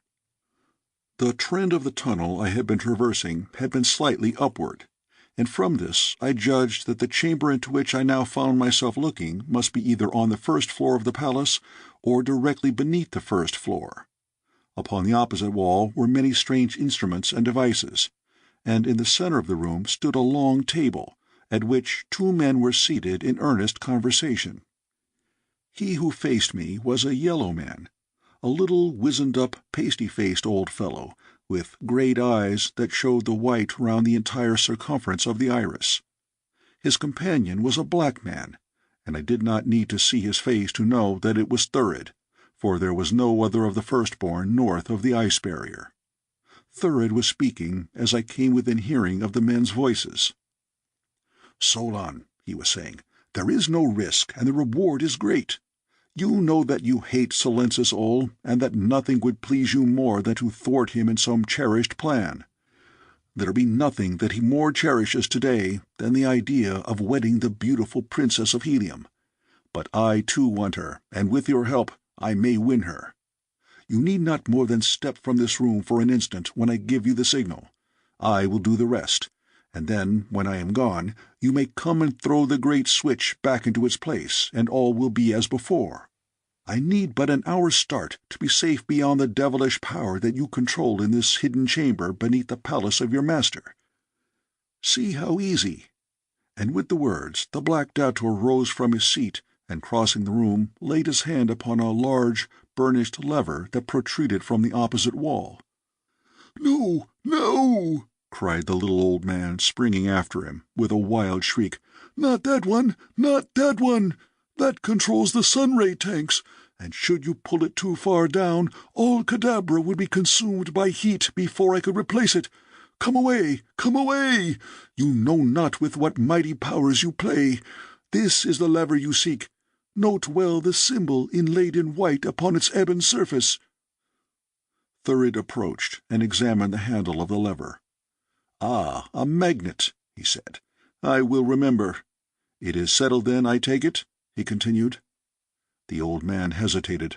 A look of combined greed and apprehension overspread his none too beautiful features. double the figure," he said. "Even that were all too small an amount for the service you ask. Why, I risk my life by even entertaining you here within the forbidden precincts of my station. Should Silences all learn of it, he would have me thrown to the apts before the day was done." "He dare not do that, and you know it full well, Solan," contradicted the black. "Too great a power of life and death you hold over the people of Cadabra for Silences all ever to risk threatening you with death. Before ever his minions could lay their hands upon you, you might seize this very lever from which you have just warned me, and wipe out the entire city." "And myself into the bargain," said Solan with a shudder. "But if you were to die anyway, you would find the nerve to do it," replied Thurid. "Yes," muttered Solan, "I have often thought upon that very thing. Well, Firstborn, is your Red Princess worth the price I ask for my services, or will you go without her and see her in the arms of Silences all tomorrow night?" "Take your price, Yellow Man," replied Thurid with an oath. "Half now, and the balance when you have fulfilled your contract." With that, the dator threw a well-filled money-pouch upon the table. Solan opened the pouch and with trembling fingers counted its contents. His weird eyes assumed a greedy expression, and his unkempt beard and mustache twitched with the muscles of his mouth and chin. It was quite evident from his very mannerism that Thurid had keenly guessed the man's weakness. Even the claw-like clutching movement of the fingers betokened the avariciousness of the miser. Having satisfied himself that the amount was correct, Solan replaced the money in the pouch and rose from the table. "Now," he said, "are you quite sure that you know the way to your destination? You must travel quickly to cover the ground to the cave and from thence beyond the great power, all within a brief hour, for no more dare I spare you." "Let me repeat it to you," said Thurid, "that you may see if I be letter perfect." "Proceed," replied Solan. "Through the yonder door," he commenced, pointing to a door at the far end of the apartment. "I follow a corridor, passing 3 diverging corridors upon my right, then into the 4th right-hand corridor, straight to where 3 corridors meet. Here again I follow to the right, hugging the left wall closely to avoid the pit. At the end of this corridor I shall come to a spiral runway, which I must follow down instead of up. After that the way is along but a single branchless corridor. Am I right?" "Quite right, dator," answered Solan. "And now begone. Already have you tempted fate too long within this forbidden place." "Tonight or tomorrow, then, you may expect the signal," said Thurid, rising to go. "Tonight or tomorrow," repeated Solan, and as the door closed behind his guest, the old man continued to mutter as he turned back to the table, where he again dumped the contents of the money-pouch, running his fingers through the heap of shining metal, piling the coins into little towers, counting, recounting, and fondling the wealth the while he muttered on in a crooning undertone. Presently his fingers ceased their play. His eyes popped wider than ever as they fastened upon the door through which Thurid had disappeared. The croon changed to a querulous muttering, and finally to an ugly growl. Then the old man rose from the table, shaking his fist at the closed door. Now he raised his voice, and his words came distinctly. "Fool," he muttered, "think you that for your happiness Solan would give up his life? If you escaped, Silences all would know that only through my connivance could you have succeeded. Then he would send for me. What would you have me do? Reduce the city and myself to ashes? No, fool, there is a better way for Solan to keep thy money and be revenged upon Silences all." He laughed in a nasty, cackling note. "Poor fool, you may throw the great switch that will give you the freedom of the heir of Okkar, and then, in fatuous security, go on with thy Red Princess to the freedom of death. When you have passed beyond this chamber in your flight, what can prevent Solan replacing the switch as it was before your vile hand touched it? Nothing. And then the Guardian of the North will claim you and your woman, and Silences all, when he sees your dead bodies, will never dream that the hand of Solan had aught to do with the thing." Then his voice dropped once more into mutterings that I could not translate, but I had heard enough to cause me to guess a great deal more, and I thanked the kind Providence that had led me to this chamber at a time so filled with importance to Dejah Thoris and myself as this. But how to pass the old man now? The cord, almost invisible upon the floor, stretched straight across the apartment to a door upon the far side. There was no other way of which I knew, nor could I afford to ignore the advice to follow the rope. I must cross this room, but however I should accomplish it undetected with that old man in the very center of it baffled me. Of course, I might have sprung in upon him and with my bare hands silenced him forever, but I had heard enough to convince me that, with him alive, the knowledge that I had gained might serve me at some future moment, while should I kill him and another be stationed in his place, Thurid would not come hither with Dejah Thoris, as was quite evidently his intention. As I stood in the dark shadow of the tunnel's end, racking my brain for a feasible plan, the while I watched, cat-like, the old man's every move, he took up the money-pouch and crossed to one end of the apartment, where, bending to his knees, he fumbled with a panel in the wall. Instantly I guessed that here was the hiding-place in which he hoarded his wealth, and while he bent there, his back toward me, I entered the chamber upon tiptoe, and with the utmost stealth essayed to reach the opposite side before he should complete his task and turn again toward the room's center. Scarcely 30 steps, all told, must I take, and yet it seemed to my overwrought imagination that that farther wall was miles away. But at last I reached it, nor once had I taken my eyes from the back of the old miser's head. He did not turn until my hand was upon the button that controlled the door through which my way led, and then he turned away from me as I passed through and gently closed the door. For an instant I paused, my ear close to the panel, to learn if he had suspected aught, but as no sound of pursuit came from within, I wheeled and made my way along the new corridor, following the rope, which I coiled and brought with me as I advanced. But a short distance farther on I came to the rope's end at a point where 5 corridors met. What was I to do? Which way should I turn? I was nonplussed. A careful examination of the end of the rope revealed the fact that it had been cleanly cut with some sharp instrument. This fact, and the words that had cautioned me that danger lay beyond the knots, convinced me that the rope had been severed since my friend had placed it as my guide, for I had passed but a single knot, whereas there had evidently been 2 or more in the entire length of the cord. Now indeed was I in a pretty fix, for neither did I know which avenue to follow, nor when danger lay directly in my path. But there was nothing else to be done than follow one of the corridors, for I could gain nothing by remaining where I was. So I chose the central opening, and passed on into its gloomy depths with a prayer upon my lips. The floor of the tunnel rose rapidly as I advanced, and a moment later the way came to an abrupt end before a heavy door. I could hear nothing beyond, and with my accustomed rashness pushed the portal wide to step into a room filled with yellow warriors.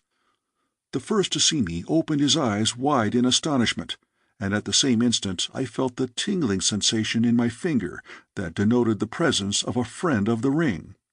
Then others saw me, and there was a concerted rush to lay hands upon me, for these were all members of the palace guard, men familiar with my face. The first to reach me was the wearer of the mate to my strange ring, and as he came close he whispered, "Surrender to me," then in a loud voice shouted, "You are my prisoner, white man," and menaced me with his 2 weapons. And so John Carter, Prince of Helium, meekly surrendered to a single antagonist. The others now swarmed about us, asking many questions, but I would not talk to them, and finally my captor announced that he would lead me back to my cell. An officer ordered several other warriors to accompany him, and a moment later we were retracing the way I had just come. My friend walked close beside me, asking many silly questions about the country from which I had come, until finally his fellows paid no further attention to him or his gabbling. Gradually, as he spoke, he lowered his voice, so that presently he was able to converse with me in a low tone without attracting attention. His ruse was a clever one, and showed that Talou had not misjudged the man's fitness for the dangerous duty upon which he was detailed. When he had fully assured himself that the other guardsmen were not listening, he asked me why I had not followed the rope, and when I told him that it had ended at the 5 corridors, he said that it must have been cut by someone in need of a piece of rope, for he was sure that the stupid Cadabrans would never have guessed its purpose. Before we had reached the spot from which the 5 corridors diverge, my Marantinian friend had managed to drop to the rear of the little column with me, and when we came in sight of the branching ways, he whispered, "Run up the first upon the right. It leads to the watchtower upon the south wall. I will direct the pursuit up the next corridor." And with that he gave me a great shove into the dark mouth of the tunnel, at the same time crying out in simulated pain and alarm as he threw himself upon the floor as though I had felled him with a blow. From behind, the voices of the excited guardsmen came reverberating along the corridor, suddenly growing fainter as Talou's spy led them up the wrong passageway in fancied pursuit. As I ran for my life through the dark galleries beneath the palace of Silencis Ol, I must indeed have presented a remarkable appearance had there been any to note it, for though death loomed large about me, my face was split by a broad grin as I thought of the resourcefulness of the nameless hero of Marantina to whom I owed my life. Of such stuff are the men of my beloved Helium, and when I met another of their kind, of whatever race or color, my heart goes out to him as it did now to my new friend, who had risked his life for me simply because I wore the mate to the ring his ruler had put upon his finger. The corridor along which I ran led almost straight for a considerable distance, terminating at the foot of a spiral runway, up which I proceeded to emerge presently into a circular chamber upon the first floor of a tower. In this apartment 12 red slaves were employed polishing or repairing the weapons of the yellow men. The walls of the room were lined with racks in which were hundreds of straight and hooked swords, javelins, and daggers. It was evidently an armory. There were but 3 warriors guarding the workers. My eyes took in the entire scene at a glance. Here were weapons in plenty. Here were sinewy red warriors to wield them. And here now was John Carter, Prince of Helium, in need of both weapons and warriors. As I stepped into the apartment, guards and prisoners saw me simultaneously. Close to the entrance where I stood was a rack of straight swords, and as my hand closed upon the hilt of one of them, my eyes fell upon the faces of 2 of the prisoners who worked side by side. One of the guards started toward me. "Who are you?" he demanded. "What do you here?" "I come for Tardos Mors, Jeddak of Helium, and his son, Mors Kajak," I cried, pointing to the 2 red prisoners, who had now sprung to their feet, wide-eyed in astonished recognition. "Rise, red men! Before we die, let us leave a memorial in the palace of Okar's tyrant that will stand forever in the annals of Cadabra to the honor and glory of Helium." For I had seen that all the prisoners were the men of Tardos Mors's navy. Then the first guardsman was upon me, and the fight was on. But scarce did we engage, ere to my horror I saw that the red slaves were shackled to the floor.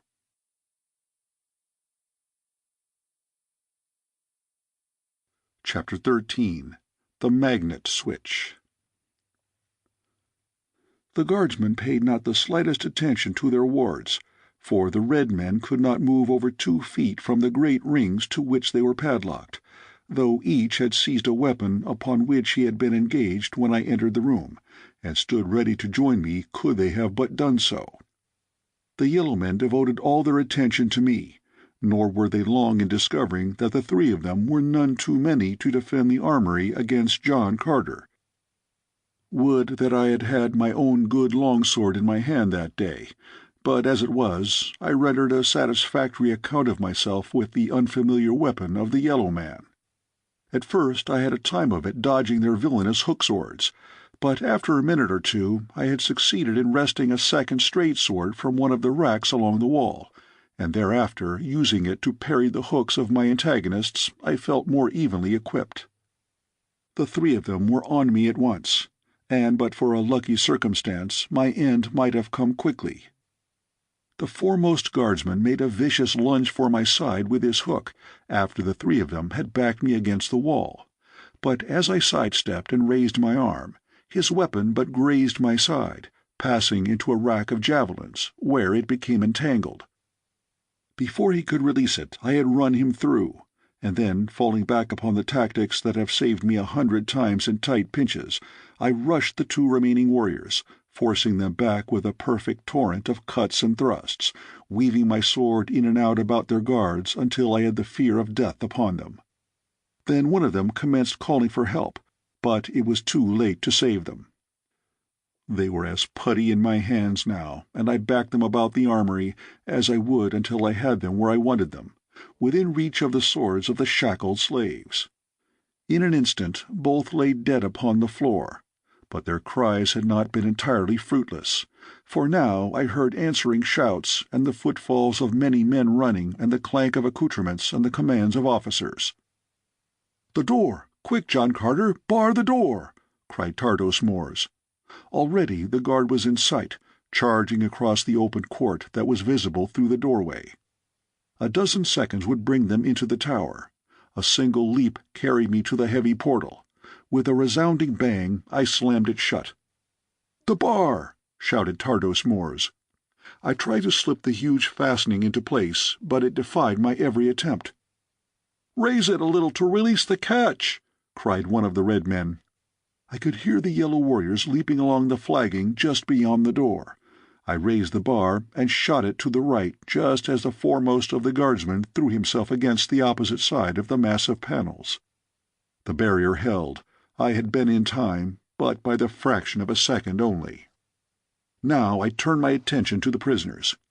To Tardos Mors I went first, asking where the keys might be which would unfasten their fetters. "The officer of the guard has them," replied the Jeddak of Helium, "and he is among those without who seek entrance. You will have to force them." Most of the prisoners were already hacking at their bonds with the swords in their hands. The yellow men were battering at the door with javelins and axes. I turned my attention to the chains that held Tardos Mors. Again and again I cut deep into the metal with my sharp blade, but ever faster and faster fell the torrent of blows upon the portal. At last a link parted beneath my efforts, and a moment later Tardos Mors was free, though a few inches of trailing chain still dangled from his ankle. A splinter of wood falling inward from the door announced the headway that our enemies were making toward us. The mighty panels trembled and bent beneath the furious onslaught of the enraged yellow men. What with the battering upon the door and the hacking of the red men at their chains, the din within the armory was appalling. No sooner was Tardos Mors free than he turned his attention to another of the prisoners, while I set to work to liberate Mors Kajak. We must work fast if we would have all those fetters cut before the door gave way. Now a panel crashed inward upon the floor, and Mors Kajak sprang to the opening to defend the way until we should have time to release the others. With javelins snatched from the wall, he wrought havoc among the foremost of the Ocarians while we battled with the insensate metal that stood between our fellows and freedom. At length all but one of the prisoners were freed, and then the door fell with a mighty crash before a hastily improvised battering ram, and the yellow horde was upon us. "To the upper chambers!" shouted the red man who was still fettered to the floor. "To the upper chambers! There you may defend the tower against all Kadabra. Do not delay because of me, who could pray for no better death than in the service of Tardos Mors and the Prince of Helium." But I would have sacrificed the life of every man of us rather than desert a single red man, much less the lion-hearted hero who begged us to leave him. "Cut his chains," I cried to 2 of the red men, "while the balance of us hold off the foe." There were 10 of us now to do battle with the Ocarian guard, and I warrant that ancient watchtower never looked down upon a more hotly contested battle than took place that day within its own grim walls. The first inrushing wave of yellow warriors recoiled from the slashing blades of 10 of Helium's veteran fighting men. A dozen Ocarian corpses blocked the doorway, but over the gruesome barrier a score more of their fellows dashed, shouting their hoarse and hideous war cry. Upon the bloody mound we met them, hand to hand, stabbing where the quarters were too close to cut, thrusting when we could push a foeman to arm's length, and mingled with the wild cry of the Carrion there rose and fell the glorious words, "For Helium! For Helium!" that for countless ages have spurred on the bravest of the brave to those deeds of valor that have sent the fame of Helium's heroes broadcast throughout the length and breadth of a world. Now were the fetters struck from the last of the red men, and 13 strong we met each new charge of the soldiers of Silensis Ol. Scarce one of us but bled from a score of wounds, yet none had fallen. From without we saw hundreds of guardsmen pouring into the courtyard, and along the lower corridor from which I had found my way to the armory we could hear the clank of metal and the shouting of men. In a moment we should be attacked from 2 sides, and with all our prowess we could not hope to withstand the unequal odds which would thus divide our attention and our small numbers. "To the upper chambers!" cried Tardos Mors, and a moment later we fell back toward the runway that led to the floors above. Here another bloody battle was waged with a force of yellow men who charged into the armory as we fell back from the doorway. Here we lost our first man, a noble fellow whom we could ill spare, but at length all had backed into the runway except myself, who remained to hold back the Ocarians until the others were safe above. In the mouth of the narrow spiral but a single warrior could attack me at a time, so that I had little difficulty in holding them all back for the brief moment that was necessary. Then, backing slowly before them, I commenced the ascent of the spiral. All along the way to the tower's top, the guardsmen pressed me closely. When one went down before my sword, another scrambled over the dead man to take his place. And thus, taking an awful toll with each few feet gained, I came to the spacious, glass-walled watchtower of Cadabra. Here my companions clustered ready to take my place, and for a moment's respite I stepped to one side while they held the enemy off. From the lofty perch a view could be had for miles in every direction. Toward the south stretched the rugged, ice-clad waste to the edge of the mighty barrier. Toward the east and west, and dimly toward the north, I descried other Ocarian cities, while in the immediate foreground, just beyond the walls of Cadabra, the grim guardian shaft reared its somber head. Then I cast my eyes down into the streets of Cadabra, from which a sudden tumult had arisen, and there I saw a battle raging, and beyond the city's walls I saw armed men marching in great columns toward a nearby gate. Eagerly I pressed forward against the glass wall of the observatory, scarce daring to credit the testimony of my own eyes. But at last I could doubt no longer, and with a shout of joy that rose strangely in the midst of the cursing and groaning of the battling men at the entrance to the chamber, I called to Tardos Mors. As he joined me, I pointed down into the streets of Cadabra to the advancing columns beyond, above which floated bravely in the Arctic air the flags and banners of Helium. An instant later, every red man in the lofty chamber had seen the inspiring sight, and such a shout of thanksgiving arose as I warrant never before echoed through that age-old pile of stone. But still we must fight on, for though our troops had entered Cadabra, the city was yet far from capitulation, nor had the palace been even assaulted. Turn and turn about, we held the top of the runway while the others feasted their eyes upon the sight of our valiant countrymen battling far beneath us. Now they have rushed the palace gate. Great battering rams are dashed against its formidable surface. Now they are repulsed by a deadly shower of javelins from the wall's top. Once again they charge, but a sortie by a large force of Ocarians from an intersecting avenue crumples the head of the column, and the men of Helium go down fighting beneath an overwhelming force. The palace gate flies open, and a force of the Jeddak's own guard, picked men from the flower of the Ocarian army, sallies forth to shatter the broken regiments. For a moment it looks as though nothing could avert defeat, and then I see a noble figure upon a mighty thoat, not the tiny thoat of the red man, but one of his huge cousins of the dead sea-bottoms. The warrior hews his way to the front, and behind him rally the disorganized soldiers of Helium. As he raises his head aloft to fling a challenge at the men upon the palace walls, I see his face, and my heart swells in pride and happiness as the red warriors leaped to the side of their leader and win back the ground that they had but just lost. The face of him upon the mighty throat is the face of my son, Carthoris of Helium. At his side fights a huge Martian warhound, nor did I need a second look to know that it was Woola, my faithful Woola, who had thus well performed his arduous task and brought the succoring legions in the nick of time. In the nick of time? Who yet might say that they were not too late to save, but surely they could avenge? And such retribution as that unconquered army would deal out to the hateful Carrions. I sighed to think that I might not be alive to witness it. Again I turned to the windows.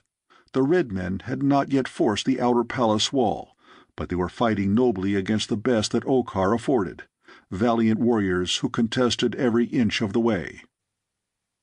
Now my attention was caught by a new element without the city wall, a great body of mounted warriors looming large above the red men. They were the huge green allies of Helium, the savage hordes from the dead sea bottoms of the far south. In grim and terrible silence they sped on toward the gate, the padded hoofs of their frightful mounts giving forth no sound.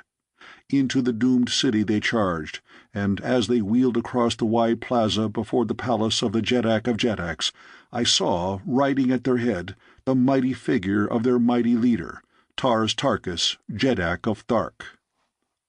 My wish then was to be gratified, for I was to see my old friend battling once again, and though not shoulder to shoulder with him, I too would be fighting in the same cause here in the high tower of Okkar. Nor did it seem that our foes would ever cease their stubborn attacks, for still they came, though the way to our chamber was often clogged with the bodies of their dead. At times they would pause long enough to drag back the impeding corpses, and then fresh warriors would forge upward to taste the cup of death. I had been taking my turn with the others in defending the approach to our lofty retreat, when Morse Kajak, who had been watching the battle in the street below, called aloud in sudden excitement. There was a note of apprehension in his voice that brought me to his side the instant that I could turn my place over to another, and as I reached him he pointed far out across the waste of snow and ice toward the southern horizon. "Alas," he cried, "that I should be forced to witness cruel fate betray them without the power to warn or aid, but they be past either now." As I looked in the direction he indicated, I saw the cause of his perturbation. A mighty fleet of flyers was approaching majestically toward Kadabra from the direction of the ice barrier. On and on they came with ever-increasing velocity. "The grim shaft that they call the Guardian of the North is beckoning to them," said Morse Kajak sadly, "just as it beckoned to Tardos Mors and his great fleet. See where they lie, crumpled and broken, a grim and terrible monument to the mighty force of destruction which naught can resist." I too saw, but something else I saw that Morse Kajak did not. In my mind's eye I saw a buried chamber whose walls were lined with strange instruments and devices. In the center of the chamber was a long table, and before it sat a little pop-eyed old man counting his money. But plainest of all, I saw upon the wall a great switch with a small magnet inlaid within the surface of its black handle. Then I glanced out at the fast-approaching fleet. In 5 minutes that mighty armada of the skies would be bent and worthless scrap, lying at the base of the shaft beyond the city's wall, and yellow hordes would be loosed from another gate to rush out upon the few survivors stumbling blindly down through the mass of wreckage. Then the Apps would come. I shuddered at the thought, for I could vividly picture the whole horrible scene. Quick have I always been to decide and act. The impulse that moves me and the doing of the thing seem simultaneously, for if my mind goes through the tedious formality of reasoning, it must be a subconscious act of which I am not objectively aware. Psychologists tell me that, as the subconscious does not reason, too close a scrutiny of my mental activities might prove anything but flattering. But be that as it may, I have often won success while the thinker would have been still at the endless task of comparing various judgments. And now celerity of action was the prime essential to the success of the thing that I had decided upon. Grasping my sword more firmly in my hand, I called to the red man at the opening to the runway to stand aside. "Way for the Prince of Helium!" I shouted, and before the astonished yellow man, whose misfortune it was to be at the fighting end of the line at that particular moment, could gather his wits together, my sword had decapitated him, and I was rushing like a mad bull down upon those behind him. "Way for the Prince of Helium!" I shouted as I cut a path through the astonished guardsmen of Silencis Ol. Hewing to right and left, I beat my way down that warrior-choked spiral, until, near the bottom, those below, thinking that an army was descending upon them, turned and fled.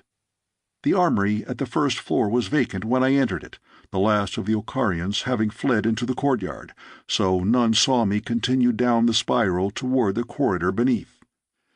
Here I ran as rapidly as my legs would carry me toward the 5 corners, and there plunged into the passageway that led to the station of the old miser.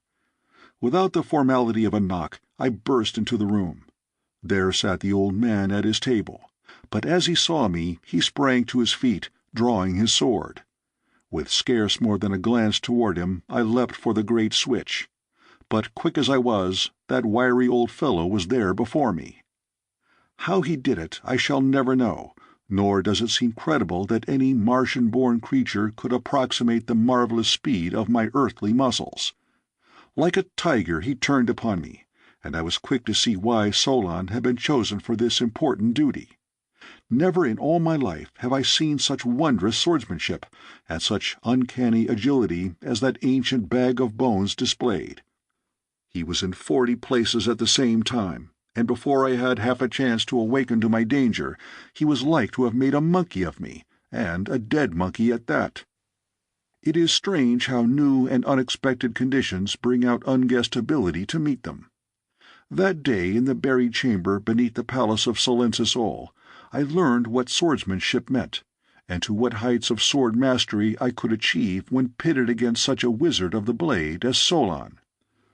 For a time he liked to have bested me, but presently the latent possibilities that must have been lying dormant within me for a lifetime came to the fore, and I fought as I had never dreamed a human being could fight.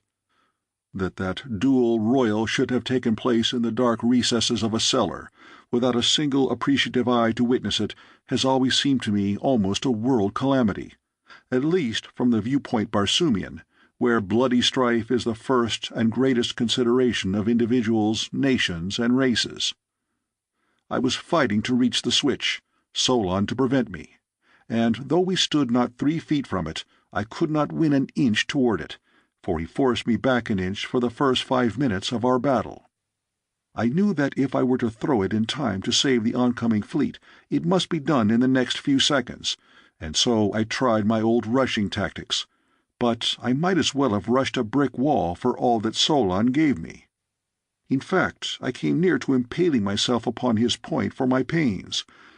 But right was on my side, and I think that that must give a man greater confidence than though he knew himself to be battling in a wicked cause. At least I did not want in confidence, and when I next rushed Solon, it was to one side with implicit confidence that he must turn to meet my new line of attack, and turn he did, so that now we fought with our sides towards the coveted goal. The great switch stood within my reach upon my right hand. To uncover my breast for an instant would have been to court sudden death, but I saw no other way than to chance it, if by doing so I might rescue that oncoming, succouring fleet. And so, in the face of a wicked sword thrust, I reached out my point and caught the great switch a sudden blow that released it from its seating. So surprised and horrified was Solon that he forgot to finish his thrust. Instead, he wheeled toward the switch with a loud shriek, a shriek which was his last, for before his hand could touch the lever it sought, my sword's point had passed through his heart.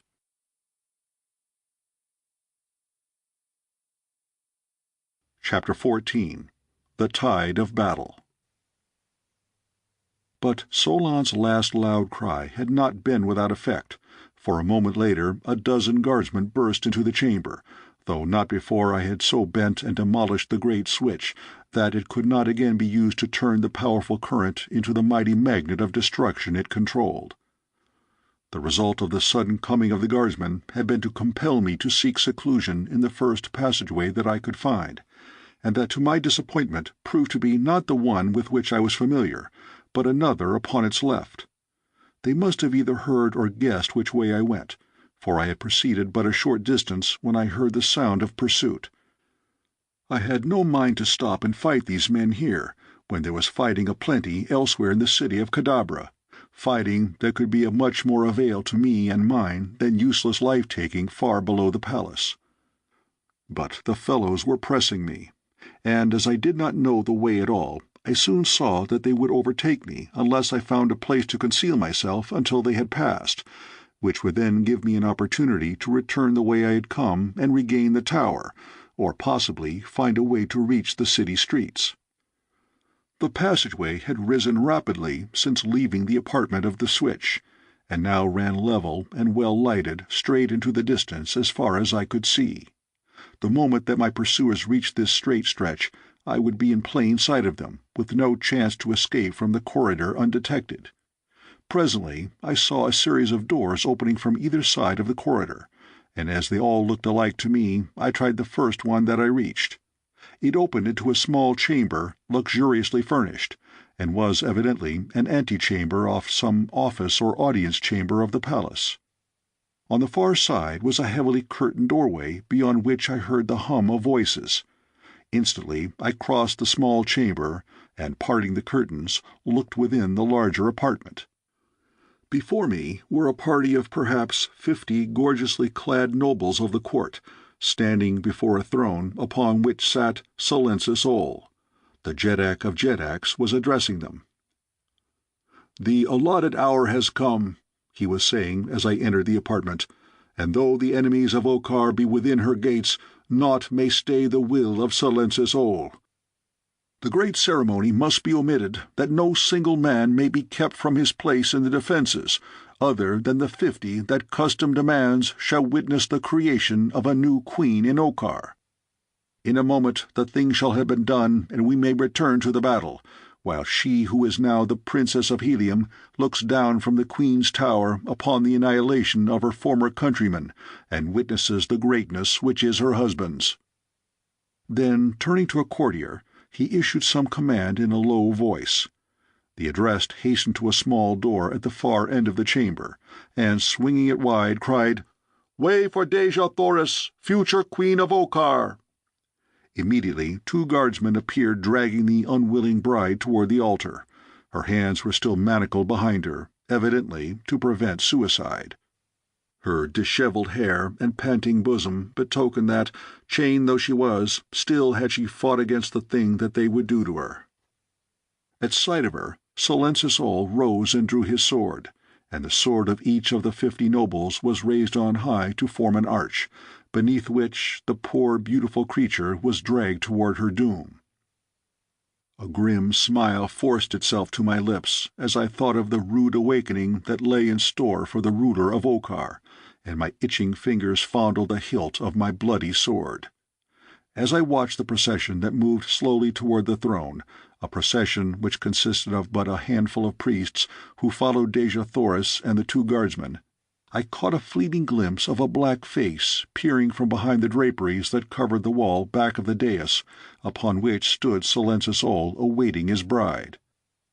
Now the guardsmen were forcing the Princess of Helium up the few steps to the side of the tyrant of Okar, and I had no eyes and no thoughts for aught else. A priest opened a book, and raising his hand, commenced to drone out a sing-song ritual. Silensis Ol reached for the hand of his bride. I had intended waiting until some circumstance should give me a reasonable hope of success, for even though the entire ceremony should be completed, there could be no valid marriage while I lived. What I was most concerned in, of course, was the rescuing of Dejah Thoris. I wished to take her from the palace of Silensis Ol, if such a thing were possible, but whether it were accomplished before or after the mock marriage was a matter of secondary import. When, however, I saw the vile hand of Silentus Ol reach out for the hand of my beloved princess. I could restrain myself no longer. And before the nobles of Okkar knew that aught had happened, I had leapt through their thin line and was upon the dais beside Dejah Thoris and Silentus Ol. With the flat of my sword I struck down his polluting hand, and grasping Dejah Thoris round the waist, I swung her behind me, as with my back against the draperies of the dais, I faced the tyrant of the north and his roomful of noble warriors. The Jeddak of Jeddaks was a great mountain of a man, a coarse, brutal beast of a man, and as he towered above me there, his fierce black whiskers and mustache bristling in rage, I can well imagine that a less seasoned warrior might have trembled before him. With a snarl he sprang toward me with naked sword, but whether Silentus Ol was a good swordsman or a poor I never learned. For with Dejah Thoris at my back I was no longer human. I was superhuman, and no man could have withstood me then. With a single low, "For the Prince of Helium," I ran my blade straight through the rotten heart of Okkar's rotten ruler. And before the white, drawn faces of his nobles, Silentus Ol rolled, grinning in horrible death, to the foot of the steps below his marriage throne. For a moment tense silence reigned in the nuptial room. Then the 50 nobles rushed upon me. Furiously we fought, but the advantage was mine, for I stood upon a raised platform above them, and I fought for the most glorious woman of a glorious race, and I fought for a great love and for the mother of my boy. And from behind my shoulder, in the silvery cadence of that dear voice, rose the brave battle anthem of Helium, which the nation's women sing as their men march out to victory. That alone was enough to inspire me to victory over even greater odds, and I verily believe that I should have bested the entire roomful of yellow warriors that day in the nuptial chamber of the palace at Kadabra, had not interruption come to my aid. Fast and furious was the fighting, as the nobles of Silentus Ol sprang, time and again, up the steps before the throne, only to fall back before a sword hand that seemed to have gained a new wizardry from its experience with the cunning Solon. 2 were pressing me so closely that I could not turn when I heard a movement behind me, and noted that the sound of the battle anthem had ceased. Was Dejah Thoris preparing to take her place beside me? Heroic daughter of a heroic world, it would not be unlike her to have seized a sword and fought at my side, for though the women of Mars are not trained in the arts of war, the spirit is theirs, and they have been known to do that very thing upon countless occasions. But she did not come, and glad I was, for it would have doubled my burden in protecting her before I should have been able to force her back again out of harm's way. She must be contemplating some cunning strategy, I thought, and so I fought on secure in the belief that my divine princess stood close behind me. For half an hour at least I must have fought there against the nobles of Okkar, ere ever a one placed a foot upon the dais where I stood. And then of a sudden all that remained of them formed below me for a last, mad, desperate charge. But even as they advanced, the door at the far end of the chamber swung wide, and a wild-eyed messenger sprang into the room. "The Jeddak of Jeddaks!" he cried. "Where is the Jeddak of Jeddaks? The city has fallen before the hordes from beyond the barrier, but now the great gate of the palace itself has been forced, and the warriors of the south are pouring into its sacred precincts. Where is Silentus Ol? He alone may revive the flagging courage of our warriors. He alone may save the day for Okkar. Where is Silentus Ol?" The nobles stepped back from about the dead body of their ruler, and one of them pointed to the grinning corpse. The messenger staggered back in horror, as though from a blow in the face. "Then fly, nobles of Okkar," he cried, "for naught can save you. Hark, they come!" As he spoke, we heard the deep roar of angry men from the corridor without, and the clank of metal and the clang of swords. Without another glance toward me, who had stood a spectator of the tragic scene, the nobles wheeled and fled from the apartment through another exit. Almost immediately a force of yellow warriors appeared in the doorway through which the messenger had come. They were backing toward the apartment, stubbornly resisting the advance of a handful of red men who faced them and forced them slowly but inevitably back.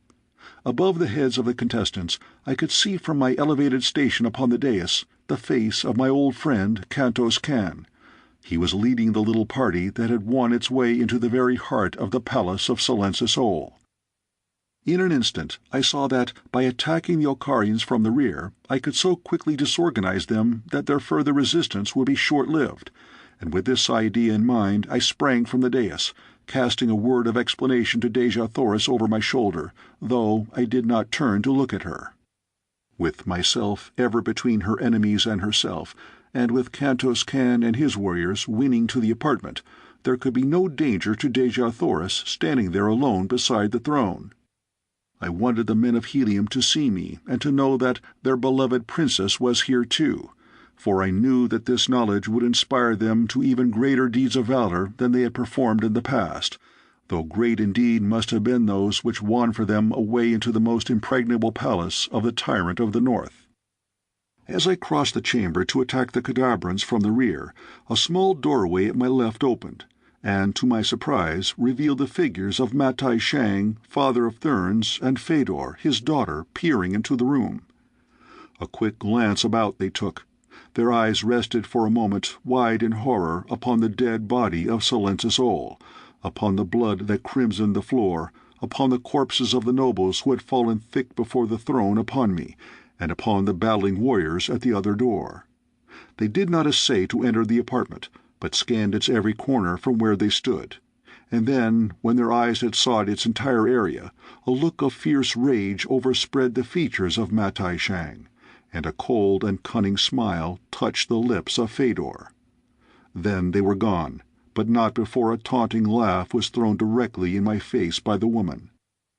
I did not understand then the meaning of Matai Shang's rage or Fedor's pleasure, but I knew that neither boded good for me. A moment later I was upon the backs of the yellow men, and as the red men of Helium saw me above the shoulders of their antagonists, a great shout rang through the corridor, and for a moment drowned the noise of battle. "For the Prince of Helium!" they cried. "For the Prince of Helium!" And, like hungry lions upon their prey, they fell once more upon the weakening warriors of the north. The yellow men, cornered between two enemies, fought with the desperation that utter hopelessness often induces. Fought as I should have fought had I been in their stead, with the determination to take as many of my enemies with me when I died as lay within the power of my sword arm.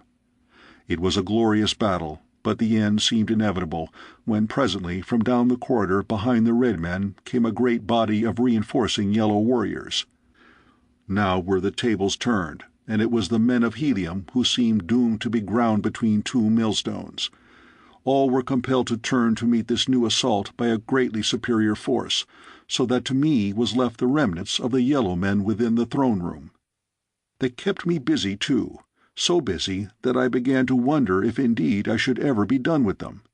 Slowly they pressed me back into the room, and when they had all passed in after me, one of them closed and bolted the door, effectually barring the way against the men of Kantos Kan. It was a clever move, for it put me at the mercy of a dozen men within a chamber from which assistance was locked out, and it gave the red men in the corridor beyond no avenue of escape should their new antagonists press them too closely.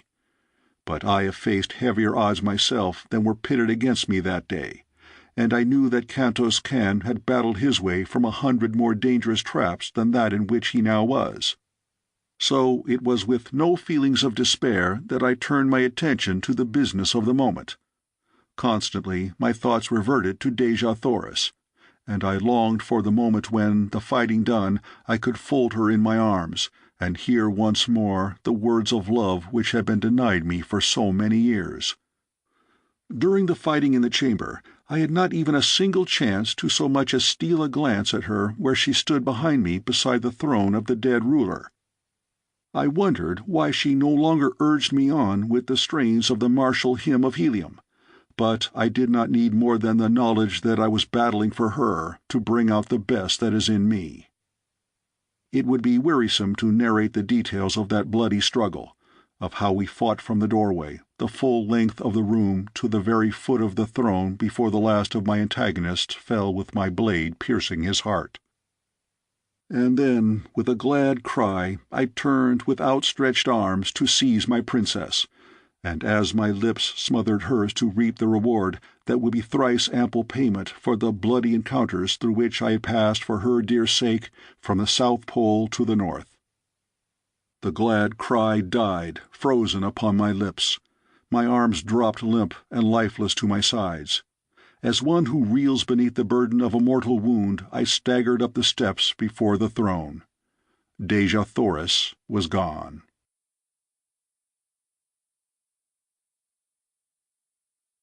Chapter 15. Rewards. With the realization that Dejah Thoris was no longer within the throne room came the belated recollection of the dark face that I had glimpsed peering from behind the draperies that backed the throne of Silencis Ol, at the moment that I had first come so unexpectedly upon the strange scene being enacted within the chamber. Why had the sight of that evil countenance not warned me to greater caution? Why had I permitted the rapid development of new situations to efface the recollection of that menacing danger? But alas, vain regret would not erase the calamity that had befallen. Once again had Dejah Thoris fallen into the clutches of that arch-fiend Thurid, the Black Dator of the First Born. Again was all my arduous labor gone for naught. Now I realized the cause of the rage that had been writ so large upon the features of Matai Shang, and the cruel pleasure that I had seen upon the face of Fedor. They had known or guessed the truth, and the Hecador of the Holy Therns, who had evidently come to the chamber in the hope of thwarting Silencis Ol in his contemplated perfidy against the High Priest who coveted Dejah Thoris for himself, realized that Thurid had stolen the prize from beneath his very nose.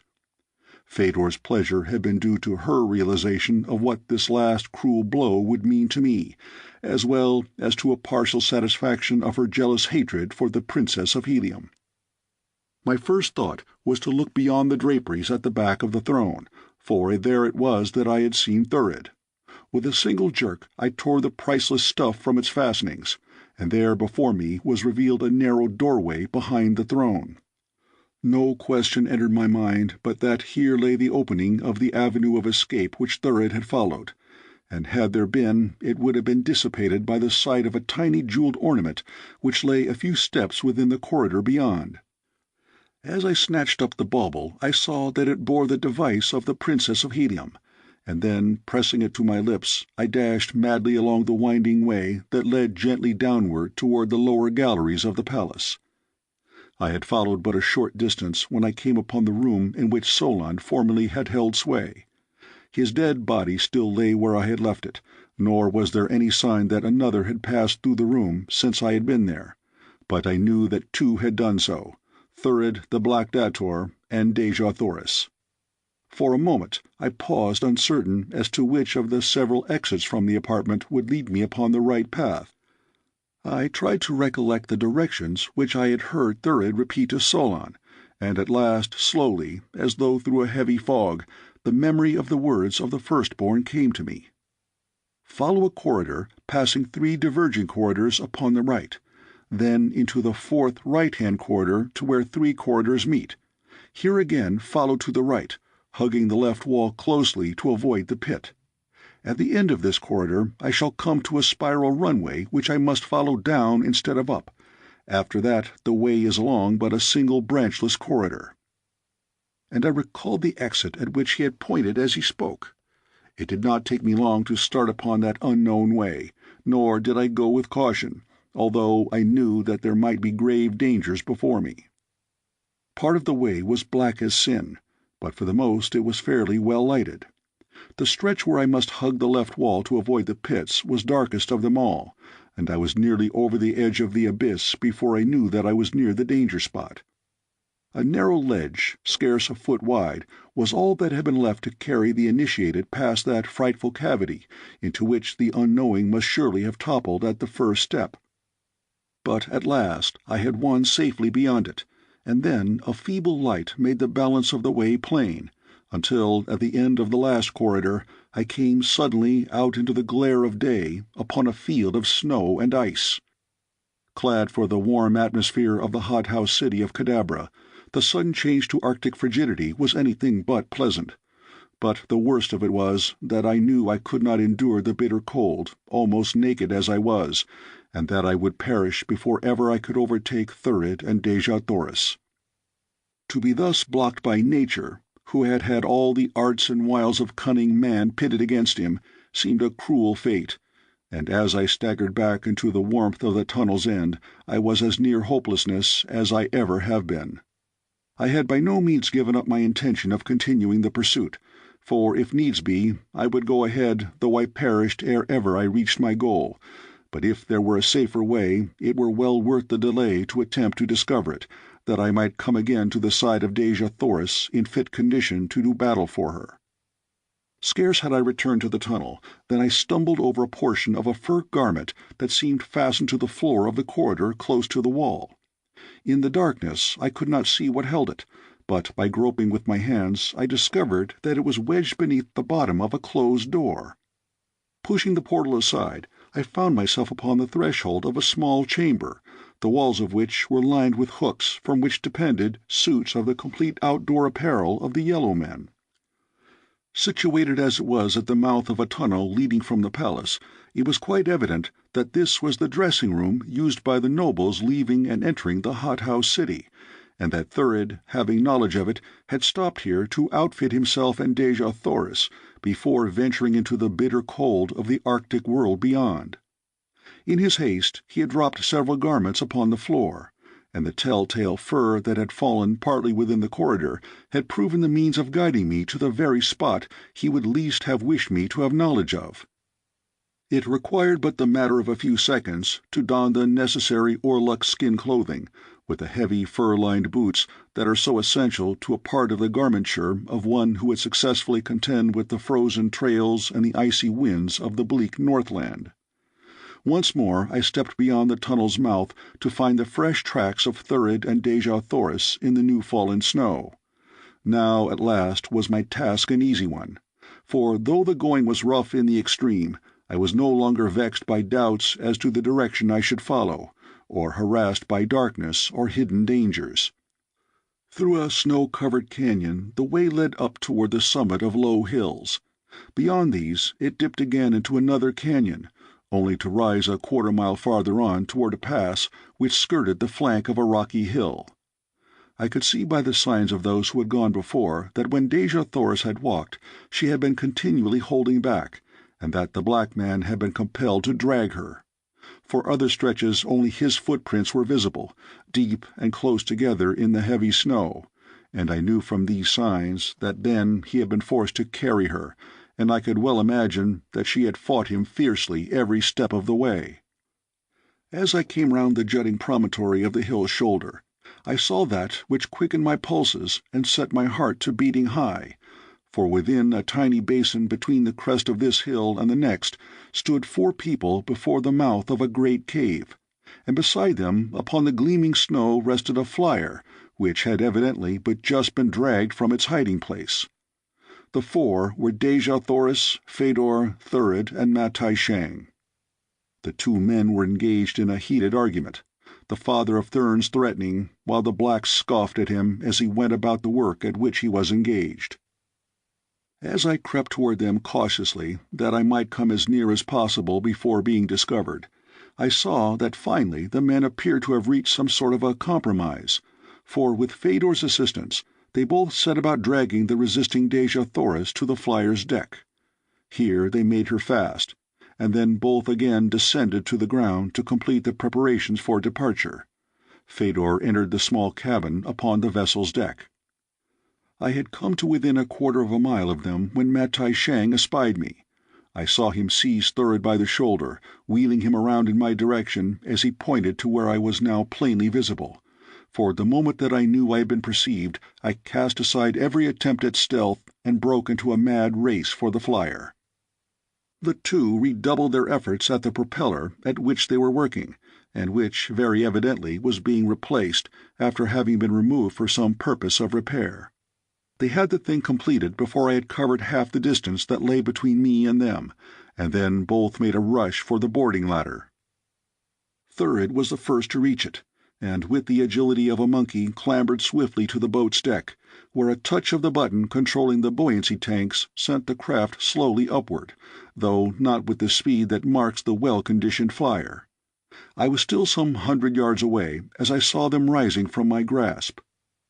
Back by the city of Cadabra lay a great fleet of mighty flyers, the ships of Helium and Tarth that I had saved from destruction earlier in the day. But before ever I could reach them, Thurid could easily make good his escape. As I ran, I saw Matai Shang clambering up the swinging ladder toward the deck, while above him leaned the evil face of the Firstborn. A trailing rope from the vessel's stern put new hope in me, for if I could but reach it before it whipped too high above my head, there was yet a chance to gain the deck by its slender aid.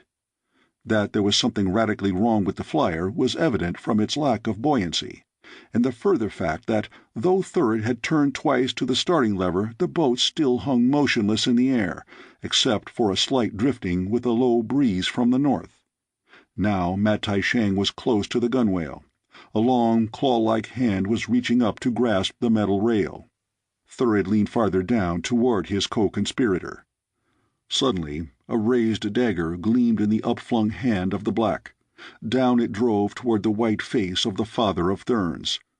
With a loud shriek of fear, the holy Xodar grasped frantically at the menacing arm. I was almost to the trailing rope by now.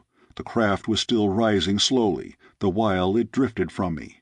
Then I stumbled on the icy way, striking my head upon a rock as I fell sprawling but an arm's length from the rope, the end of which was now just leaving the ground. With the blow upon my head came unconsciousness. It could not have been more than a few seconds that I lay senseless there upon the northern ice, while all that was dearest to me drifted farther from my reach in the clutches of that black fiend, for when I opened my eyes, Thurid and Matai Shang yet battled at the ladder's top, and the flyer drifted but 100 yards farther to the south, but the end of the trailing rope was now a good 30 feet above the ground. Goaded to madness by the cruel misfortune that had tripped me when success was almost within my grasp, I tore frantically across the intervening space, and just beneath the rope's dangling end I put my earthly muscles to the supreme test. With a mighty, cat-like bound, I sprang upward toward that slender strand, the only avenue which yet remained that could carry me to my vanishing love. A foot above its lowest end, my fingers closed. Tightly as I clung, I felt the rope slipping through my grasp. I tried to raise my free hand to take a second hold above my first, but the change of position that resulted caused me to slip more rapidly toward the end of the rope. Slowly, I felt the tantalizing thing escaping me. In a moment, all that I had gained would be lost. Then my fingers reached a knot at the very end of the rope and slipped no more. With a prayer of gratitude upon my lips, I scrambled upward toward the boat's deck. I could not see Thurid and Matai Shang now, but I heard the sounds of conflict and thus knew that they still fought, the Thern for his life and the black for the increased buoyancy that relief from the weight of even a single body would give the craft. Should Matai Shang die before I reached the deck, my chances of ever reaching it would be slender indeed, for the black dator need but cut the rope above me to be freed from me forever, for the vessel had drifted across the brink of a chasm into whose yawning depths my body would drop to be crushed to a shapeless pulp should Thurid reach the rope now. At last my hand closed upon the ship's rail, and that very instant a horrid shriek rang out below me that sent my blood cold and turned my horrified eyes downward to a shrieking, hurtling, twisting thing that shot downward into the awful chasm beneath me. It was Matai Shang, holy Xodar, father of therns, gone to his last accounting. Then my head came above the deck, and I saw Thurid, dagger in hand, leaping toward me. He was opposite the forward end of the cabin, while I was attempting to clamber aboard near the vessel's stern. But a few paces lay between us. No power on earth could raise me to that deck before the infuriated black would be upon me. My end had come. I knew it, but had there been a doubt in my mind, the nasty leer of triumph upon that wicked face would have convinced me. Beyond Lurid I could see my Dejah Thoris, wide-eyed and horrified, struggling at her bonds. That she should be forced to witness my awful death made my bitter fate seem doubly cruel. I ceased my efforts to climb across the gunwale. Instead, I took a firm grasp upon the rail with my left hand and drew my dagger. I should at least die as I had lived, fighting. As Third came opposite the cabin's doorway, a new element projected itself into the grim tragedy of the air that was being enacted upon the deck of Matai Sheng's disabled flyer. It was Fedor. With flushed face and disheveled hair, and eyes that betrayed the recent presence of mortal tears, above which this proud goddess had always held herself, she leapt to the deck directly before me. In her hand was a long, slim dagger. I cast a last look upon my beloved princess, smiling as men should who are about to die. Then I turned my face up toward Fedor, waiting for the blow. Never have I seen that beautiful face more beautiful than it was at that moment. It seemed incredible that one so lovely could yet harbor within her fair bosom a heart so cruel and relentless, and today there was a new expression in her wondrous eyes that I never before had seen there, an unfamiliar softness and a look of suffering. Third was beside her now, pushing past to reach me first. And then what happened so quickly that it was all over before I could realize the truth of it. Fedor's slim hand shot out to close upon the black's dagger wrist. Her right hand went high with its gleaming blade. "That for Matai Sheng!" she cried, and buried her blade deep in the dator's breast. "That for the wrong you would have done Dejah Thoris!" And again the sharp steel sank into the bloody flesh. "And that, and that, and that!" she shrieked, "for John Carter, Prince of Helium!" And with each word her sharp point pierced the vile heart of the great villain. Then, with a vindictive shove, she cast the carcass of the firstborn from the deck to fall in awful silence after the body of his victim. I had been so paralyzed by surprise that I had made no move to reach the deck during the awe-inspiring scene which I had just witnessed, and now I was to be further amazed by her next act, for Fedor extended her hand to me and assisted me to the deck, where I stood gazing at her in unconcealed and stupefied wonderment. A wan smile touched her lips. It was not the cruel and haughty smile of the goddess with which I was familiar. "You wonder, John Carter," she said, "what strange thing has wrought this change in me? I will tell you. It is love of you." And when I darkened my brows in disapproval of her words, she raised an appealing hand. "Wait," she said. "It is a different love from mine. It is the love of your princess, Dejah Thoris. For you that has taught me what true love may be, what it should be, and how far from real love was my selfish and jealous passion for you. Now I am different. Now could I love as Dejah Thoris loves, and so my only happiness can be to know that you and she are once more united, for in her alone can you find true happiness. But I am unhappy because of the wickedness I have wrought. I have many sins to expiate, and though I be deathless, life is all too short for the atonement. But there is another way, and if Fedor, daughter of the holy Hecador of the holy therns, has sinned, she has this day already made partial reparation, and lest you doubt the sincerity of her protestations and her avowal of a new love that embraces Dejah Thoris also, she will prove her sincerity in the only way that lies open. Having saved you for another, Fedor leaves you to her embraces." With her last word, she turned and leapt from the vessel's deck into the abyss below. With a cry of horror, I sprang forward in a vain attempt to save the life that for 2 years I would so gladly have seen extinguished. I was too late. With tear-dimmed eyes, I turned away that I might not see the awful sight beneath. A moment later I had struck the bonds from Dejah Thoris, and as her dear arms went about my neck and her perfect lips pressed to mine, I forgot the horrors that I had witnessed and the suffering that I had endured in the rapture of my reward.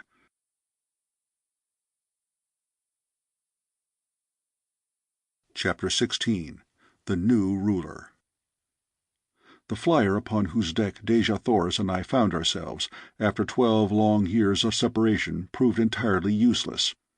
Her buoyancy tanks leaked badly. Her engine would not start. We were helpless there in mid-air above the Arctic ice. The craft had drifted across the chasm which held the corpses of Matai Shang, Thurid, and Fedor, and now hung above a low hill. Opening the buoyancy escape valves, I permitted her to come slowly to the ground, and as she touched, Dejah Thoris and I stepped from her deck and hand in hand turned back across the frozen waste toward the city of Kadabra. Through the tunnel that had led me in pursuit of them we passed, walking slowly, for we had much to say to each other. She told me of that last terrible moment months before, when the door of a prison cell within the Temple of the Sun was slowly closing between us, of how Fedor had sprung upon her with uplifted dagger, and of Thuvia's shriek as she had realized the foul intention of the Thern goddess. It had been that cry that had rung in my ears all the long weary months that I'd been left in cruel doubt as to my princess fate, for I had not known that Thuvia had wrested the blade from the daughter of Matai Shang before it had touched either Dejah Thoris or herself. She told me, too, of the awful eternity of her imprisonment, of the cruel hatred of Fedor, and the tender love of Thuvia, and how, even when despair was the darkest, those two red girls had clung to the same hope and belief, that John Carter would find a way to release them. Presently we came to the chamber of Solon. I had been proceeding without thought of caution, for I was sure that the city and the palace were both in the hands of my friends by this time. And so it was that I bolted into the chamber full into the midst of a dozen nobles of the court of Silensis Ol. They were passing through on their way to the outside world along the corridors we had just traversed. At sight of us they halted in their tracks, and then an ugly smile overspread the features of their leader. "The author of all our misfortunes!" he cried, pointing at me. "We shall have the satisfaction of a partial vengeance at least, when we leave behind us here the dead and mutilated corpses of the Prince and Princess of Helium. When they find them," he went on, jerking his thumb upward toward the palace above, "they will realize that the vengeance of the Yellow Man costs his enemies dear. Prepare to die, John Carter. But that your end may be the more bitter, know that I may change my intention as to meeting a merciful death to your princess. Possibly she shall be preserved as a plaything for my nobles." I stood close to the instrument-covered wall, Dejah Thoris at my side. She looked up at me wonderingly as the warriors advanced upon us with drawn swords, for mine still hung within its scabbard at my side, and there was a smile upon my lips.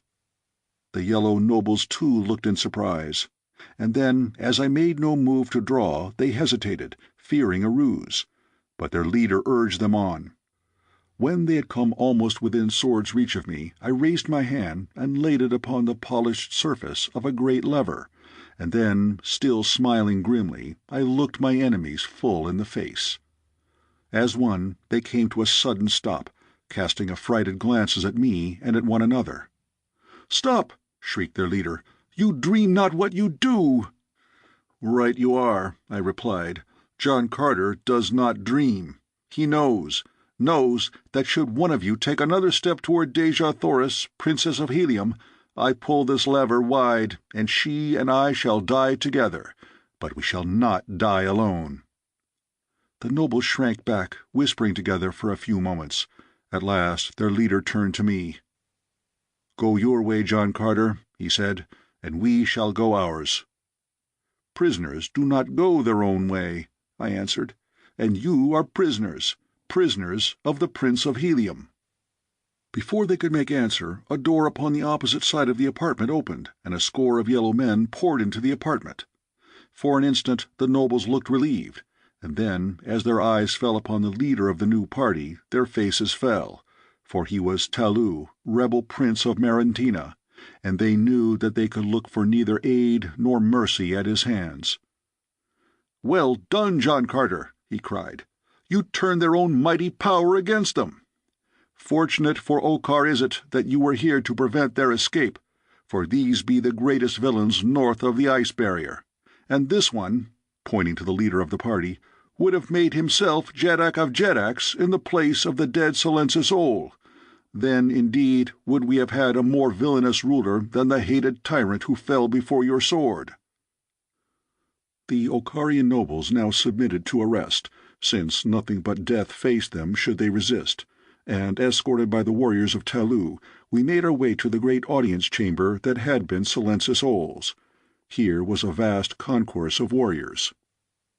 Red men from Helium and Tarth, yellow men of the north, rubbing elbows with the blacks of the First Born, who had come under my friend Xodar to help in the search for me and my princess. There were savage green warriors from the dead sea bottoms of the south, and a handful of white-skinned therns who had renounced their religion and sworn allegiance to Xodar. There was Tardos Mors and Mors Kajak, and tall and mighty in his gorgeous warrior trappings, Carthoris, my son. These three fell upon Dejah Thoris as we entered the apartment, and though the lives and training of royal Martians tend not toward vulgar demonstration, I thought that they would suffocate her with their embraces. And there were Tars Tarkas, Jeddak of Thark, and Kantos Khan, my old-time friends, and leaping and tearing at my harness in the exuberance of his great love was dear old Wula, frantic mad with happiness. Loud and long was the cheering that burst forth at sight of us. Deafening was the din of ringing metal as the veteran warriors of every Martian clime clashed their blades together on high in token of success and victory.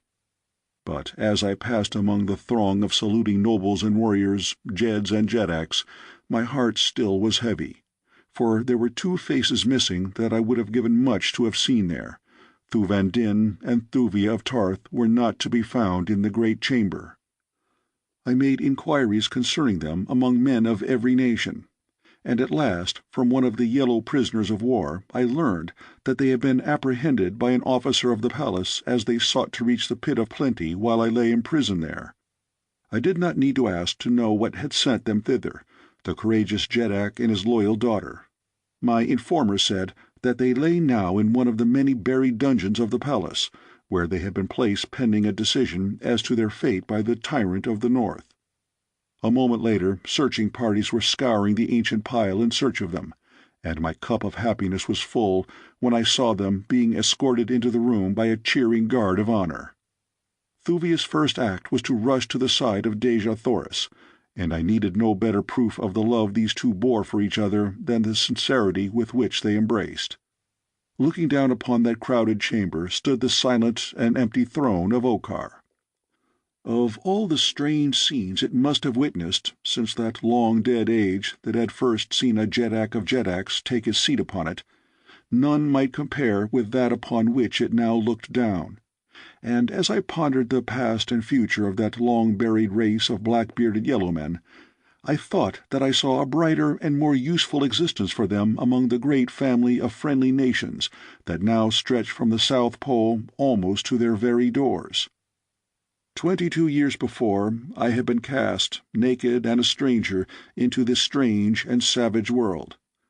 The hand of every race and nation was raised in continual strife and warring against the men of every other land and color.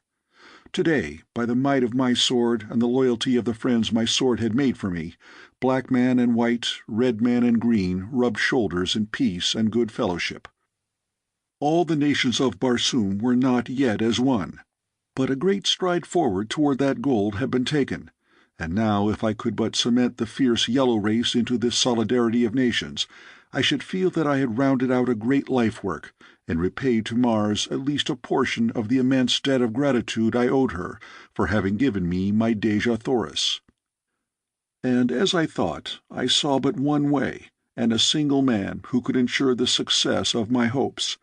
As is ever the way with me, I acted then as I always act, without deliberation and without consultation. Those who do not like my plans and my ways of promoting them have always their swords at their sides wherewith to back up their disapproval, but now there seemed to be no dissenting voice, as, grasping Talou by the arm, I sprang to the throne that had once been Silensis Ol's. "Warriors of Barsoom," I cried, "Kadabra has fallen, and with her the hateful tyrant of the north. But the integrity of Okar must be preserved. The red men are ruled by red Jeddaks. The green warriors of the ancient seas acknowledge none but a green ruler. The firstborn of the South Pole take their law from black Xodar, nor would it be to the interests of either yellow or red man were a red Jeddak to sit upon the throne of Okar. There be but one warrior best fitted for the ancient and mighty title of Jeddaks of the North. Men of Okar, raise your swords to your new ruler, Talu, the rebel prince of Marantina." And then a great cry of rejoicing rose among the free men of Marantina and the Cadabran prisoners, for all had thought that the red men would retain that which they had taken by force of arms, for such had been the way upon Barsoom, and that they should be ruled henceforth by an alien Jeddak. The victorious warriors who had followed Carthoris joined in the mad demonstration, and amidst the wild confusion and the tumult and the cheering, Dejah Thoris and I passed out into the gorgeous garden of the Jeddaks that graces the inner courtyard of the palace of Cadabra. At our heels walked Wula, and upon a carved seat of wondrous beauty beneath a bower of purple blooms we saw two had preceded us, Thuvia of Tarth and Carthoris of Helium. The handsome head of the handsome youth was bent low above the beautiful face of his companion. I looked at Dejah Thoris, smiling, and as I drew her close to me, I whispered, "Why not?" Indeed, why not? What matter ages in this world of perpetual youth? We remained at Cadabra, the guests of Talu, until after his formal induction into office, and then, upon the great fleet which I had been so fortunate to preserve from destruction, we sailed south across the ice barrier, but not before we had witnessed the total demolition of the grim Guardian of the North, under orders of the new Jeddak of Jeddaks. "Henceforth," he said as the work was completed, "the fleets of the red men and the black are free to come and go across the ice barrier as over their own lands. The Carrion caves shall be cleansed, that the green men may find an easy way to the land of the yellow, and the hunting of the sacred apt shall be the sport of my nobles until no single specimen of that hideous creature roams the frozen north." We bade our yellow friends farewell with real regret, as we set sail for Tarth. There we remained, the guest of Thuvan Din, for a month, and I could see that Carthoris would have remained forever had he not been a prince of Helium. Above the mighty forests of Kaol we hovered until word from Kulan Tith brought us to his single landing tower, where all day and half a night the vessels disembarked their crews. At the city of Kaol we visited, cementing the new ties that had been formed between Kaol and Helium, and then one long-to-be-remembered day we sighted the tall, thin towers of the twin cities of Helium.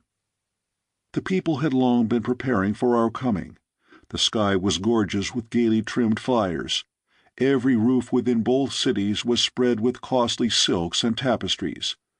Gold and jewels were scattered over roof and street and plaza, so that the two cities seemed ablaze with the fires of the hearts of the magnificent stones and burnished metal that reflected the brilliant sunlight, changing it into countless glorious hues. At last, after 12 years, the royal family of Helium was reunited by their own mighty city, surrounded by joy-mad millions before the palace gates. Women and children and mighty warriors wept in gratitude for the fate that had restored their beloved Tardos Mors and the divine princess whom the whole nation idolized. Nor did any of us who had been upon that expedition of indescribable danger and glory lack for plaudits. That night a messenger came to me as I sat with Dejah Thoris and Carthoris upon the roof of my city palace, where we had long since caused a lovely garden to be made, that we three might find seclusion and quiet happiness among ourselves, far from the pomp and ceremony of court, to summon us to the Temple of Reward, where one is to be judged this night, the summons concluded. I racked my brain to try and determine what important case there might be pending which could call the royal family from their palaces on the eve of their return to Helium after years of absence, but when the Jeddak summons, no man delays. As our flyer touched the landing stage at the temple's top, we saw countless other craft arriving and departing. In the streets below, a great multitude surged toward the great gates of the temple. Slowly there came to me the recollection of the deferred doom that awaited me since that time I had been tried here in the temple by Zat Aris, for the sin of returning from the Valley Door and the lost sea of Chorus. Could it be possible that the strict sense of justice which dominates the men of Mars had caused them to overlook the great good that had come out of my heresy? Could they ignore the fact that to me and me alone was due the rescue of Carthoris, of Dejah Thoris, of Mors Kajak, of Tardos Mors? I could not believe it, and yet for what other purpose could I have been summoned to the Temple of Reward immediately upon the return of Tardos Mors to his throne? My first surprise as I entered the temple and approached the throne of righteousness was to note the men who sat there as judges. There was Kulan Tith, Jeddak of Kaol, whom we had just left within his own palace a few days since. There was Thuvan Din, Jeddak of Tarth, how he came to Helium as soon as we. There was Tars Tarkas, Jeddak of Thark, and Xodar, Jeddak of the First Born. There was Talu, Jeddak of Jeddaks of the North, whom I could have sworn was still in his ice-bound hothouse city beyond the northern barrier. And among them sat Tardos Mors and Mors Kajak, with enough lesser Jeds and Jeddaks to make up the 31 who must sit in judgment upon their fellow man. A right royal tribunal indeed, and such a one, I warrant, as never before sat together during all the history of ancient Mars. As I entered, silence fell upon the great concourse of people that packed the auditorium. Then Tardos Mors arose. "John Carter," he said in his deep, martial voice, "take your place upon the pedestal of truth, for you are to be tried by a fair and impartial tribunal of your fellow men." With level eye and high-held head I did as he bade, and as I glanced about that circle of faces that a moment before I could have sworn contained the best friends I had upon Barsoom, I saw no single friendly glance, only stern, uncompromising judges, there to do their duty. A clerk rose, and from a great book read a long list of the more notable deeds that I had thought to my credit, covering a long period of 22 years since first I had stepped the ochre sea bottom beside the incubator of the Tharks.